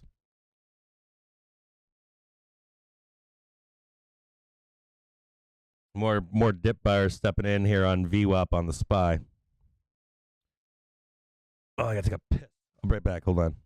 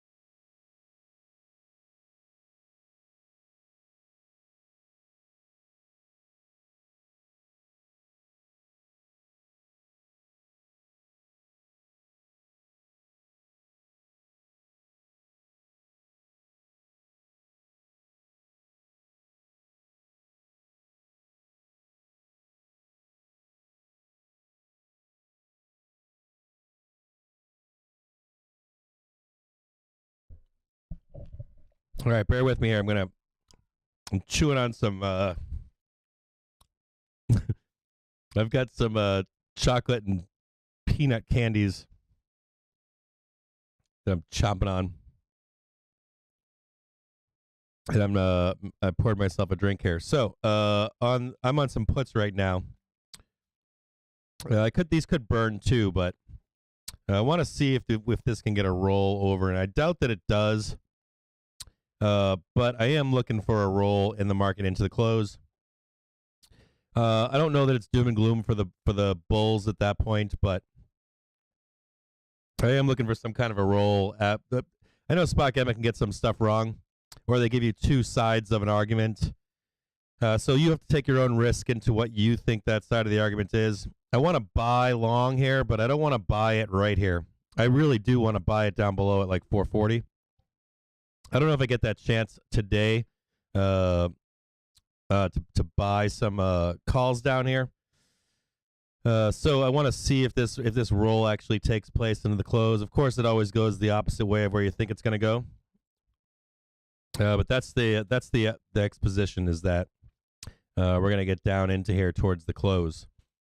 So I'm going to take a quick break. I'm going to stay on a break real quick and just and eat this food that I got to eat, and then I'm going to I poured a whiskey too, so we'll see how this plays itself out into the bell.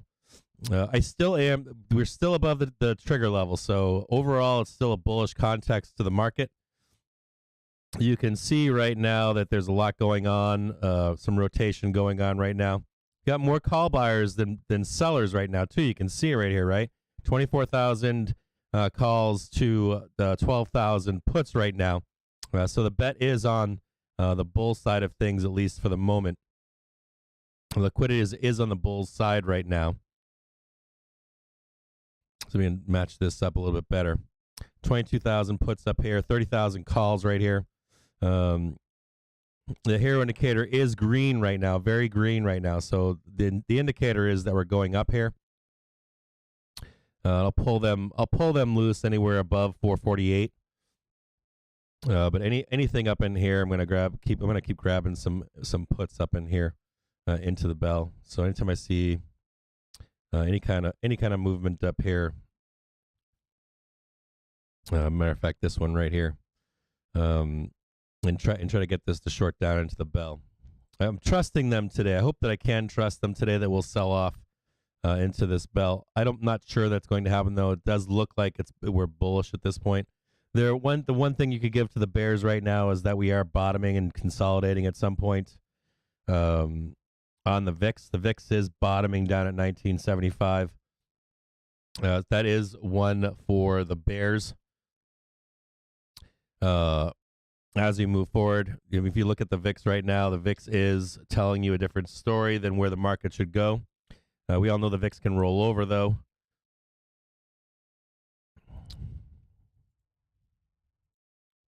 But we do have some kind of a bottoming pattern down here in the VIX. Look at it here.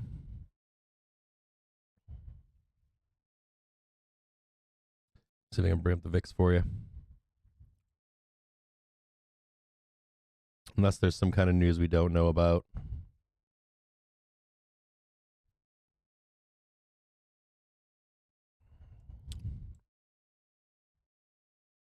Nice little trading pattern here. Broke down below this trading pattern. How low can we go? We were just down at 1845 recently, right? On the 5th. So it's not like we can't break below and trade down to 1850 on VIX expiration. It's not like it's not possible for the market to continue to go up today, and then we have expiration. The question becomes, is this the bottom for the day? Do we trade higher or just trade sideways into the bell?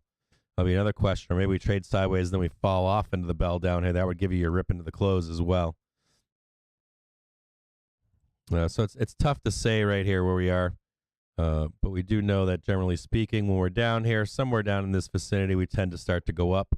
1850 down here, 1850 down below. We can see somewhere down in here there should be some weakness to the market at some point.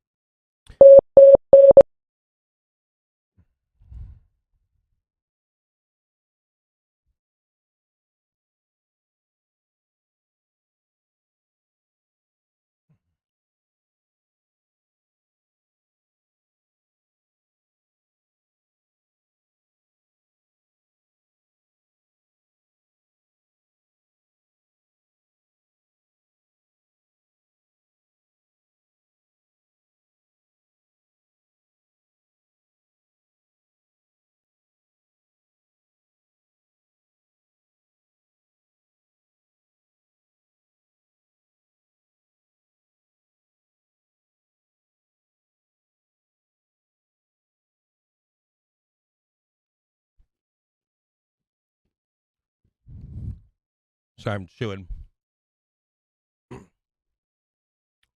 One other note, too. When you have a trend day, this isn't the pattern of a trend day either, right? Bulls are trying to get higher, trying to get higher, trying to get higher. This does also look like some consolidation for a move higher, but it could be an explosive move higher into the bell. But it certainly isn't a trend day moving up or trend day moving down either. More like coiling.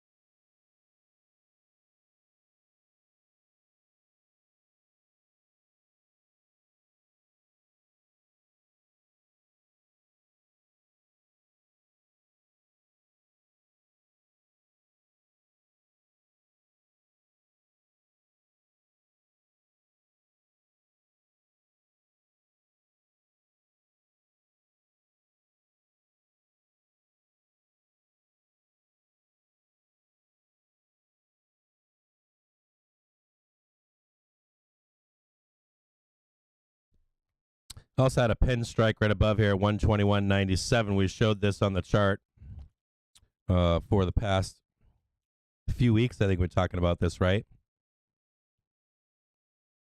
So the rejection up here at 121.95. Next price target, I guess. Put a price target here of 124.98. This is going back some time. I think that I'm trying to see where. Yeah, this is what's important mostly about this, right? 1, 2. This became support. Now is turned into resistance.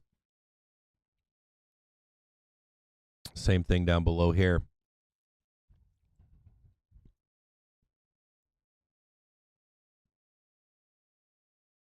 Strike here. So we'll continue to monitor. Let's go to the daily on this.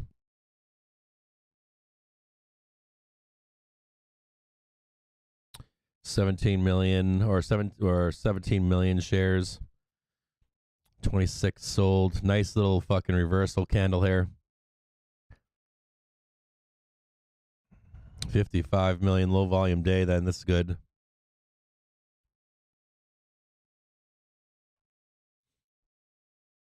A lot of gaps to fill in here to like 140.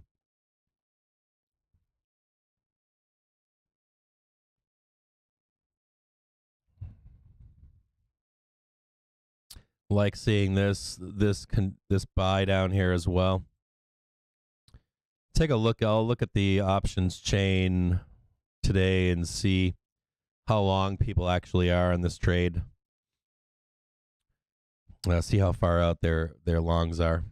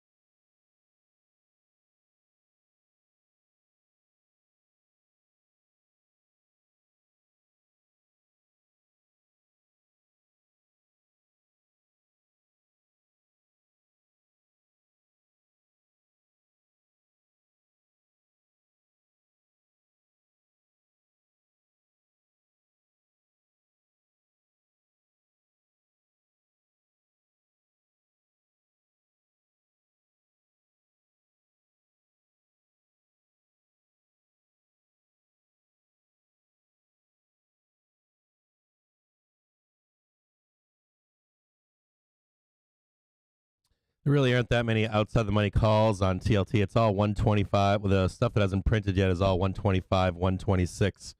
Nothing crazy like 140s, 150s on TLT.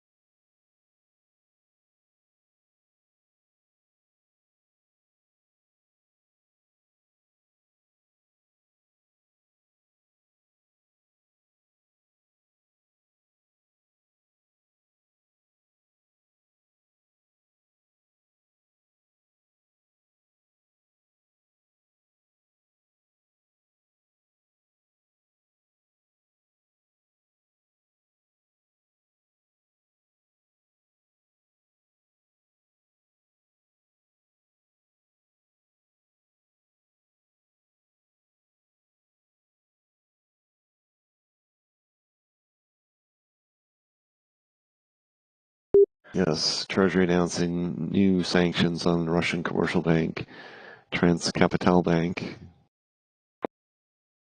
and on another Russian oligarch.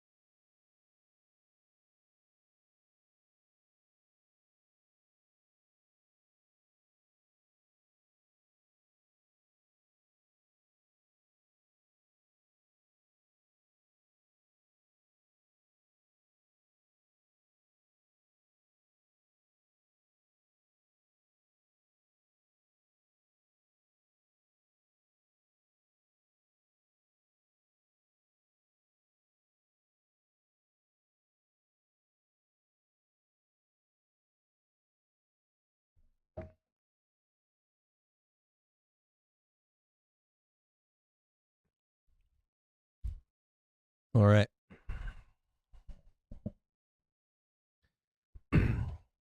Okay, so we've got the beige book coming out at with 9 minutes left. We've got 8 minutes until the beige book is released. The beige book, it tends to be. Let me see. This is what the Fed ends up basing all of their decisions on or discussions on, of course, in the FOMC meeting. Most of the bad news is already out on the beige book. I'm not expecting it to have too much of an impact. There should be some selling in the last few minutes. We know that buying puts up here is paying off to an extent, and buying calls down here is paying off to an extent. So maybe we get some more weakness real quick into the beige book hour, the next 8 minutes possibly. And then I think it's going to be a non-event at this point. I don't think that it's a huge event. So wait until it drops. Maybe we can grab some calls if there's a chance.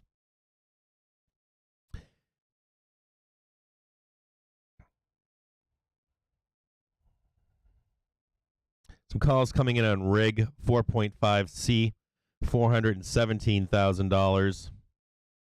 We'll take a look at rig real quick.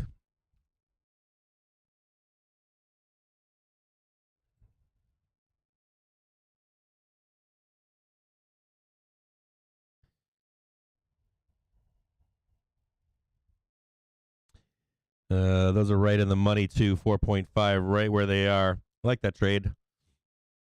I'll take a look at rig real quick and see what it's doing.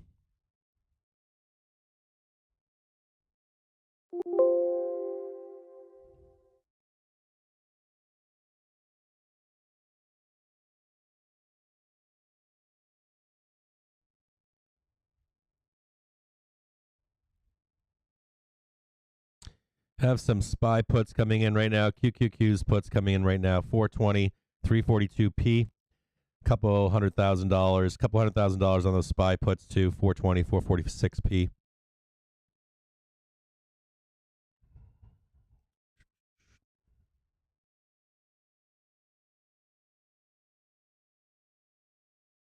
Let this load up on rig.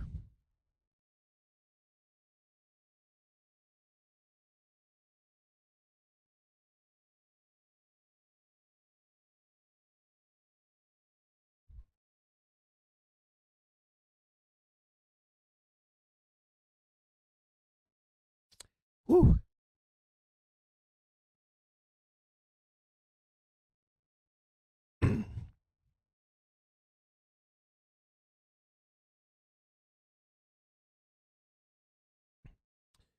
Yeah, like I'm looking at January 26th on Tesla earnings. They had a surprise beat, plus 7%. Still sold off. I'm looking back on history. Dude, July 22nd of 2020 was fucking amazing. And April was amazing too. I remember that. That was killer too. Those are killer. Some killer.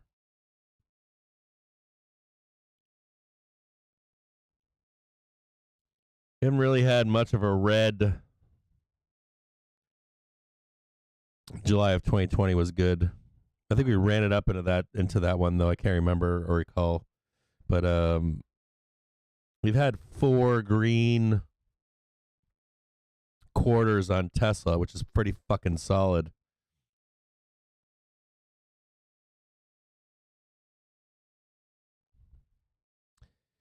The question becomes, it's not really fudged, but the question becomes, is it just kind of neutral?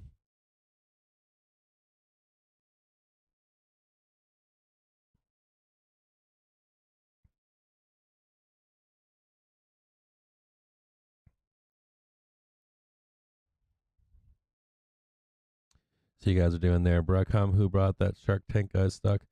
I don't know about that one. You're talking about the dude who ran a cybersecurity firm.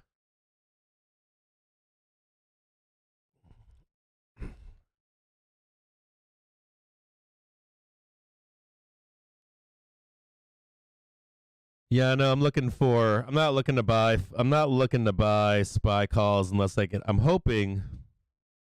hope is that we get down. I want to see us get down here. I want to see us get down here. Like I really want to. I haven't bought shit yet. But I really want to see us. I want to see this little roll here. Just this little bit. If I can just see this little bit that I can grab right here, grab some of those not far dated, but end of month 0 dates to feel protected on a face ripper rally on this. Still not seeing it. I'm hoping to get that crossover, get that roll, boom boom, and then up. But I haven't bought shit yet. I've been buying puts on tops here. Bought some puts here. So I'm looking to see if I don't think the beige book is going to be that market moving. It might be.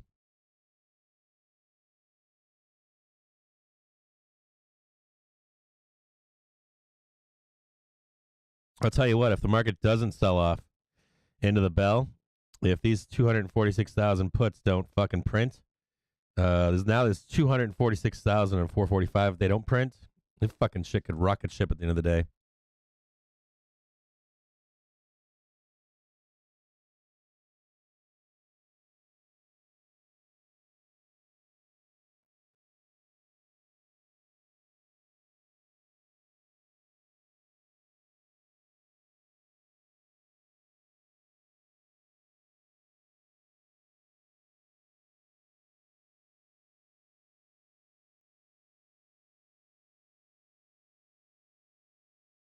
Or there's just a pin there at 445.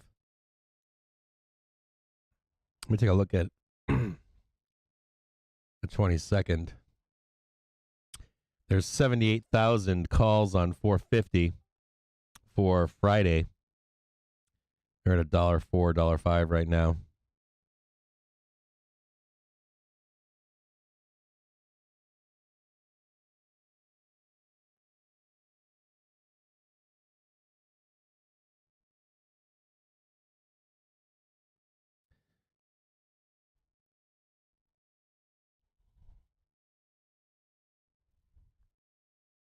Get the results of the Fed's beige book at the top of the hour in about 30 seconds. WorldCom grew largely by acquiring other telecom companies, including MCI Communications.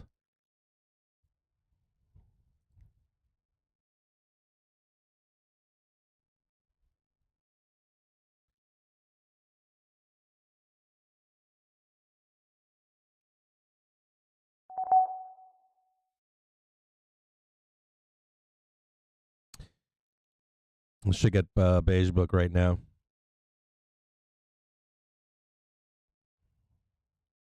Also of note, New York Stock Exchange volume, 398 million shares, 3% below its 3-month average. Fed's beige book saying inflationary pressures remain strong since the last report, with firms continuing to pass swiftly rising input costs through to customers.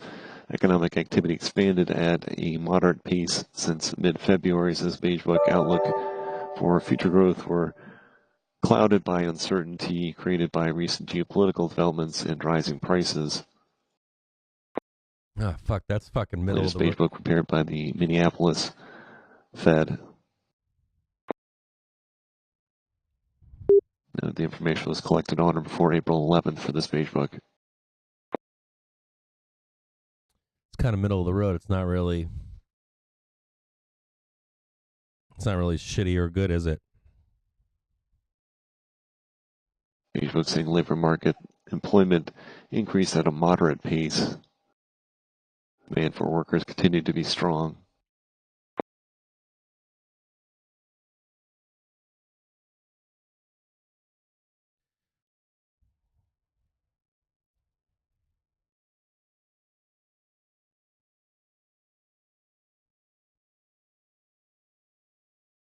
The contacts in the beige book Particularly manufacturing noted steep increases in raw material, transportation, and labor costs, but some contacts reported early signs that strong pace of wage growth had begun to slow.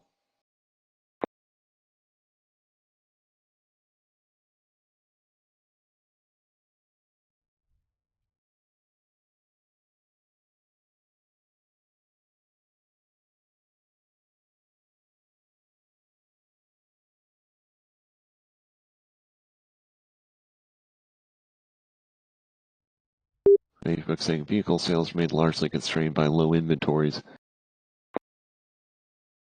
Commercial real estate activity accelerated modestly as office occupancy and retail activity increased. Consumer spending accelerating among retail and non-financial service firms. That's somewhat positive.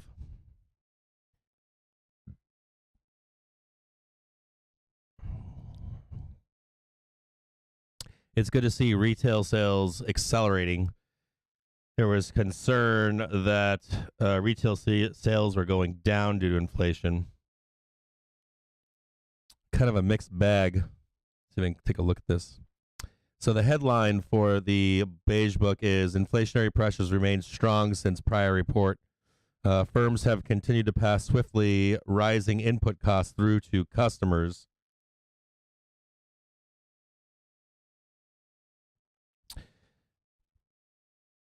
Overall economic activity expanded at a moderate pace since mid-February. Several districts reported moderate employment gains despite hiring and retention challenges in the labor market. Consumer spending accelerated among retail and non-financial services firms. As COVID-19 cases tapered across the country, manufacturing activity was solid overall across most districts. But supply chain backlogs, labor market tightness, elevated input costs continued to pose challenges on firms' abilities to meet demand. Vehicle sales remained largely constrained by low inventories. Commercial real estate activity accelerated modestly as office occupancy and retail activity increased. So you might see some bumps in commercial real estate. Districts contacts reported continued strong demand for residential real estate, but limited supply. So there's still a squeeze on housing. So REITs should do well still. Agricultural conditions were mixed across regions. Farmers were supported by surging crop prices, but drought conditions were a challenge in some districts. And increasing input costs were squeezing producer margins across the nation. Outlooks for future growth were clouded by the uncertainty created by recent geopolitical developments and rising prices. That's Ukraine. In labor markets, employment increased, at a moderate pace. Demand for workers continued to be strong across most districts and industry sectors. That's good to hear. But hiring was held back by the overall lack of available workers. That's actually good too. Leaves more profits for businesses.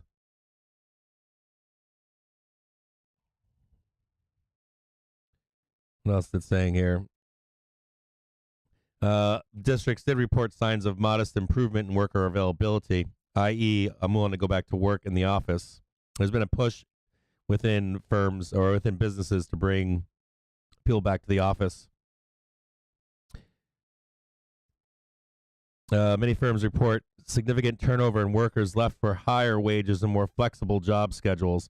Persistent labor demand continued to fuel strong wage growth, particularly for footloose workers willing to change jobs. Firms reported that inflationary pressures were also contributing to higher wages, and that higher wages are doing little to alleviate widespread job vacancies. But some contacts reported early signs that the strong pace of wage growth has begun to slow. That's good for some guidances that should come out for future guidances in the CR cycle. Prices, inflationary pressures remain strong since the last report, with firms continuing to pass swiftly rising input costs through to customers. So you might want to expect to hear that being passed, or that those pass-alongs being reported in this ER season as well. Contacts across districts, particularly those in manufacturing. We heard that as well in Netflix, right?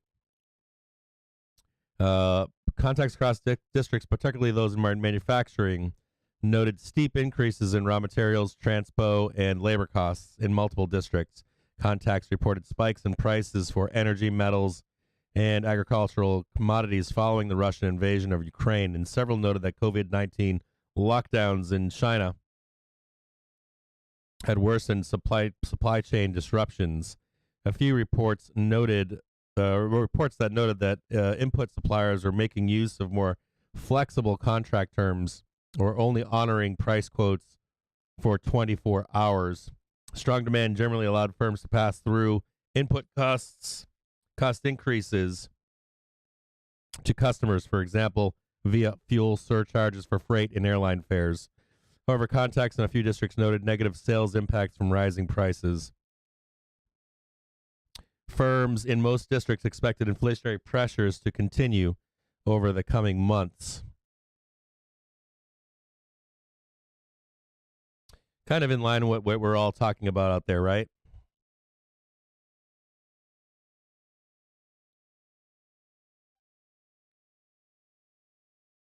So we'll take a look and see the reaction here.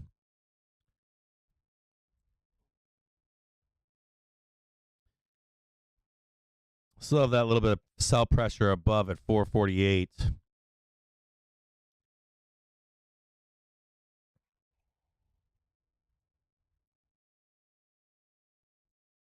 See these sellers above here, 448, 449, 450.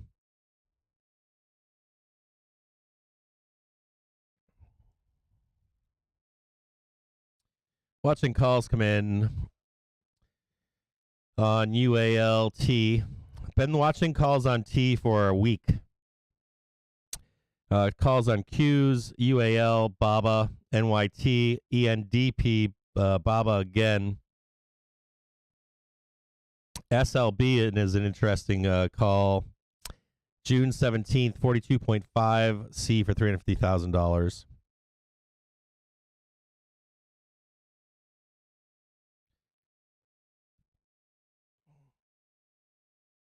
We'll take a look at T here in a minute. Still see some sellers congregating above here, buyers down below.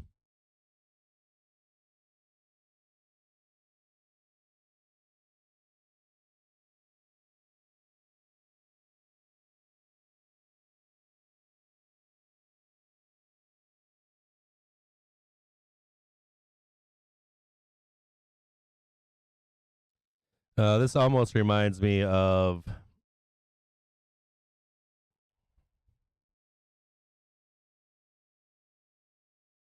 Dell.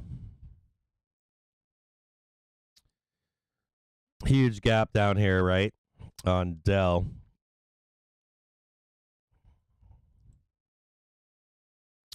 Just lots of call buyers down here. They're just loading up and loading up.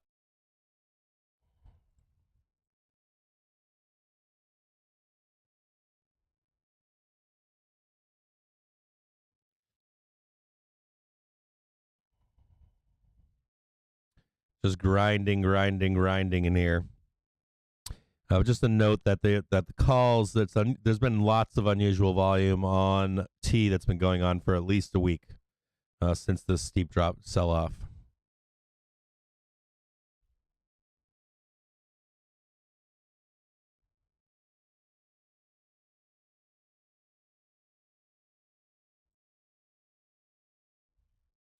Watching this nice bear flag form up here. What do you got going on over here? I don't know if that's a bear flag.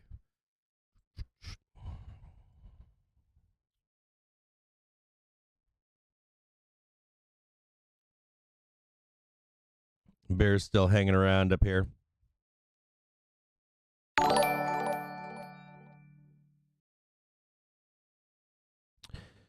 So that beige book is,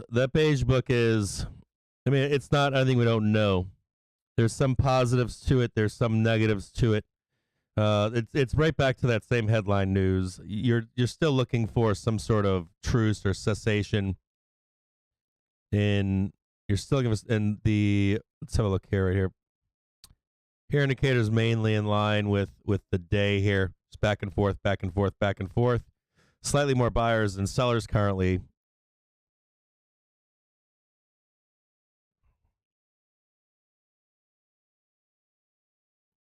Just sitting on VWAP here. We'll see where the sellers are above. It's kind of hiding out above here at 448. Probably up to 449, 463. See if you can see where the dip buyers are. Yeah, right down here, 444.50. 446 right on VWAP, 445.50, 444.50, 444.50. Take a peek down below. Big buyers waiting down below at 440. All day long been sitting there.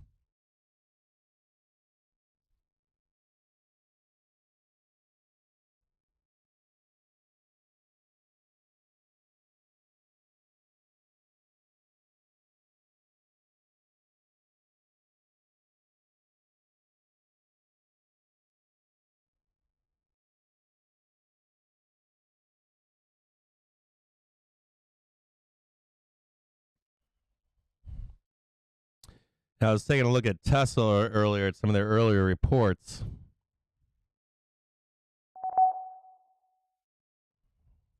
Just keeps creeping along here into the close. Almost like a pinning action in here. Tesla really needs to, for Tesla not to trade in the pattern that it's in. I mean, it really needs to be fucking explosive, either in the negative or in the positive. If it's not explosive in their earnings reports, they tend to trade. It tends to stay trading within its ranges. So I'm really looking for some kind of a buy down here. I'm going to put that one there. And something down here, as this is, outside of something that's not known about Tesla, like way not known, it tends to stay in its trading zone, even in their ER reports. That could be as little as 950 for a neutral report,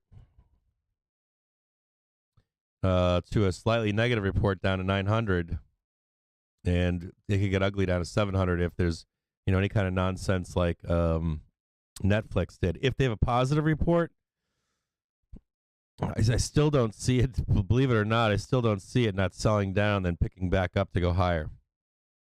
I mean, it has to really be something abnormal. And I bet Elon has to be there because of the not bullshit, but he's going to be asked some important questions, probably tied to purchase of Twitter as well. I don't know if they'll let those people ask those questions, but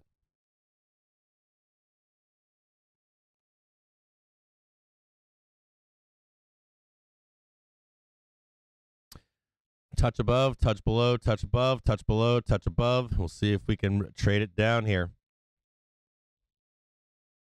Ugh, dude, this is a slow fucking day.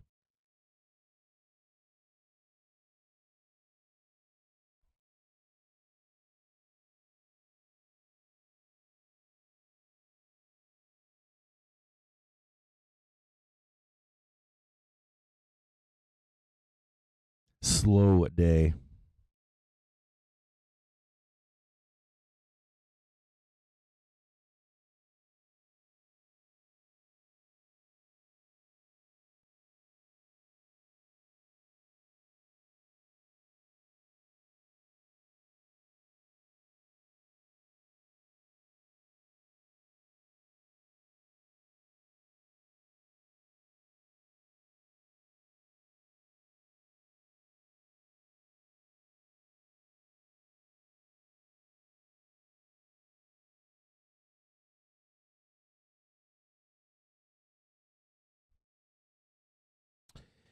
I was looking back on Tesla ERs. I mean, literally, you have to be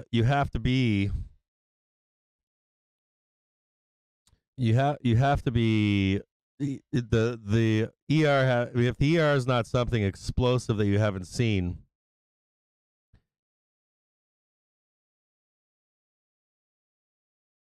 so something explosive that you just have not seen.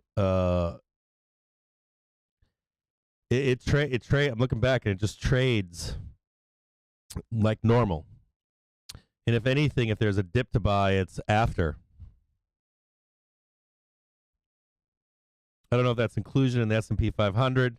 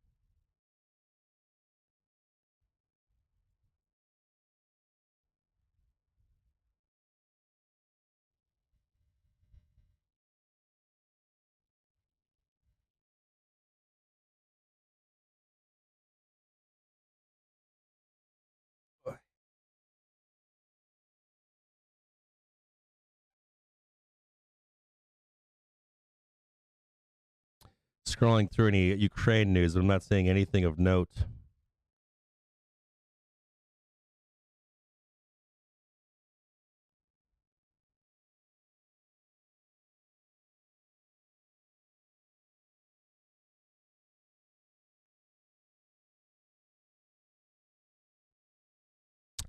Oh yeah, nice little push down on the SPY real quick.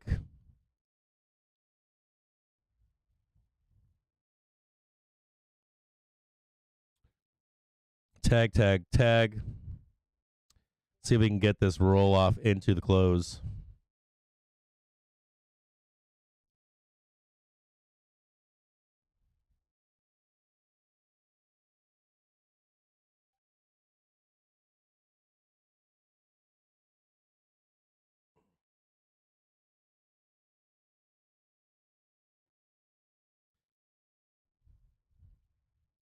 Tesla.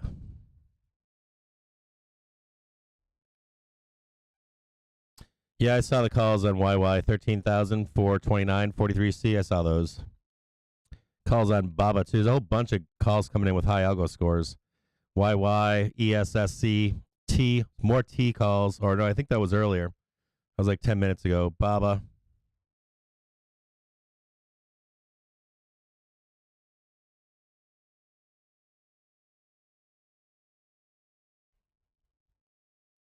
It's just because so much is already known, the delivery numbers already being announced prior to report. Yeah, it's Spy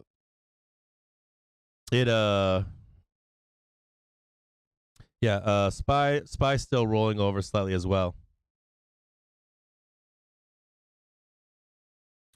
Right here.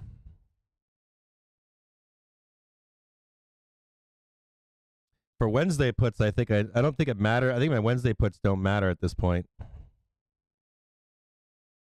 Yeah, I don't think that they matter.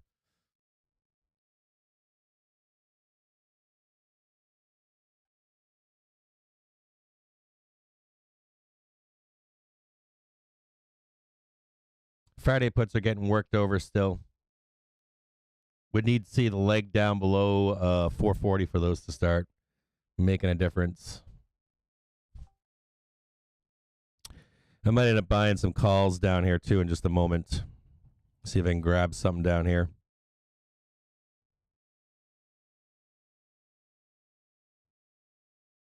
See if there's a place to buy some calls. Is that 444, 440? This is actually a rug pull going on down below here. This is interesting to see. A little bit of a rug pull that was down here earlier. There was some holding here. 444.60 has been here for some time, but this 44320 is disappearing. That's good to see. It's still kind of there. I'd like to see if we can hit that 440 into the bell.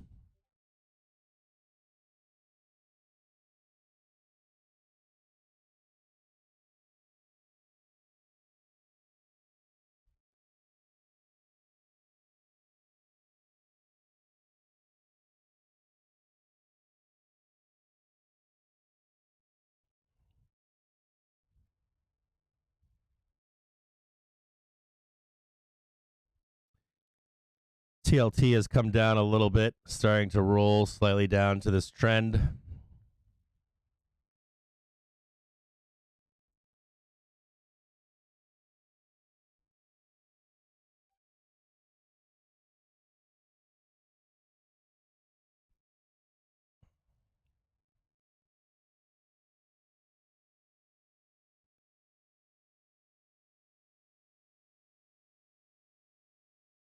See if we can get a rug pull down in here.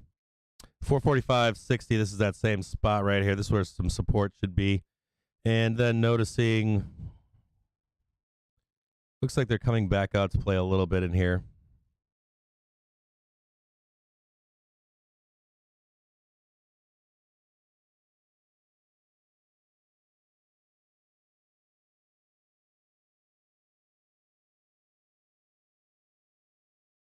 Maybe get a nice rug pull.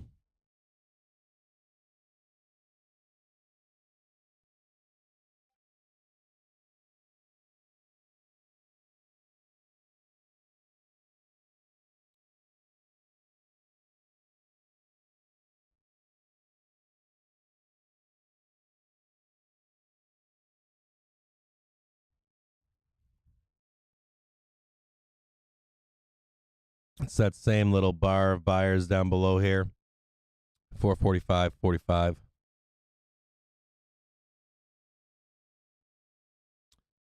Same buyers showing up back here. 444.60.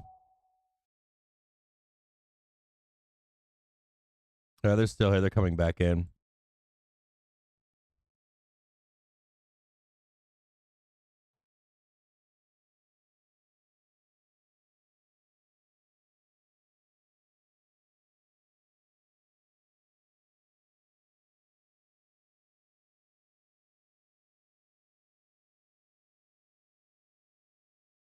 Hey, thanks, Brad, for supporting the channel, brother. Appreciate it.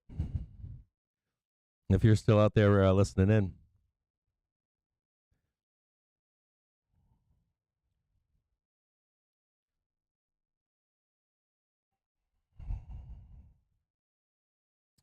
Show you on the chart here. Nice move down, nice move up, nice move down, nice move up. Look for another touch below here at 4450. We'll take a look at this and see. So there are buyers here. We'll take a look at this 445 and write down and see if those buyers maintain. It says right there, right here, 44540, 44460. So these buyers right here are kind of disappearing. Not quite there. You can see these buyers stepping in at 444.60. Could get a little bit more juice out of it to right about here. So move this tag down, 4460 right here. See if we can tag it down here. If that breaks, you'll see this be inconsequential.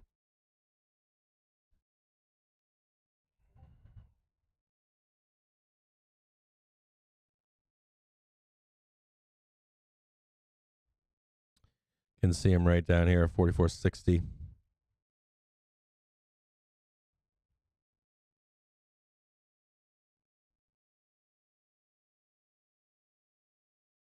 Come on down. Come on down.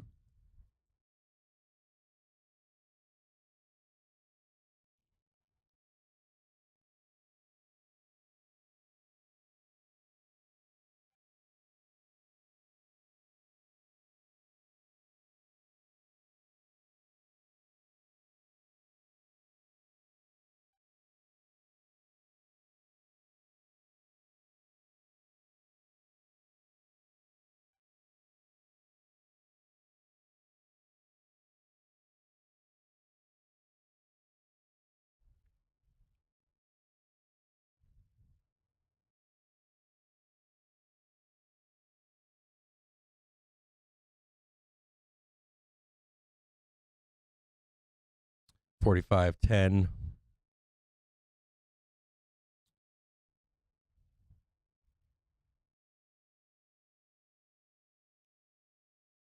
There's that 44.70 down there, 44.60 down in here.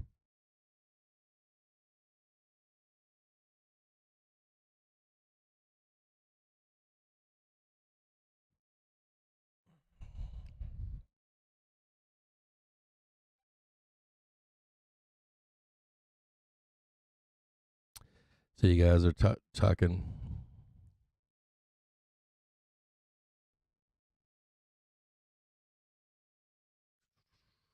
Let's see what you guys are writing up in here.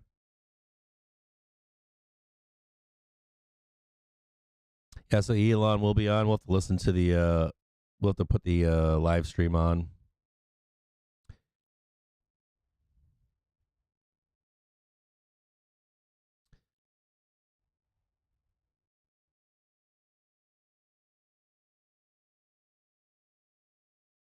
No, I think that he hasn't talked just about product announcements. I think he's also talked about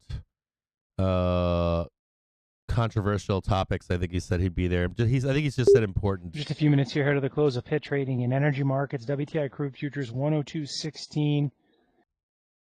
Low today was 99.88 and high up at 103.96 for WTI crude. Natural gas futures are down 3.5% at $6.93 as we push towards the close. Thought it was a financial balance sheet in nature. Yeah, I think that Elon, it's like new products, and then it's anytime that he thinks it's important for him to be there. I remember the one time he wasn't there, and they tried to fucking sabotage the QA stuff.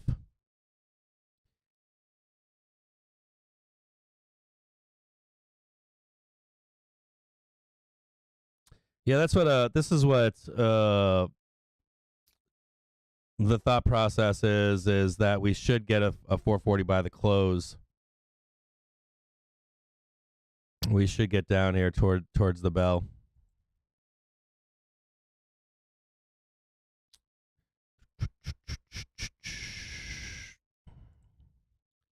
This is the price target on the day is down here to 440. It should be swift, should be fast. And then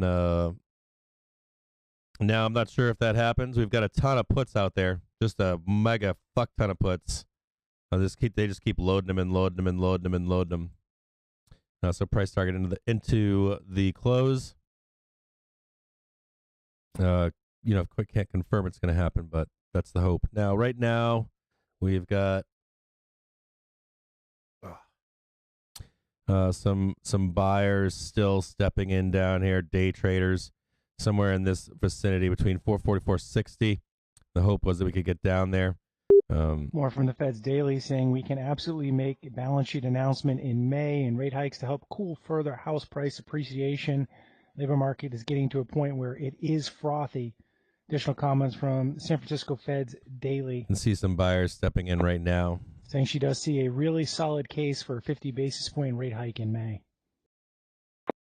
Be a grind all the way down to 443. Some rug pulling going on down here right now. Just a heads up on that. 2.5% or what she views as neutral is not abrupt or surprising. 440.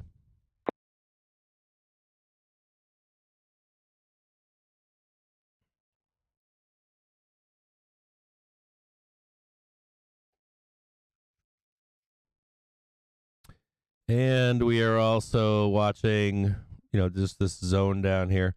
I did move this S1 support down to 440.60 because there are buyers sitting down here. Should be lower down here, but they have moved to this area right here.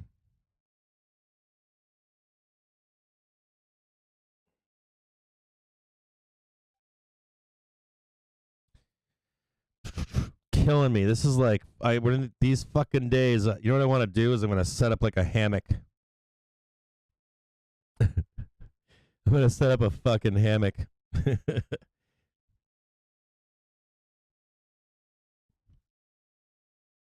And just like swinging my hammock on these slow ass days.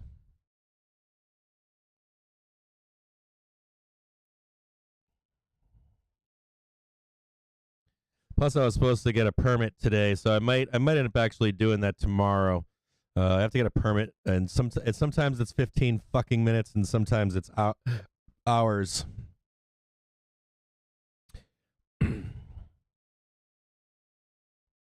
But I did get a cool new spray gun for trim. What was that spray gun that I got?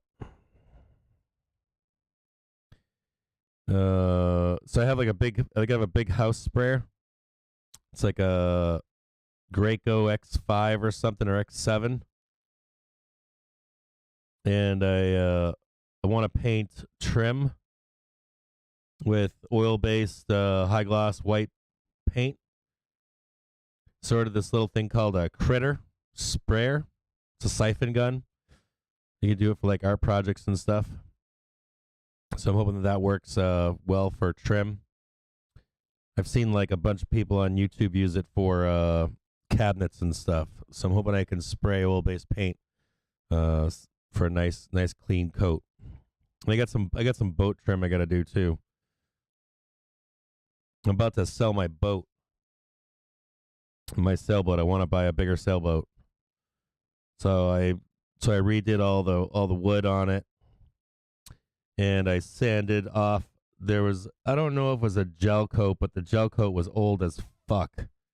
So I took off the gel coat, and I made some repairs from some oopsies, some minor groundings that I had. And I let the holes drain out for the winter.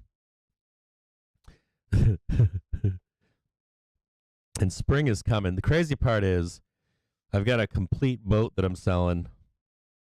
It's got everything. I'm including everything in this boat. It's ready to sail. And so the last thing I have to do to this boat is paint up some trim and paint the hull. It's a sailboat. Let's see if we can get this brake hair or not. It's making my eyes bleed.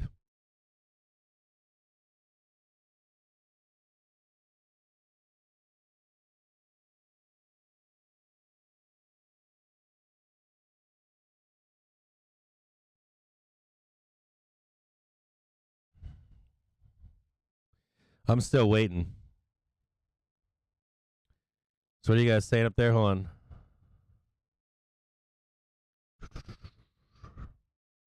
Open my windows and I'm spraying oil-based. Bond markets in less than I 30 didn't know minutes that. time. Bond prices Still waiting on calls. I want to continue get to trade near the best levels of the day. Yields at lower at 2.849% in the U.S. 10-year. get ready for the super mess and long cleanup job. Nearing 3% this morning.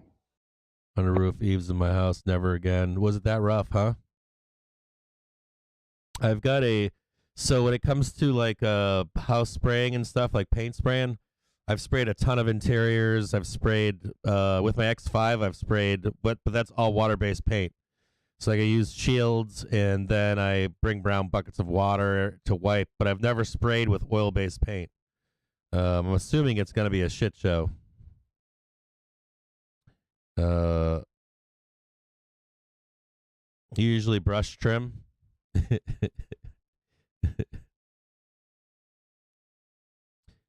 So this summer I'm gonna take. I'm gonna start looking for a boat, very big, large boat.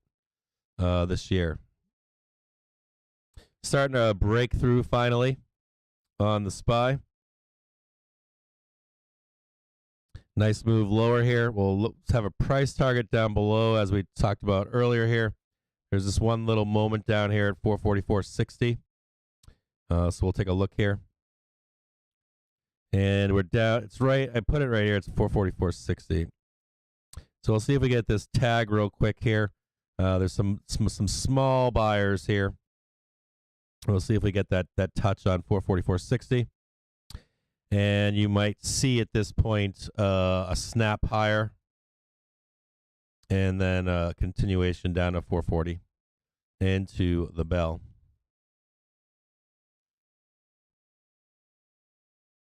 Wait a minute, we're still reading. Let me see what you guys are talking about.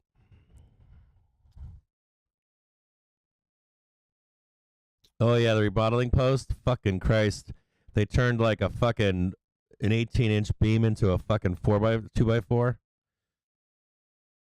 You can't spray oil-based, fine. Get ready for the super mess. I wasn't thinking about the mess. I should.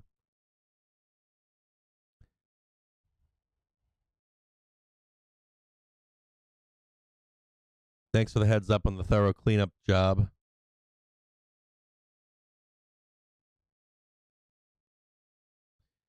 Paint thinner. Yeah, of course, paint thinner.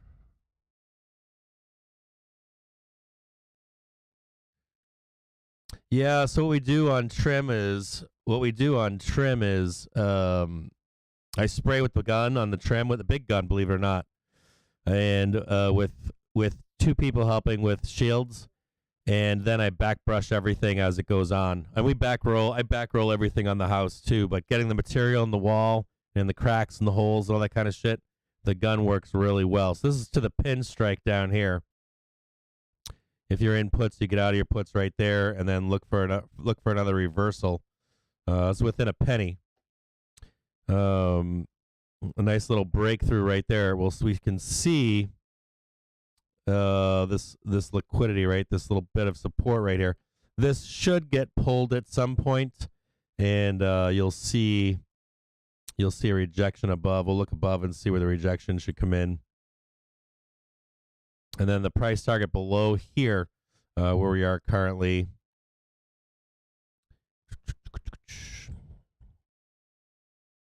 We've got some volatility down here, down to 442.80. But in reality, the price target, you can see it right there. 442.20, 442. So we'll look at that real quick.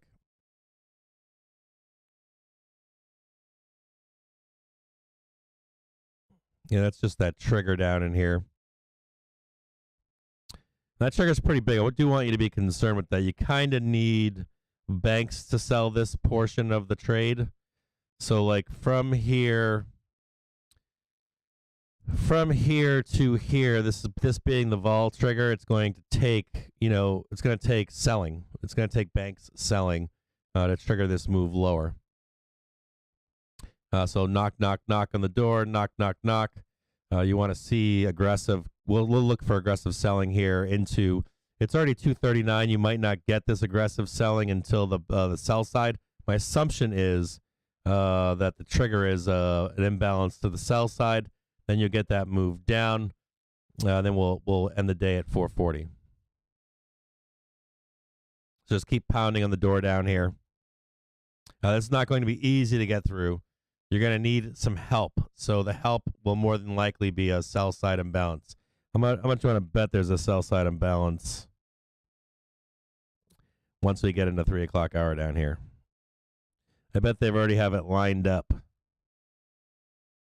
I bet it's already on order. I bet they got like an intern. It's a nice little trade right here.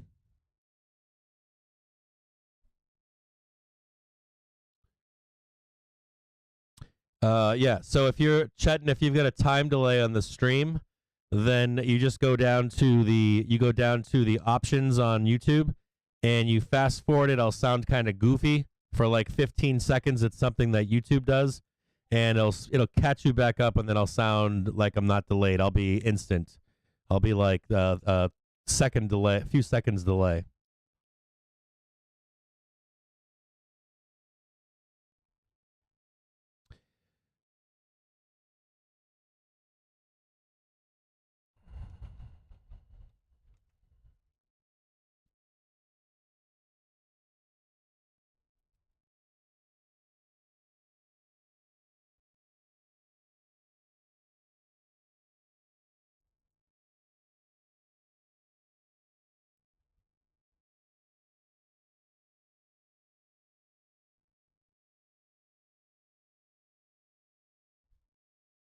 Let me see, you guys are saying 40-footer.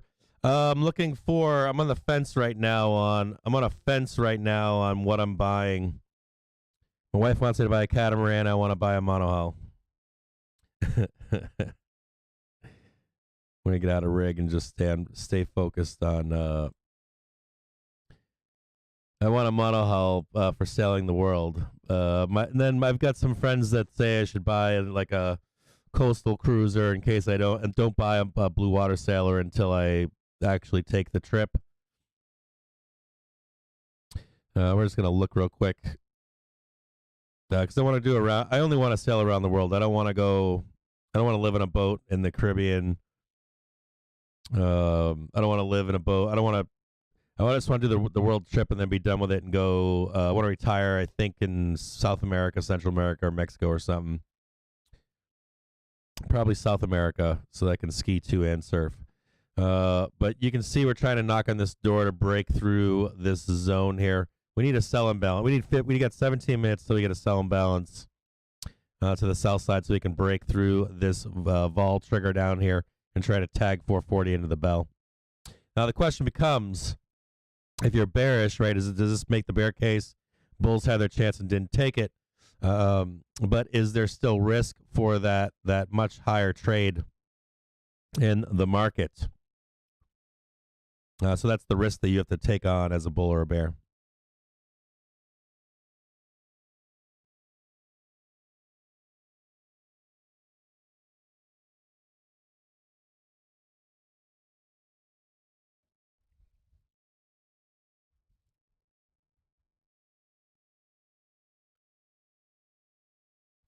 So the boat that I want to take is I like the Beneteau that Joe Donut talks about. I've been falling more and more in love with that boat.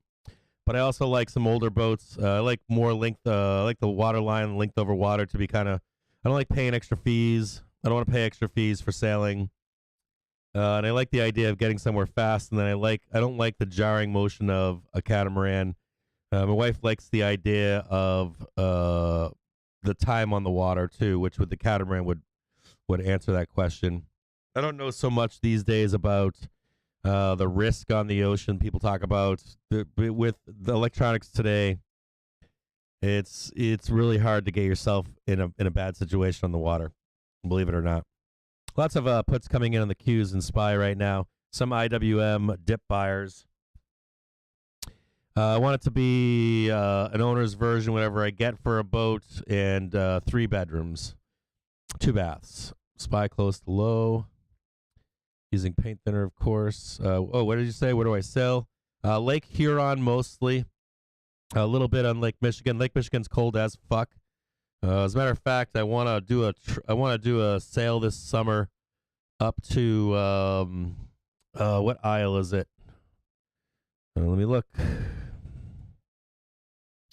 I'd like to do a sail if I could up Lake Huron to Lake Superior. And then to where is this place I want to sail to?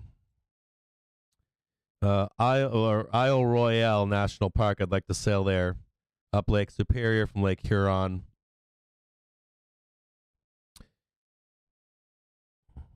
Lake Michigan's beautiful. It's like sailing on the west coast of the United States with calmish, well, brackish, but we're not brackish. They have short waves, small waves here, but they're vicious. They're like Florida. What do you guys got?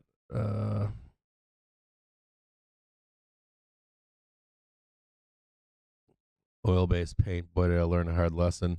Yeah, I like the oil-based paints. I like oil-based paint on trim for its hardness, and I like its look if the trim is prepped properly.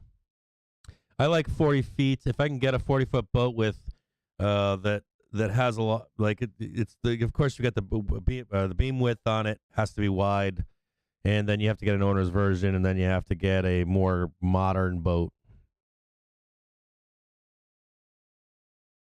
Yeah, OSB. I haven't done a lot of OSB work unless it's underneath something. Aren't catamarans considered safer than monohulls for ocean crossing? Absolutely not. Well, some people will tell you that because they can't sink to the bottom of the sea. It's a tough one to talk about. There's so much to talk about when it comes to the safety. It's more like pick your poison for danger. Buy Putin's yacht. Anyone want to come help me do a 29 square foot roof? Yeah, I would. I'd help you out with that roof. If you threw the shingles up there, I'd help you out with that roof. Pirate roots. Yeah, that's another thing too. There are pirate roots. Tanner's from Michigan. Right on. Right on. Right on. And I just did. So I'm not from Michigan, but I live here now. I just finished. What did I do? I did. Let me take a look right now and see what I did. I did not Mackinac Island. I did Grand Island. That was cool. I did Grand Island. That was badass. Hiked that whole thing too. Did a loop on it. It was like 12 miles or something. Pictured rocks. Did that trip. Lake St. Clair is kind of cool. Cool place to go sailing. There's a bunch of sailing yacht clubs up there that are fun to go to.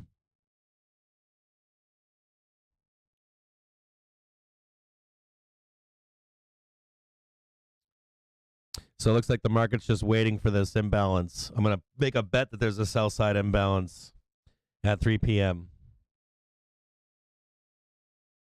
Yeah, I still have puts open. You're from Ohio, suck it. Best disc golf I've ever played is probably Colorado, Utah. Santa Fe is badass. Played a lot of disc golf. Play golf too. What is Copper Harbor, the harbor that's right down in the town there, off Grand Island? No, this is way up in the northern Michigan. There's nothing there. It's middle of fucking nowhere. Middle of fucking nowhere. So same thing, right? Just looking for that little bounce in here. We'll look to see if we still get some rejection up here at 445.32. Waiting for the intern to call in and say we got a sell side imbalance.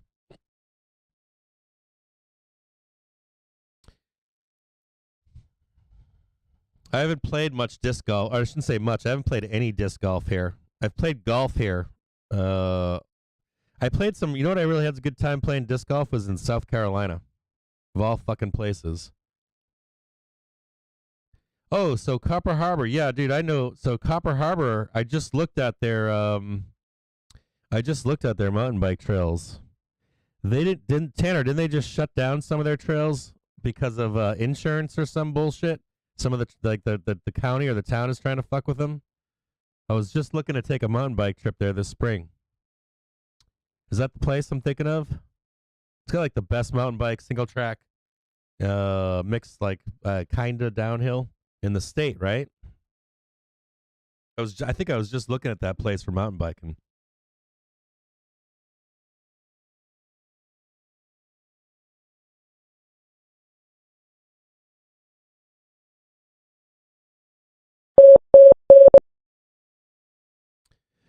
$11 minutes until 3 o'clock power hour.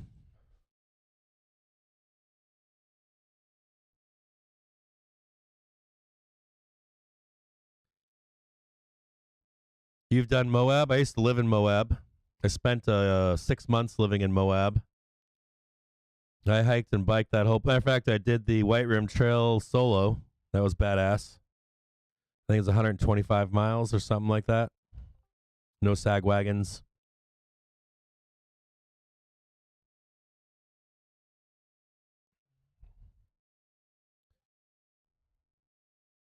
Good to see you, Thomas. How are you, Tomas? I don't know if you pronounce it Thomas or Tomas, but good to see you. Yeah, let's see what fucking Tesla just getting pinned into the bell. It's getting crushed. Just grinding into the bell.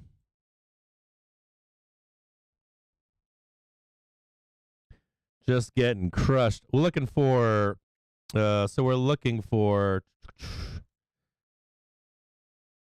we talked about this since this morning, right? We talked about monetizing. We'll refresh it again.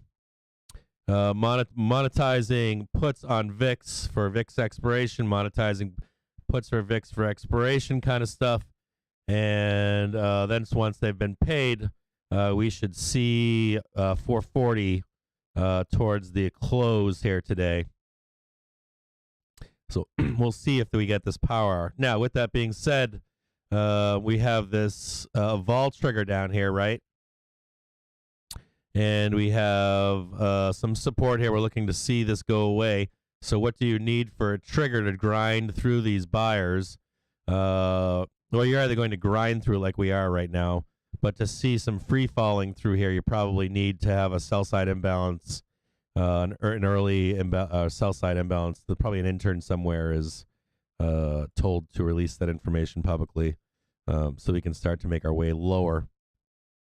And we'll close the day here at 440. Now, with all this said, the question still arises, Does the market continue on its merry way down, staying within that negative channel? It is currently right now. We are still inside of this channel, even with this pop above, and that keeps the bear case alive.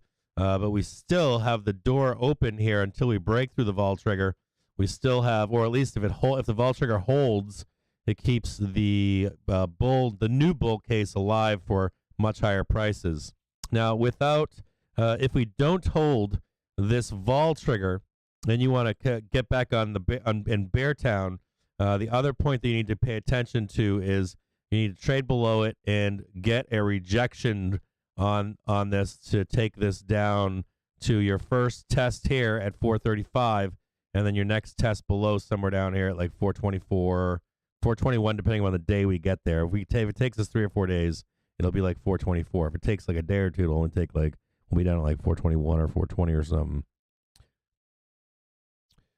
So we are rolling over here currently, but this is an important area, same important area. Matter of fact, as we talked yesterday, when we came up here, you want to see us hold it to make that bull case, and then you want to see us reject it to make that bear case.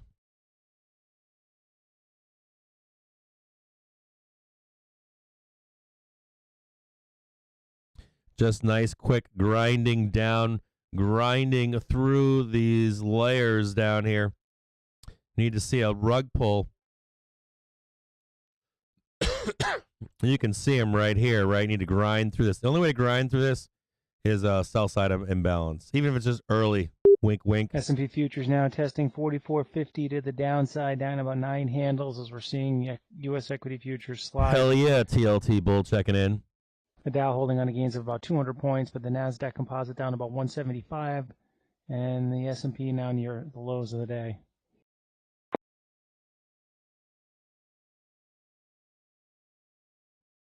Now 300,000 puts. Those puts were like 40 cents. They're now $1.25. So they're up 300% at this point.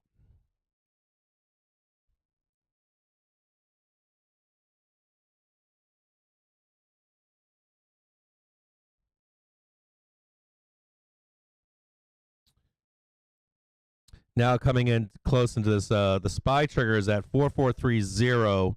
E-mini trigger if you're trading this on the E-mini, the trigger is 443.89.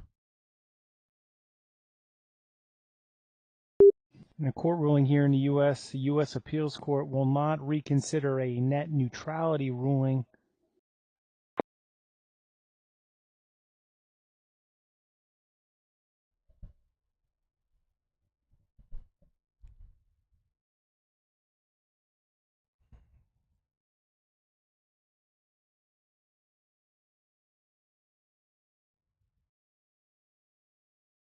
Price target below 4400.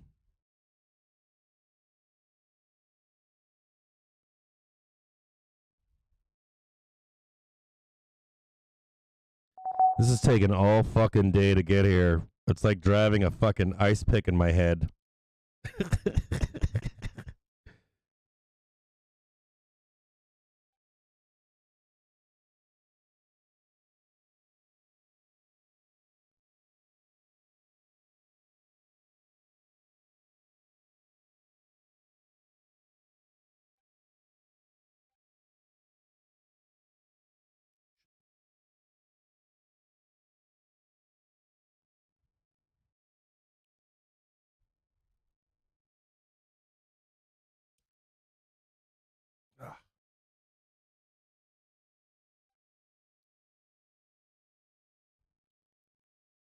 Should get another good 20.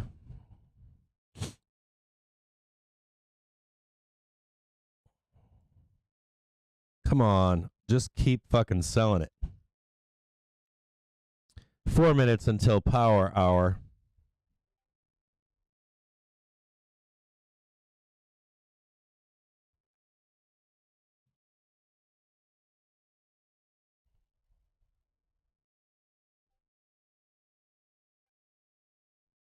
Yeah, the puts are fucking printing fucking sexy right now.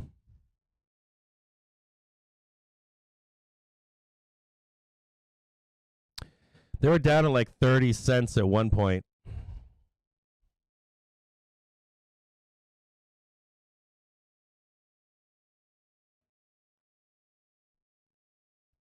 A little bit of a bounce right here.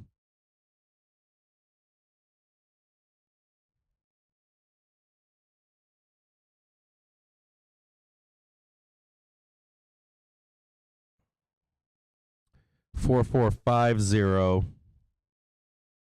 Look for another rejection above here. We'll lower this 460 to 450. So we can continue our way down into bring it down right here. So we'll look for another attempt for a trade lower.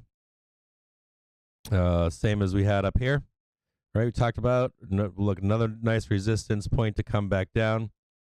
I get this other level down here at 4430. This is the trigger. We'll do it again and again. Hopefully right into the bell.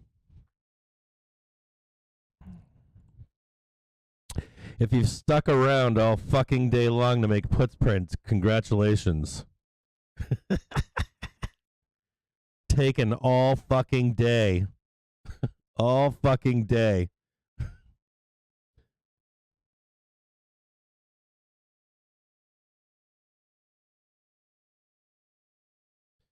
Literally all fucking day.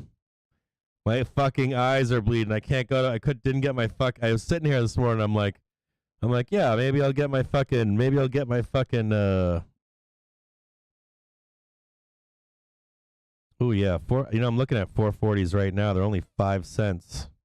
Dirt cheap.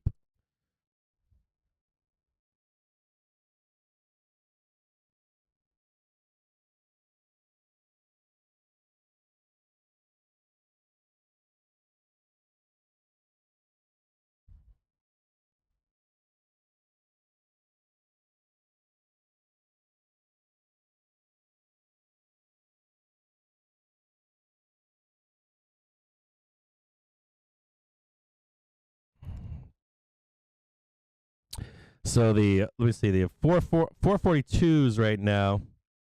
442s are 20 cents for that move. And these are only 6 cents. I'm surprised these are so cheap at 6 cents. They're not considering that we're going to go here towards the end.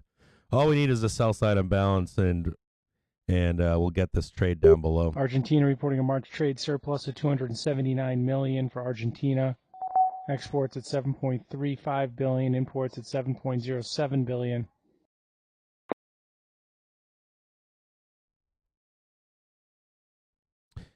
A little band above here at 444.52.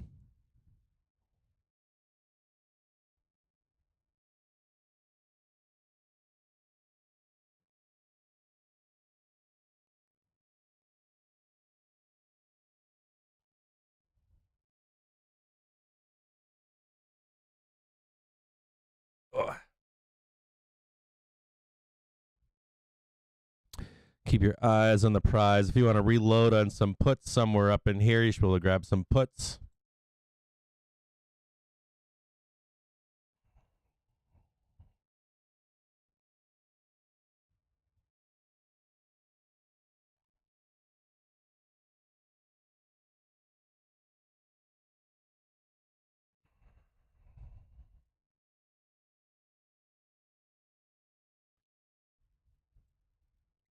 Looks like we're squeezing even higher here.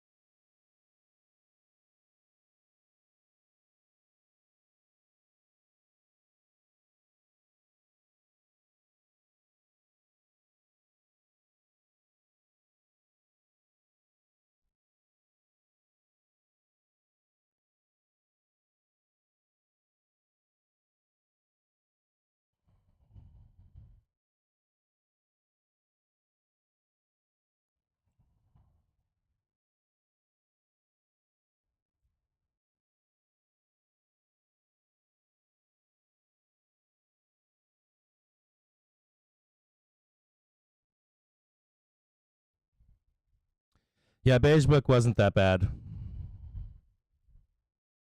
Yeah, that was brief. We're waiting to see what we need a sell side. We need someone to say there's a sell side.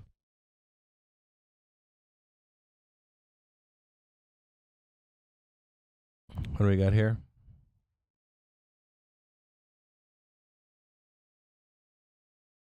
Yeah, the best trade today was the put side. This trade right here was about a 600% trade right here. This is probably the best trade today. That trade right there.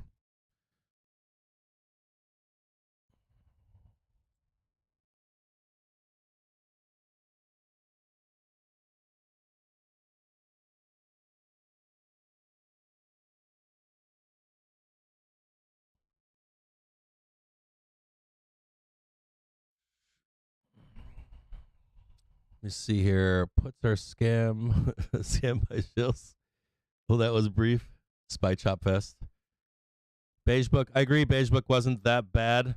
There's some things in there that are kind of rough to hear. You do want to see some better news. If you had like a 50-50 in the Beige Book, it was probably 60% bad, 40% good. Not great, not bad.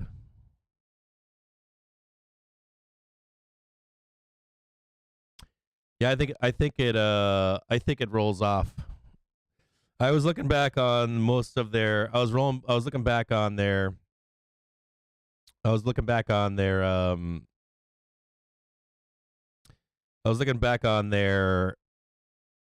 On their past, I think 12 ERs, 10 or 12, and unless there's a big. I got to be honest, like, unless there's a really large announcement, like we lost a lot of money, or we made a fuck ton of money, or there's some kind of unknown news that's positive or negative, it tends to continue to trade in its current. Tesla specifically tends to trade it within its range. We'll take a look at Tesla real quick. Before we've got an hour, so we'll take a quick look at Tesla. If you guys are tuning in for the end, we'll play. Matter of fact, I'll put Tesla's ER on. Well, the thing is that if Tesla doesn't have any news that's out of this world, either negative or positive, SPY's starting to roll over once again. But we'll look at Tesla. My point being is that Tesla tends to stay trading within its trading range, what you're expecting to happen. Now, the other notation in this is you've got so much interest in calls and puts right now that it's sometimes just better for you to wait until after ER to get involved in something. We had a discussion this morning about if you're a true Tesla bull, where you should be buying. And we also talked about social media people that have different priorities, right? Tesla bulls want to sell calls up here, believe it or not. Okay, believe it or not. They want you to buy calls up here. And they want it to sell off so they can make money off their positioning. Longtime Tesla bulls also want to be buying down below down here. Okay? So what do they want ER to be? They want ER to be neutral to okay. They don't want to shake any waves. Now, it doesn't mean we don't get wave shaking. Now, if we have problems from China and Russia with production in Shanghai, stuff like that, anything unknown, we could get a steep sell-off. I don't think we get the shit show that is Netflix. I don't think Elon would allow that kind of a management style. And believe it or not, even with the shit show that Elon can be sometimes, I don't think he would allow his people to ever do that kind of shit.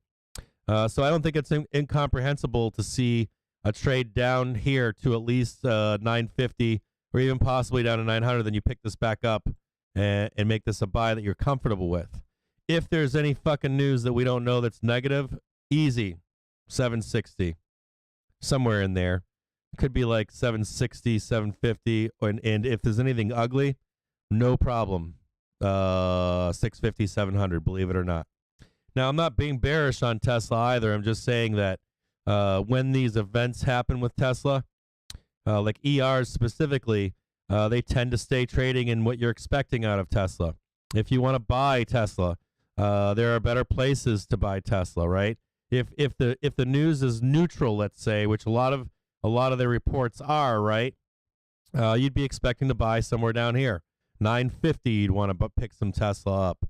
If you're in a trading range, there's sometimes a drop below that you can pick up that we know about. And that this doesn't mean we don't have some kick-ass earnings that we don't know about, some unknown news that we don't know about heading into ER today.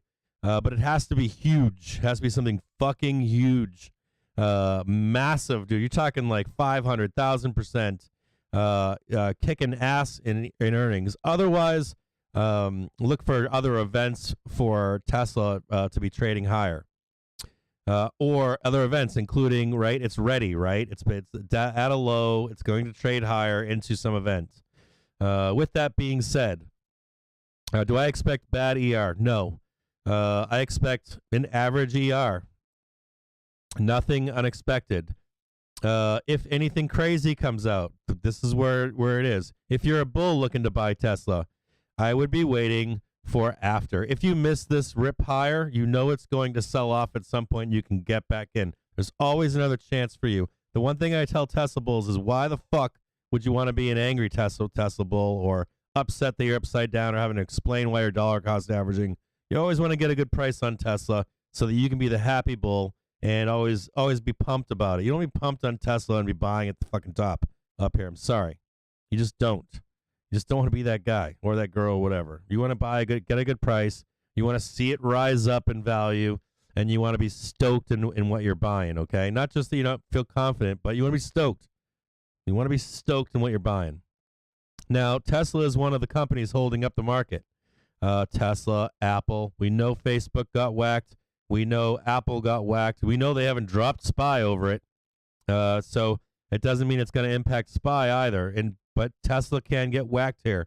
If there is any bad news today, I'm going to warn you guys. The one scumbag thing that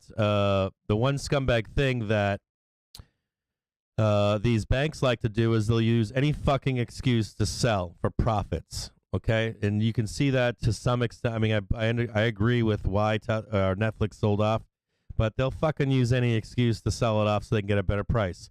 And you've got the event of the stock split coming up in June.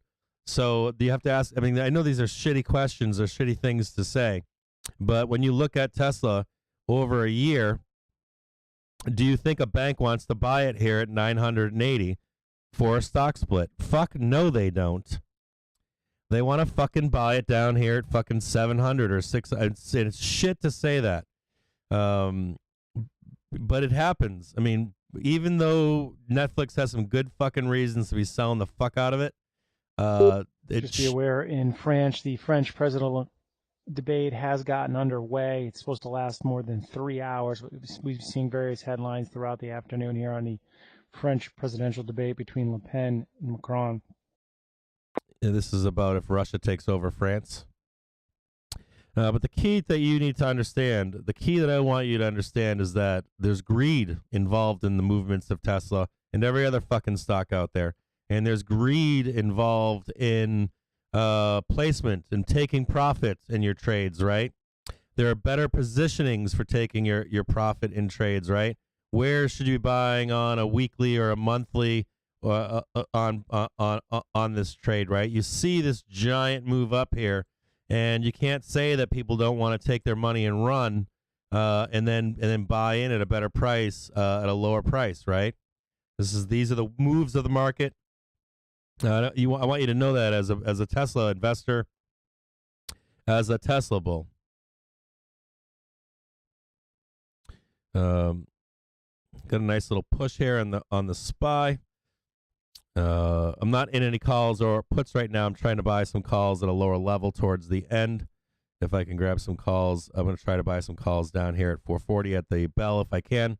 If I miss this trade, I miss this trade, but no fucking way am I buying calls up here. No fucking way.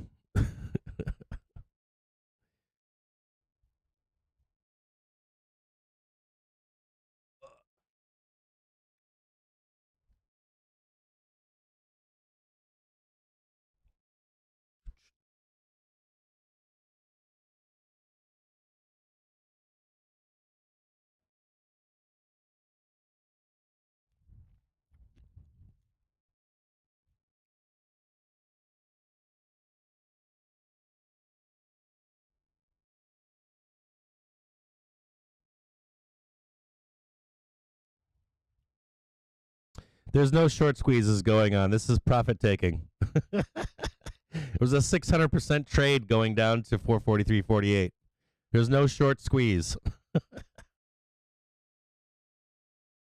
Brian always takes videos down. I think he cleans up every week or two. He normally doesn't leave videos up.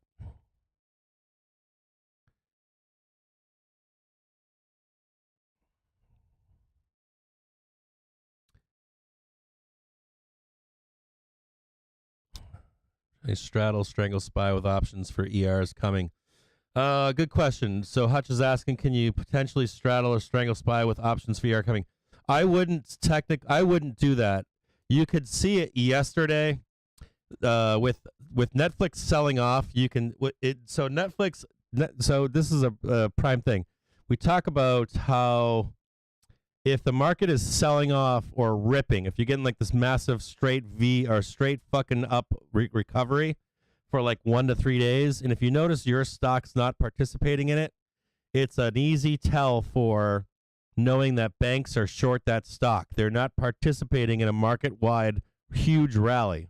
And what that means is that a bank is saying, fuck you, I'm not losing this trade, so fuck you. And then when the market sells off, you'll see stocks that don't participate in a sell-off. And what they're telling you is, fuck you, I'm not getting out of this trade. And that's the hand of God stuff. That's the stuff where you think as a retail trader that you control the market, and you have to realize that you don't fucking control the market. And that there's no fucking way, no matter what you do, well, I guess sometimes, back with GME or in the early days, we fucked them. We fucked the banks. But generally speaking, they don't let that happen. And they ultimately want to control every position that they're in so that they win. White House Press Secretary Psaki saying that they continue to work around the clock to get aid to the Ukraine. So you can easily see, like yesterday when you saw Netflix just shit the fucking entire bed. It wouldn't blind or shock me for a moment to see Tesla get knocked down, Amazon get knocked down. I'm shitting you not. I'm not saying this is going to happen, but I wouldn't even fucking blink if you saw Tesla get knocked down, Apple get knocked down, Amazon get knocked down. Every fucking one of them get fucking hammered, and watch the SPY at 450. It wouldn't even fucking faze me to see that. And that's because they're not going to do it until they're ready. Now, if they're ready to dump the SPY down to 400 or 360, they'll fucking do it. But if you think that there's any true, real correlation to the stocks that hold up the SPY or Qs, you're fucking smoking crack. You're smoking fucking mad crack. They'll let most of that shit slide, where you can calculate what the impact is on indexes. But the reality is that they're in the background fucking shorting and longing some of these stocks and ETFs and smaller ETFs around the market. This is all documented. None of this is like Captain's just talking out of his ass. They have all these smart people in universities talk about this shit. I keep saying I'll post this stuff. This is nothing that's like, conspiracy theory or anything. You could see it yesterday. That doesn't mean that Netflix has the hugest impact, like giant impact on Qs and the SPY. But it. White House Press Secretary Psaki saying that they may have details on additional Ukraine military aid soon. Ooh, nice. That's my trigger for us going to 470, 480. You'd see a truce. You'd see it. We're watching some TLT calls come in right now. April 29th, 119, C for 408. So the point being is that if you see even all these big tickers get knocked down, it would be hard to buy a strangle or a straddle on the SPY. The key point being that when they're ready to drop the SPY, they will. So they're going to allow all these large companies to give you their ERs or whatever.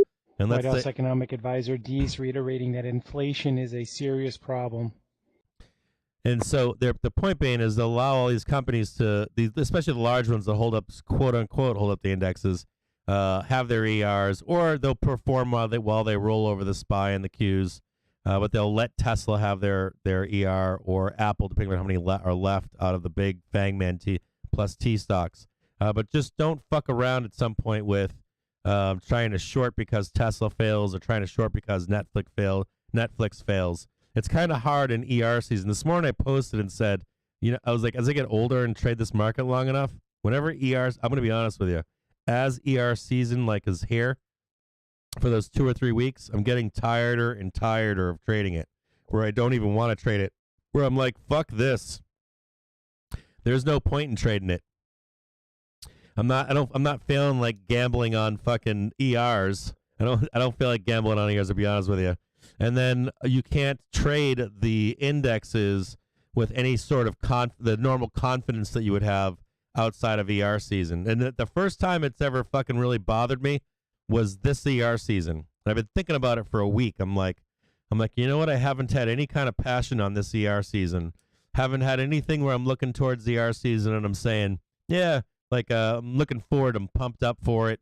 Or it's a sell the news type ER season. It's the kind of ER season for me where I'm like, I could literally not trade for the next. I could literally for the next 2-3 weeks not give a flying fuck about trading the indexes and not even look at any of these tickers for the next 2 weeks. That's how dispassioned I am on the market for the next couple weeks. Like, it's kind of crazy to say that, but this ER season for me personally, I don't know why I should post more detailed information on Twitter and see if anyone else is feeling the same thing, because for me, I'm just not. This is all contrived to some extent. And then the proof in the pudding for me was Netflix. I realize Netflix needs to get dropped down, but when I see I see the hack job on Facebook, I see the hack job on Netflix, and I gotta be honest with you, even with all the bad shit out there about these companies, dude, that shit looks like plain old taking profit to me. And that's upsetting. You don't want to see companies get knocked down just because of profit, for an excuse for profit taking. Of course, public perception is part of that. Public perception is part of that trade. You need the general public. You need the news organizations. You need a certain look to it to an excuse, right? Well, why did you punch that guy in the face? I need 2 or 3 people to help me explain why I punched that guy in the face.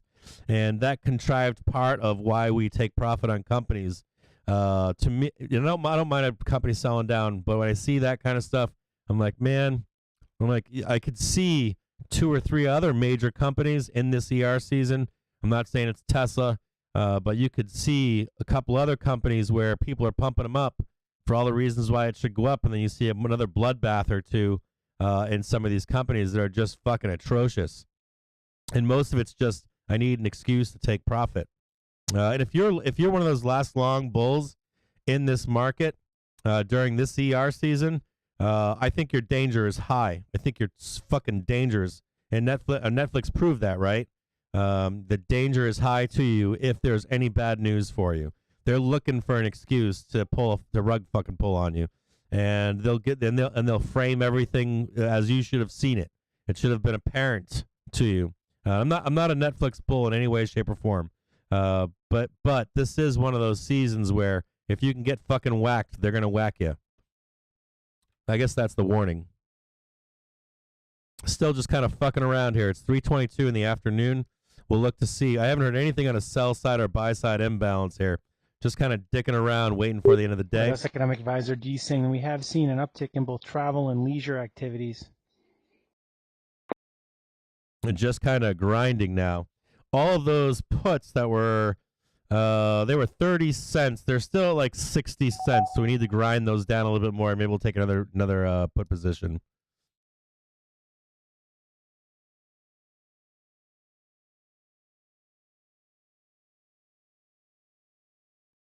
Yeah, no, it's not. Maybe just don't be a Netflix or Facebook. I'm sorry. I get the point. I get your. So you guys need to step back from you. You're going to become a better investor and a better trader when you have a bias of negative or positive in a company. I feel like it's fucking poison. I feel like it's fucking poison if you're fucking negative on a company and positive, both negative and positive. Like when you step back and you become a sociopath and you look at these companies, I think it's easier for you to see that that the news can be good and the news can be bad regardless. I think that when you become impassioned on these companies, you become a better investor and a better trader. Because on a dime they can change this shit on a company. On a dime they can make it negative, and on a dime they can make it positive. I fucking have heard everything about Tesla. I've fucking heard fucking Tesla sucks for every fucking reason known to man. And Tesla's gone fucking a straight moonshot. I've heard fucking why the SPY ain't going up for the last fucking 10, 12 years. And it's been fucking vertical the entire fucking time. Fucking vertical. That includes fucking 1930s, fucking 19 or 2000 fucking 18, 1986, it don't fucking matter. 94, it doesn't fucking matter. So it to me, it's when you become a sociopath, you can see you can see better the market. You can see that it has more to do with, and except for like fraud and shit like that, or some fucked up PR like Netflix has, or how it's framed for everybody. But basically, it's basically if the company's a good company, and the banks want to run it up, they will. And when they want to take profit, they will. They will. They'll take profit. And when they want to run it up, they will. Unless there's something you don't know, like something fucked up, like Sam Adams saying they didn't realize that no one wanted to drink a fucking Zima at a bar or at a fucking lunch or a dinner or something. Or the fucking shit show that was fucking, the shit show that was Netflix. You know, when companies make those mistakes, fucking rug pull.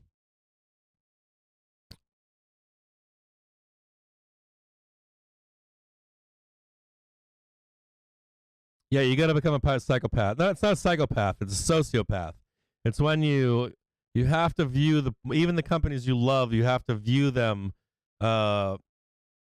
unbiased. Not that you don't bias. You still bias in some way, but you have to view them from the viewpoint of I think it's going from $500 to $1,000. Well, why is it not going to $1,000? If you're of the view that it's going to $1,000, you need to actually absorb why it's not going to $1,000 and take that stance. If you think it's at $1,000 and it's going to $500, you should be taking the stance of why is it going to $2,000, and not the stance of not the one that you believe in. You take the I don't believe this is going to happen, and take the opposite fucking viewpoint in that. Otherwise, you're going to get fucked. Ooh, nice little climb on SPY right now. SPY's up to 44,580. Advisors saying that they continue to work with Congress on marijuana policy. Tagging VWAP up Biden above here. is reviewing clemency powers. Sellers still above here at 447. This would be hilarious if we traded to 447 above here. We have a half an hour. We have 34 minutes left. And if we were to trade back in range with still a half an hour left in the day, I'm going to laugh my ass off. Fucking straight up laugh my ass off. We should not just reclaim this, but if we traded back inside of this range, if we traded up here, I would fucking laugh my ass off into this close. 1, 2, 3, 4, way out of range. If we trade this right here, that'd be hilarious. Oh, wait a minute. Did I just click something off in here? We're not getting our sell side imbalance. This does back up. Just a heads up. This backs up that bull call. This backs up that bull call from here, right? If you're not selling. White House spokesperson saying they continue to prepare for the end of Title 42 enforcement on May 23rd.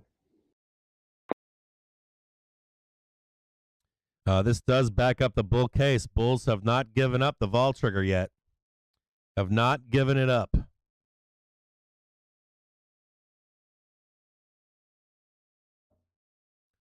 Fascinating to see right now. I was expecting a reversal. I was expecting this to reverse at some point here to try to reattack this down below. Deese just saying that they're having talks Not with happening China so on far. fulfilling purchase commitments. And they continue to focus on concerns with China's state-sponsored approach.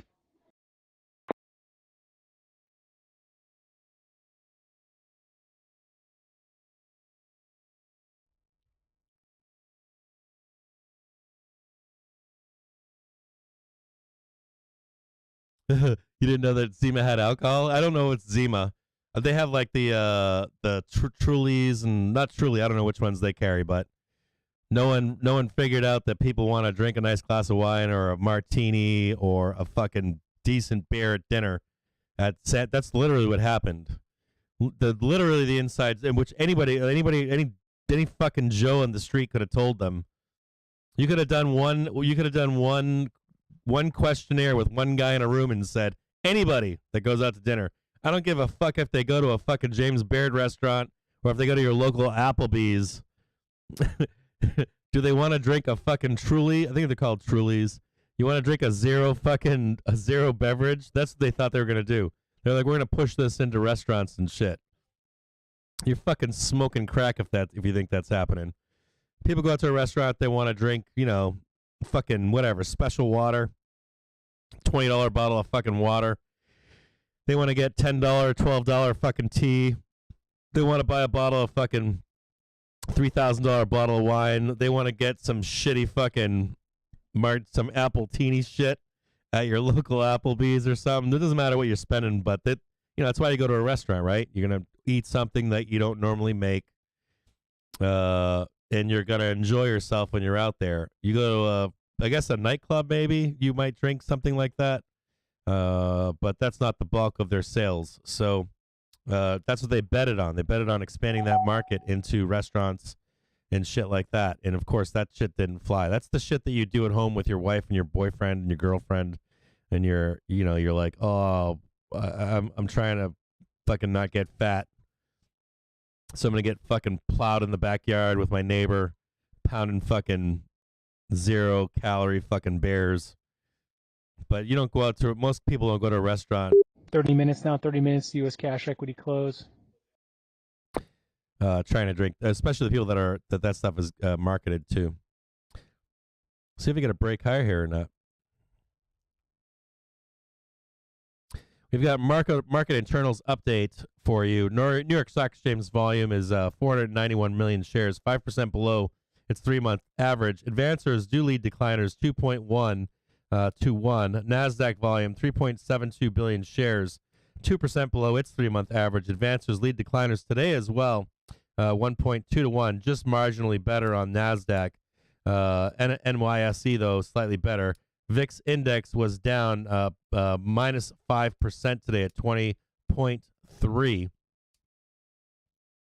VIX still having some struggles trying to get above, still kind of pinned here into the close. We have a half an hour, 29 minutes until the bell. We'll see if we get our sell-off into... We'll see if we get our sell-off here into the close, or if we trade higher into the close. Maybe we get that one last squeeze up into the bell to try to kill off the VIX one last time. So we'll see if that happens here, if we get that squeeze into the close. I'm not seeing anything else here in the news, sell or buy side. I'm going to look on the buy or sell side and see if we can find something.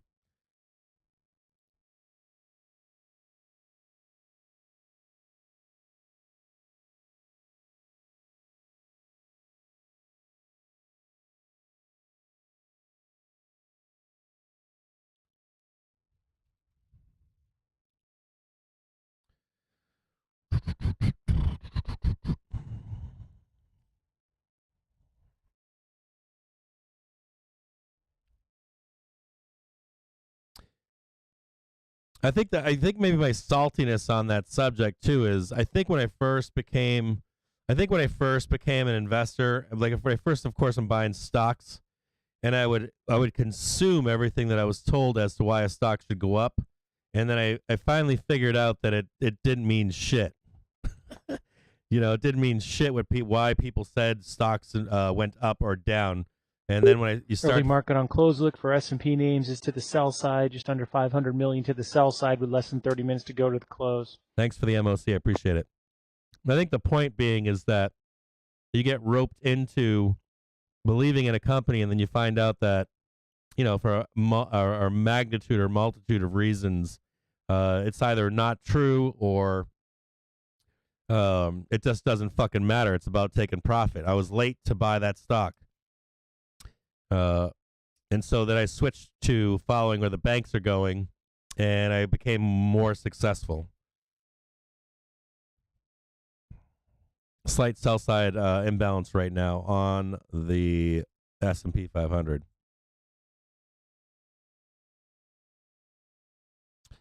Let's see what you guys are saying here. I like Jem a lot, but I got into a fight with him once on Twitter, and he blocked me. And then I blocked him. He blocked me. He was really nice. He came into my stream and said something to me, and I was like, "Go fuck yourself." And I was right. He was wrong. So he can eat a bag of dicks. That still doesn't apply to all companies, though. And I don't know if I believe it. I don't know if I believe that. Oh yeah, I agree with you, Winky Face, to some extent. Yeah, stock agnostic. Exactly. I like Jem. I just sometimes we disagree, but that's how you have to be, right?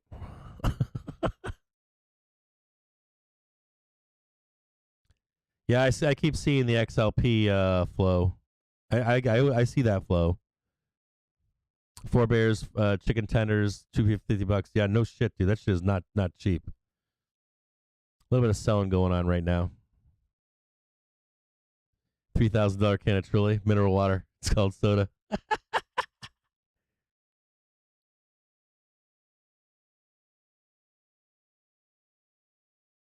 I mean, Winky, look, Winky, I fucking agree with you. I'm not saying that if a fucking I'm not saying that you can't. I'm not saying you can't look at a company with fundamentals. But honest to God, every fucking company I look at, right? I'm looking at the technicals, look at the fundamentals, and you know what it always comes down to?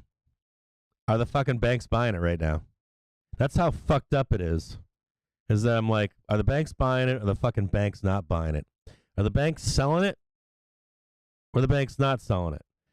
Are a bunch of fucking retards trying to catch knives right now? Or is there just like cranking going on with it? Do you guys understand that point?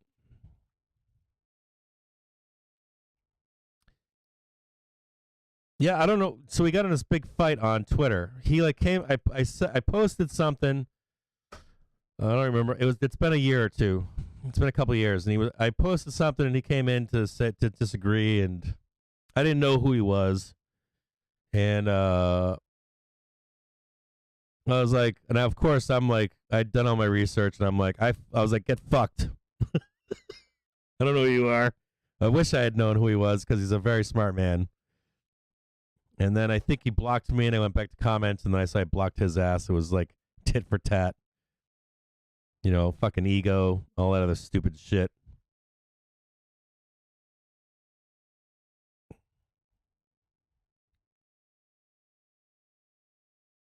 I agree with what Winky's saying 100%. I need all those things that Winky's talking about. And I got a good PE ratio. I need this. I need that to hit. We're going to grind sideways right into the fucking bell here. They're going to pin this thing. They're going to pin this bitch right into the fucking bell.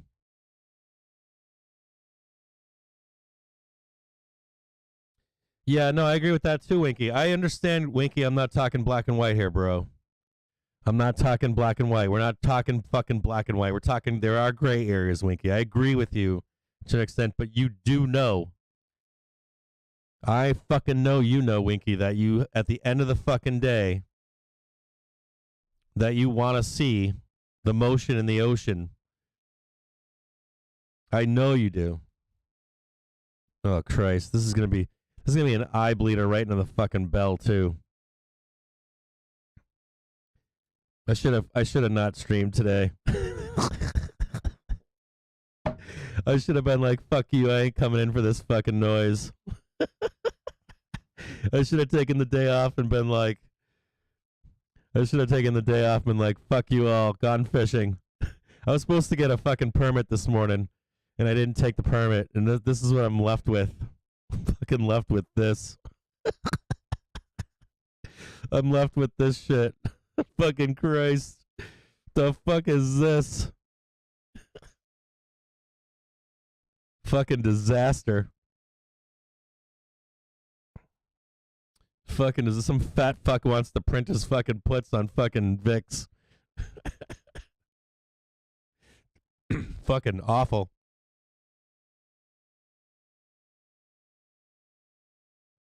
Yeah, drink a Zima.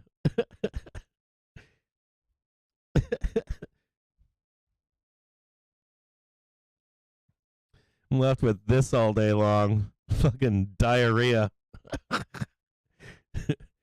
Can't even get a proper sell off for the Bears. Try to give the Bears a solid sell off into the bell. Try to get a dip buy for the fucking Bulls. Meanwhile, you get this.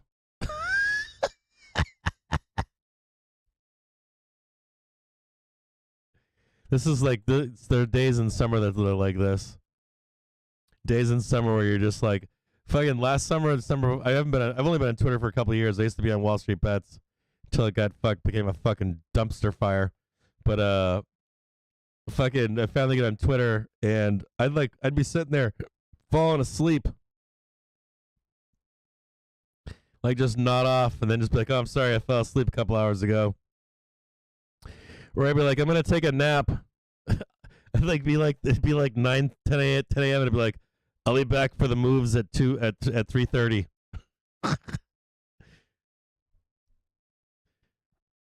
Wake back up and fucking make a trade or two at the end of the day. This is horrible. Look at that shit. This is a fucking nightmare. Let's look at it on something bigger. What does that translate to in a 1 day? A big giant fucking, is that like a big giant fucking indecision candle or something? Look at that nastiness. That looks like a big giant turd. Big giant fucking turd. Big giant turd.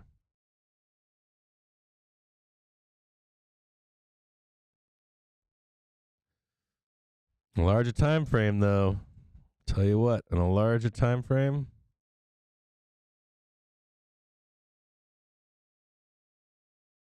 now that's bullish as fuck. See that down there? Looking mighty fucking bullish right there. Look at that gorgeousness right there. Bam, bam, bam, bam. I like that trade. Look at that trade.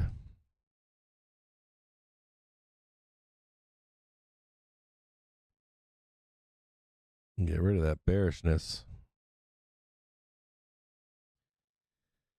Look at that. It's looking mighty fucking nice right there. You see that? You guys seeing that right there? It's getting me all fucking hot and wet being a bear. I mean a bull.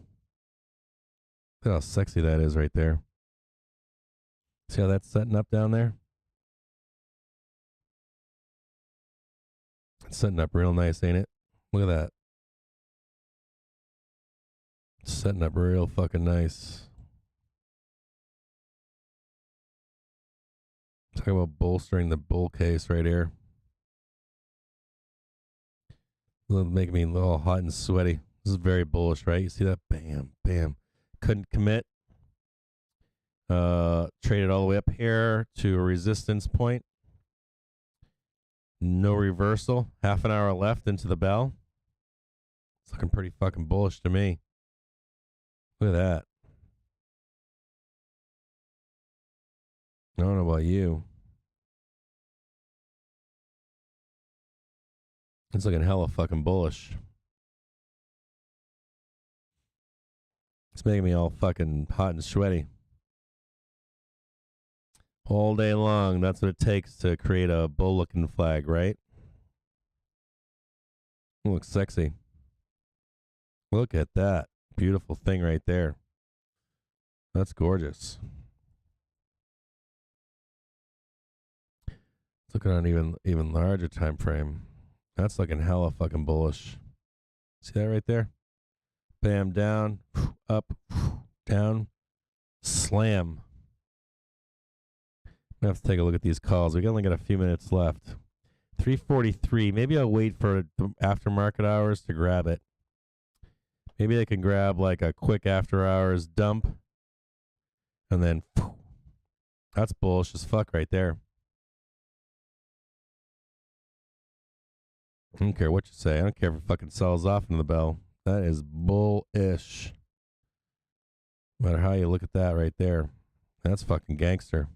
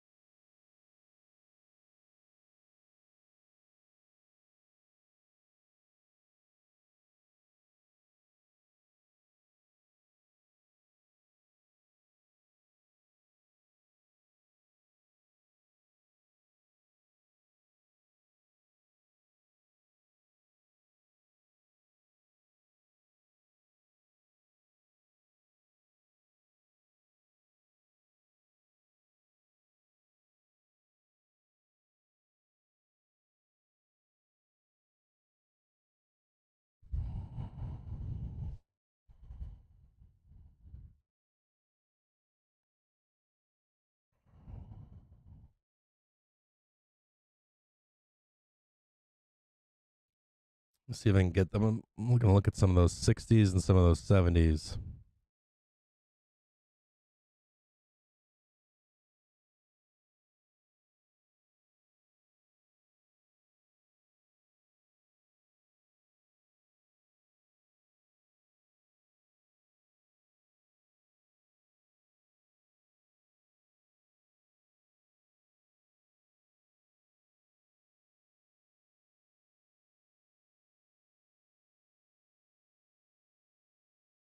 Juicy.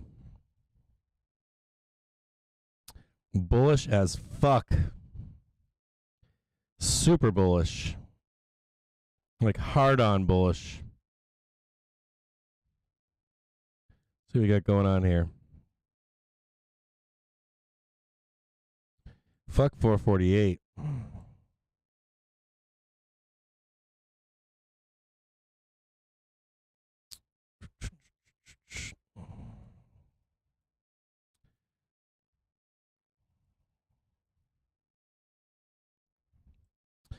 Super fucking bullish.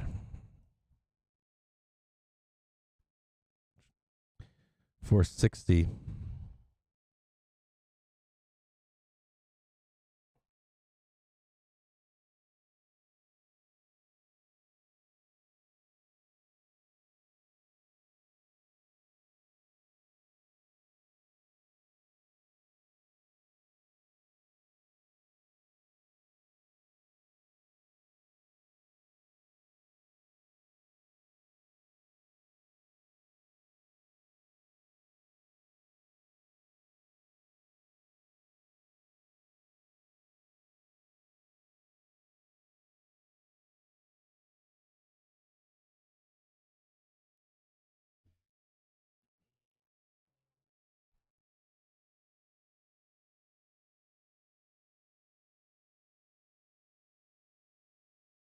I'm loading up on some fucking 460s. I'm loading up on fucking 470s. 460s, 470s right now. Loading up for Monday 460s. Loading up 460s on I've got April 29th, May 2nd, and April 25th. Loading the fuck up.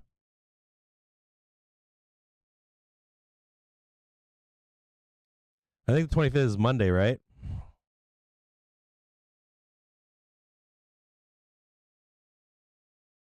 Yeah, 25th, 29th, May 2nd.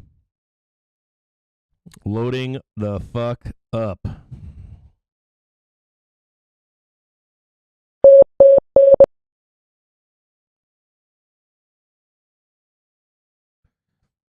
I did it.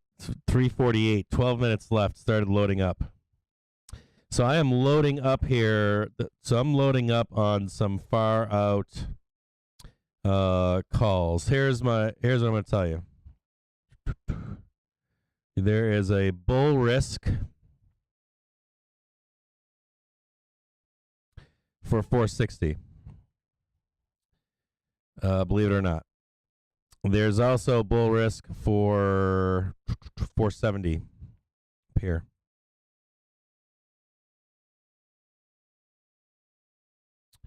Right there. It's a lot of fucking power. Boom, boom, boom. Shoo.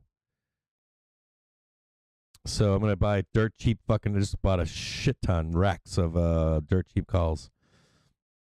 Just in case. Sideways, down, sideways, sideways. Consolidation. Lots of consolidation here. Vol trigger down below. Loaded to the fucking tits.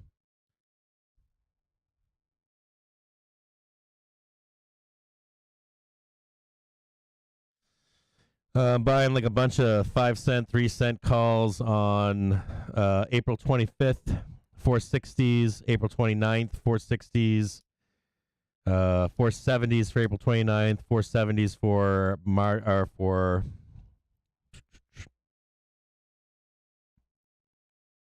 May 2nd.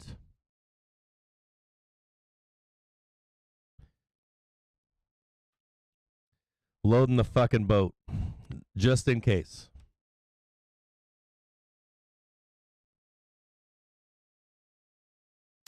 It's not scaring the bears. This is just like tail risk on this is just like tail risk on the bear side. If you're long the market, or if I'm long the market, I buy tail risk on the bear side for fucked up things that happen. So I'm going to buy some tail risk on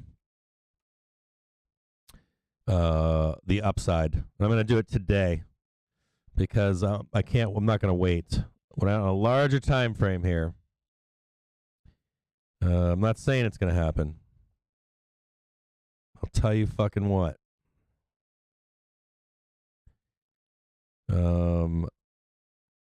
If it happened, and I'm short here for Friday, but if it happens and if we go up here for 3 cents, 5 cents, if we go up here, I'll take the three. I'll make 3 cents on the other side if we go down, and I'll make, I don't know, 20,000% if we go up here or something stupid. So yeah, I'll add that into. That's called the cost of doing business insurance.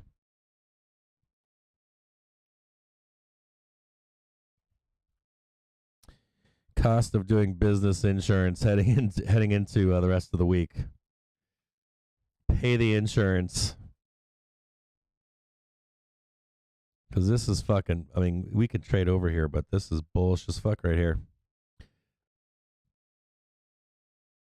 So I'm going to bring up, we've got 9 minutes until, well, I'll bring up their Tesla earnings report.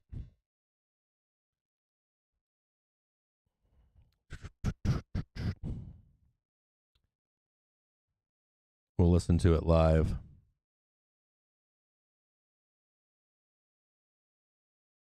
Lance, isn't it later?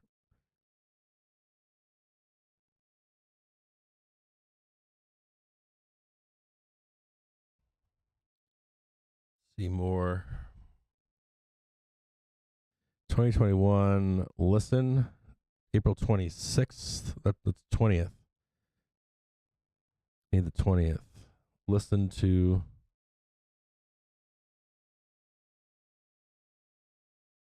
Tesla earnings.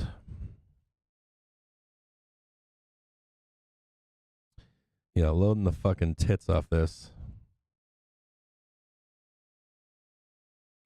I need investor relations for today.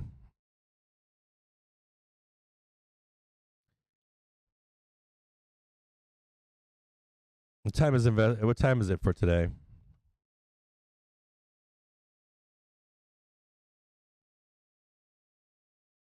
Tesla.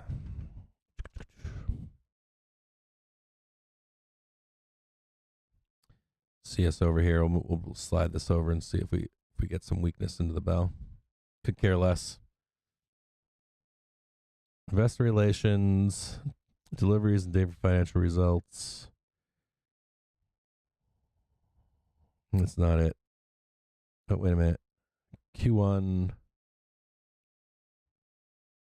Here we go. I got it right here. It's right at 4:30, 5:30 Eastern time. So we got an hour.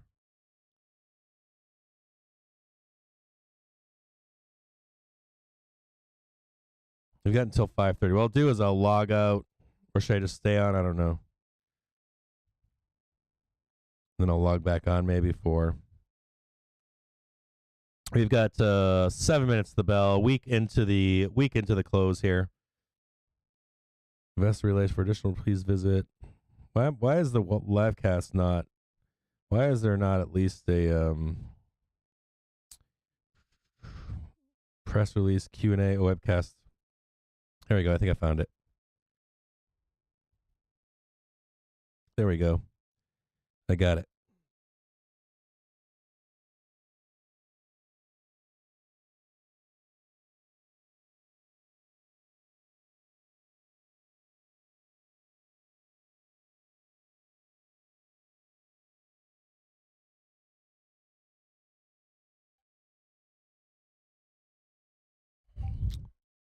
Last 5 minutes or so, some weakness into the bell. Not really playing a role too much in options right currently.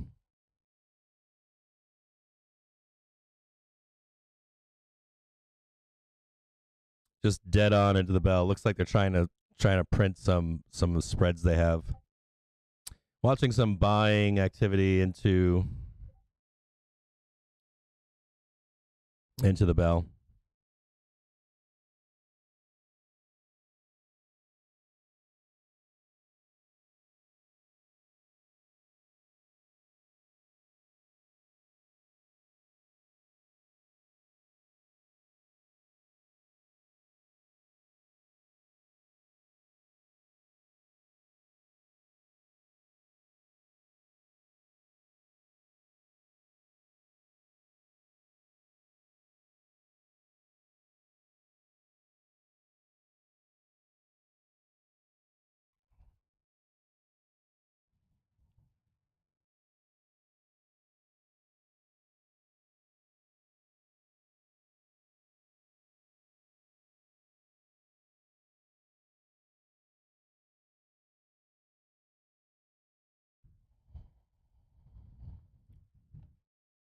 Not much going on into the bell right now.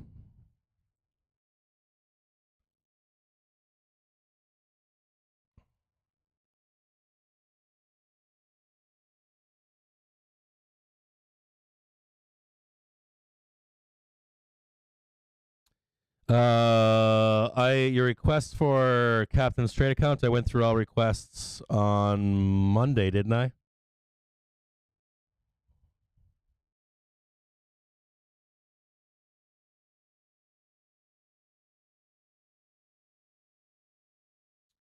Yeah, 300 contracts on 460s. I don't need them to print that much. I just need them to print 5 cents or something. It's like $1,000, $900 or something like that per rip. All outside the money. They usually don't print. You need to take you need to spend a few $1,000s on different strikes until they hit.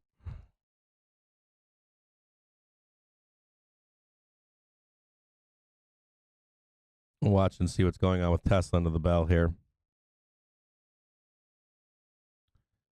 Tesla creeping right down into its bell down here. Look at this.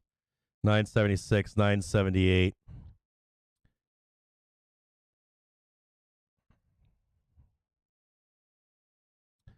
Bring Tesla up here. Probably the most important report today.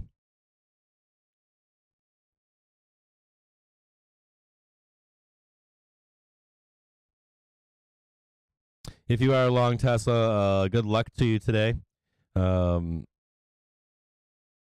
If you're short Tesla, go fuck yourself. But at the same time, hopefully I get a good price on Tesla. Because I'm looking to buy Tesla again. I haven't bought Tesla in a little bit. And I'm looking to buy re-enter Tesla at some point.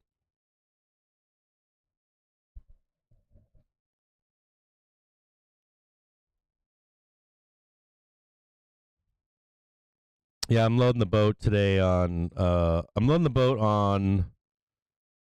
Just insurance. Just think of it more of an insurance policy. An insurance policy on.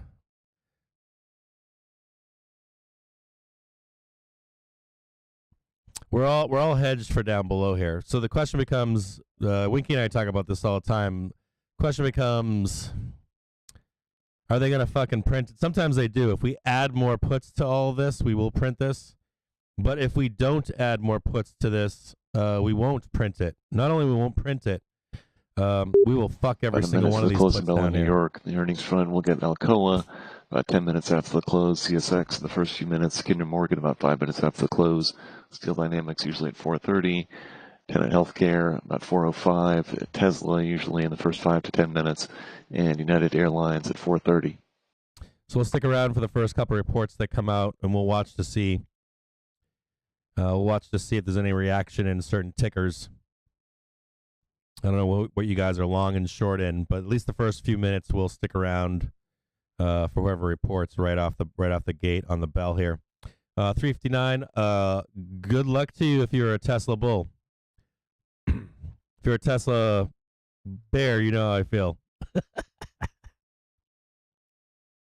Look at that pin too, right on the bell here. Boom.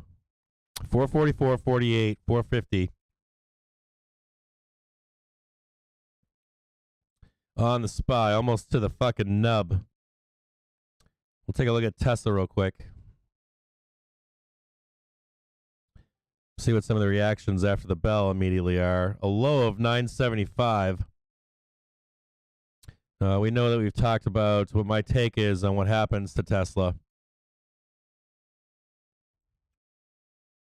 You're going to see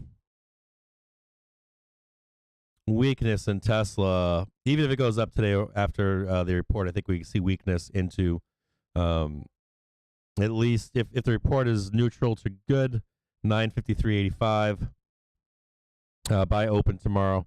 They're not good, neutral. It has to be fucking blow your fucking ass out for it to rip. So if there's a rip, if there's a kick-ass report, CSX Corporation revenue coming in at $3.41 billion, above the 3.29 consensus estimate. Headline earnings 39 cents a share. That would be a penny better than expected for Charlie Sierra X-Ray. Yeah, they should have done well. They usually don't rip, and they usually do this like weird shit. Yeah, you have to you can't have options on CSX. You just hold the fucking stock and sell it. It's a nice little rip on CSX. They were down at the bell. After hours, they're at $31. It looks like they nailed 36 for a moment.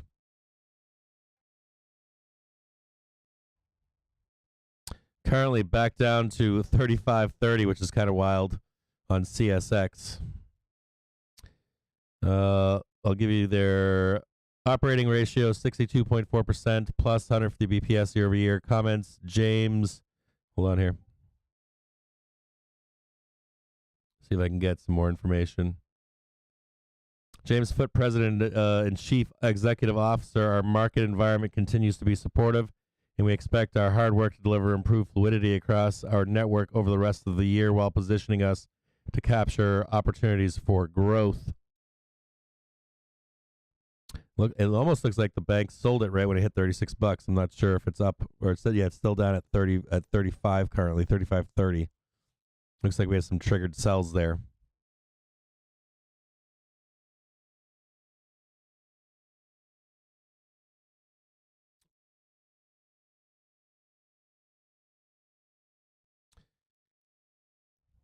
Carvana, oof.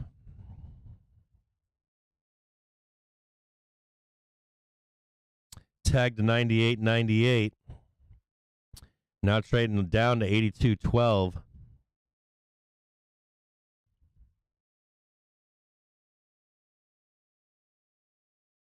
Oof. Burning up over here. Oop.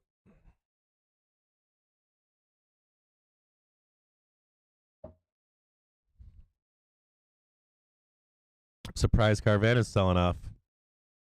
Carvana.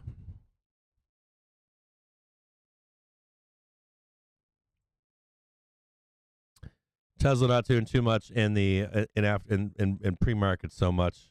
Lots of back and forth right now. A low of 973, high of 986. We'll take a look at in the after hours action on. We'll take a look at Tesla.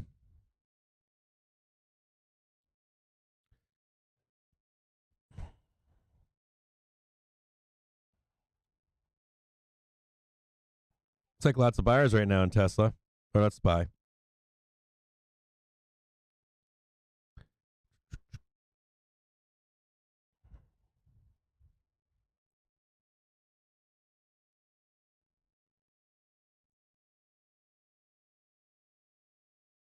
Tesla now up to $1,006.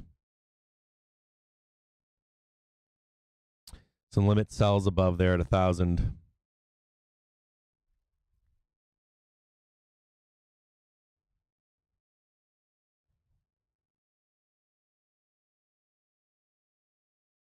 Tesla TSLA basic EPS $3.20 a share. TSLA. That's well above the 215. Gross margin at 29.1%. Adjusted EPS for Tesla at 322. So a nice beat. Gross margins coming in north of 29% for Tesla. Revenue at 18.8 billion above the 17.3 billion consensus estimate. Very good. Not great, but very good. Nice beat. Tesla now trading higher at 1,023.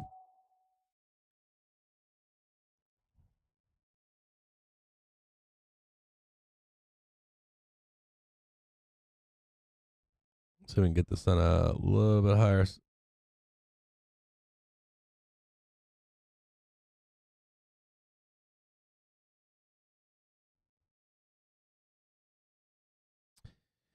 Ricocheted right here off 1,020. You can see that pin strike above here. Look at that pin strike on Tesla.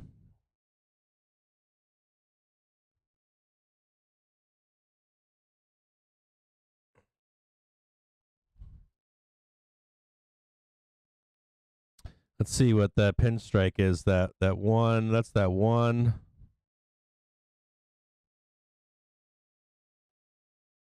You want to see something break above there.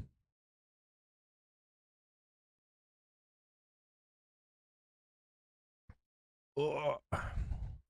Some SPY calls after the bell. SPY 420, 445C, $33,000. SPY calls April 22nd, 449C, $120,000. SPY calls 422, 449C, $47,000. All after the bell on the SPY. Some positive reports coming in across the board. LRCX reports Q3 740 versus 748. Expected revenues 4.06. We'll look at LRCX. Lam Research. This might be a good short over time. 731 high.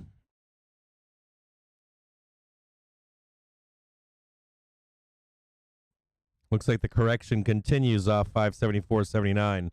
Missing expectations on LRCX on Lam Research. If I'm going to give you guys a target on Lam Research. Shit. I got a long way to go.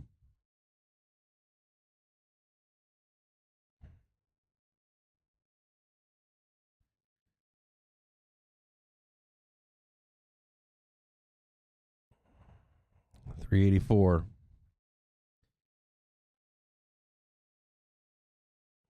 Currently sitting at 463. They had a miss.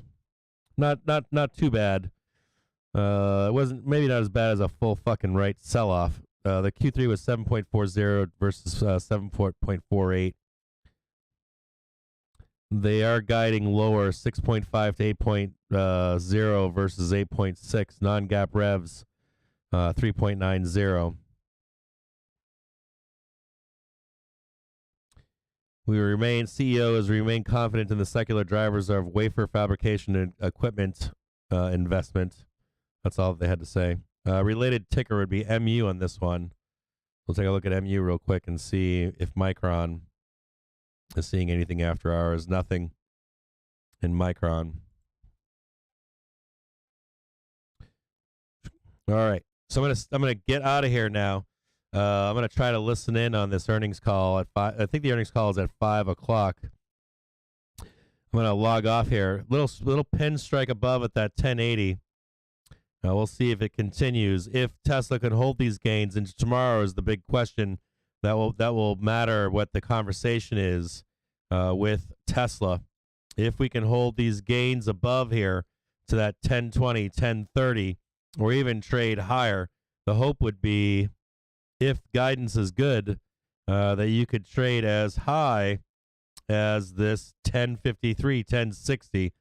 Tesla's going to be looking to break out here at least to this 1060. Congratulations if you're a bull. If you're taking any profit, congratulations. Thanks for supporting the channel. Bradford, thanks for supporting the channel earlier today. Please like and subscribe to these videos. Please donate to this channel if you can. If you're a poor trader, just likes and subscribes help. If you're learning or making money, please consider supporting. It's a free sub, free channel. $3.06 I'll a check share. out That you beats guys the tomorrow. $2.99 estimate for Alcoa. $3.29 billion in revenue is light of the $3.5 billion consensus estimate. Aluminum production. They beat at 498 they beat, but then they missed on revs. That's Alcoa. Alumina production coming in at 3,209 KMT. Mixed bag on AA. Ooh, nice little buy on AA, though. They like it. They seem to like the Alcoa report.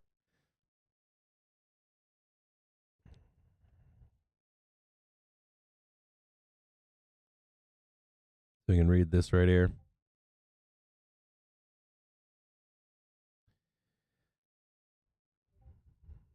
Nope, they didn't like it. They had a beat and a miss. Now trading down to $85. Thank you for tuning in today. I appreciate it. Appreciate the support of the channel. Appreciate the likes and subscribes. Let your friends know to tune in with us here on Captain Jim James on YouTube. I'll check you guys out tomorrow. Look at that Alcoa just selling off. Woof. Let's check Tesla and see if it's at least holding up a little bit. Good job, Tesla. Hold your panties up, Tesla, for guidance.